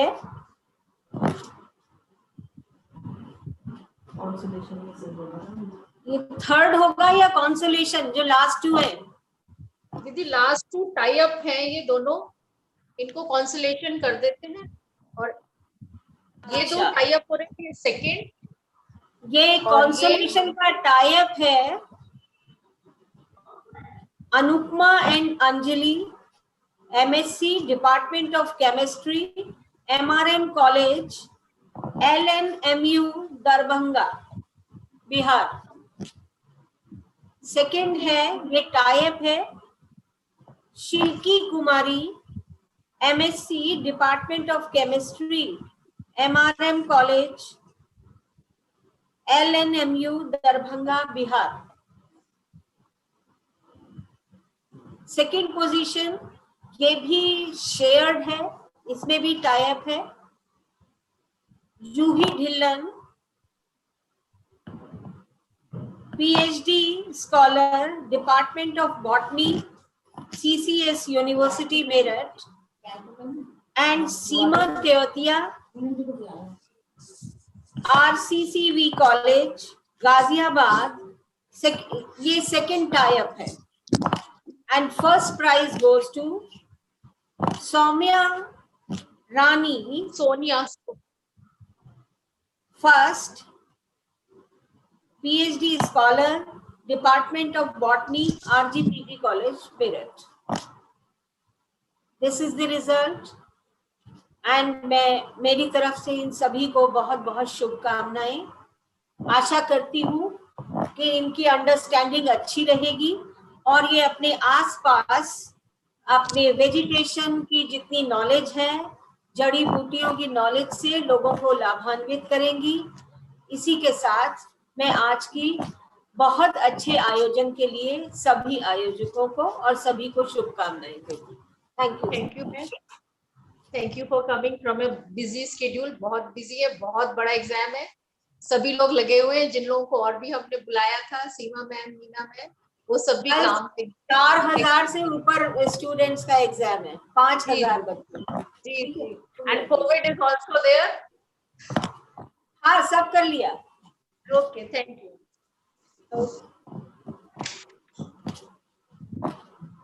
नाउ अब ये लास्ट में वोट ऑफ थैंक्स है। इसमें पहले हम लोग ये जो सेमिनार था ये ऑफलाइन कर रहे थे और इसमें हमने अपनी अच्छी एक टीम बनाई थी और सभी कॉलेज के बहुत सारे कलीग्स जिन्होंने मेरे को पूरा सपोर्ट किया था डिफरेंट से, उन सबने जो है काम करना भी स्टार्ट कर दिया था। तो सबसे पहले मैं थैंक्स करना चाहूंगी अपने एडवाइजरी बोर्ड को जिन्होंने हमको अपने मैसेजेस भी भेजे जिससे कि हम उनको अपनी ई बुकलेट में एज ब्लेसिंग्स एंड की तरह लगा सके और साथ में good wishes and good luck and motivation. Professor D Banerjee sir, formerly head botany department CCS University and bio advisors Baba Amte project Devas. Professor AP Garg, at present vice chancellor Shobit University. Dr. Kusum Agarwal ma'am, former principal RGPG college. Dr. Sudhir sir, Dr. Ashok sir, Dr. Rajeshwari Didi, Dr. SN Tyagi sir, Dr. Rajesh sir, Dr. Roop Narayan, Dr. Poonam Lakhanpal Didi, Dr. Reenu Jain, Dr. Meeru Gupta. These all were advisors who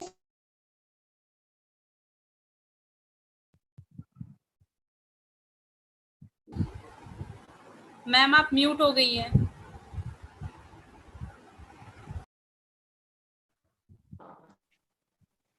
तो सभी advisers को मैं thanks बोलती हूँ जिन्होंने अपने blessings भेजे। साथ में देव संस्कृति यूनिवर्सिटी से करण सिंह सर का भी ब्लेसिंग्स आए थे, थैंक्स सर। ऑर्गेनाइजिंग कमेटी में डॉक्टर मनमोहन सेठ, हमारे patron doctor Rajiv Gupta, regional director, अब हमारी president doctor Deepshikha Sharma principal and IQAC coordinator Dr. Seema Jain and my both two young and dynamic organizing secretary. इन लोगों ने बहुत मेहनत करके इस वेबिनार को यहाँ तक पहुंचाया है। मैं इनकी मेहनत को वाकई में सलाम करती हूँ। The organizing core committee members of the seminar, which would be a seminar first, now due to COVID conditions and other conditions, it was on the virtual platform. Our treasurer Aparna Vats, discipline committee Dr. Parul Singh, hall management committee Dr. Neena Batraji in charge, Dr. Anu Rastogi, Dr. Nazima Irfan, Dr. Poonam Lata, Dr. Upasna, Dr. Geeta Singh, Dr. Madhu Malik, Dr. Neha Tandon, Dr. Rashmi, and media committee Dr. Babita Maji, reception committee Dr. Kumkum Parikh ji in charge, Dr. Sunita, registration committee Dr. Kalpana ji in charge, hospitality committee Dr. Anuradha ji in charge, and Dr. Anjula Rajvanshi, Manjulata, Dr. Suman, Dr. Manjulata, Dr. Anita, Dr. Neha, and Ms. Himani. Poster management Dr. Archana Rani, online session in charge Dr. Sonika Chaudhary, Dr. Geeta Rani, Mrs. Vandana Agarwal, Mr. Margoob ji, Mr. Puneet ji, Mr. Pravesh Kumar, and for Vidyalaya Gan doctor Vandana Agrawal. मैं इन सबको तहे दिल से धन्यवाद देती हूँ, शुक्रिया करती हूँ जिन्होंने हर स्टेप पे हमारे को सपोर्ट किया, हमारी टीम बने और इस सेमिनार को यहाँ तक पहुंचाने में उन्होंने हमारी सहायता करी। Thanks everyone. अब अगर किसी का नाम छूट गया हो तो उनसे मैं माफी चाहूंगी। अब हमारे स्पीकर्स हैं हमारी डॉक्टर विमला मैम, जो इतना बीमार होने के बावजूद भी उनका थ्रोट इन्फेक्शन था, बोल नहीं सकती थी, उससे पहले फीवर चल रहा था, she was very weak and also looking after some ill patients in house और working at home also. And उसके बाद भी वो आई, आकर के यहाँ पे उन्होंने हमको मेडिसिनल प्लांट्स के बारे में इंफॉर्मेशन भी दी बहुत अच्छे से और पूरे टाइम उन्होंने पार्टिसिपेट भी किया। Thanks Vimla ma'am, we are grateful to much. Next हमारे डॉक्टर मम्मन डेनियल सर जो है मेडिसिनल प्लांट्स में ही is a name and we thank him for such a wonderful lecture. And then SR Yadav sir is a great taxonomist आप सबने अभी की slides वगैरह देखी हैं. Thanks a lot, sir. And Dr. Vijay Malik. Thanks, Vijay Malik, for your nice presentation. Our chairpersons, Dr. Rajesh Sharma, sir, Dr. Mukesh Bharadwaj, rapporteurs, Dr. Vinita Garg and Dr. Ishwar Singh. They all worked very sincerely, and rapporteurs also sent the report to me. Media person Babita Manji also sent the report for media, and this is all what I can say. And next, last not the least, again, Garima, Dr. Garima and Mrs. Sanyogita, thanks a lot. And thanks the participants, all the poster presenters, all the oral presenters, and the delegates who came here, and our Nisha Didi, our Renu Didi, and Saroj ma'am. There are so many names. Thank you, Didi. Thanks a lot for attending the seminar. Thank you. Okay, thanks, Margu. Yes, ma'am.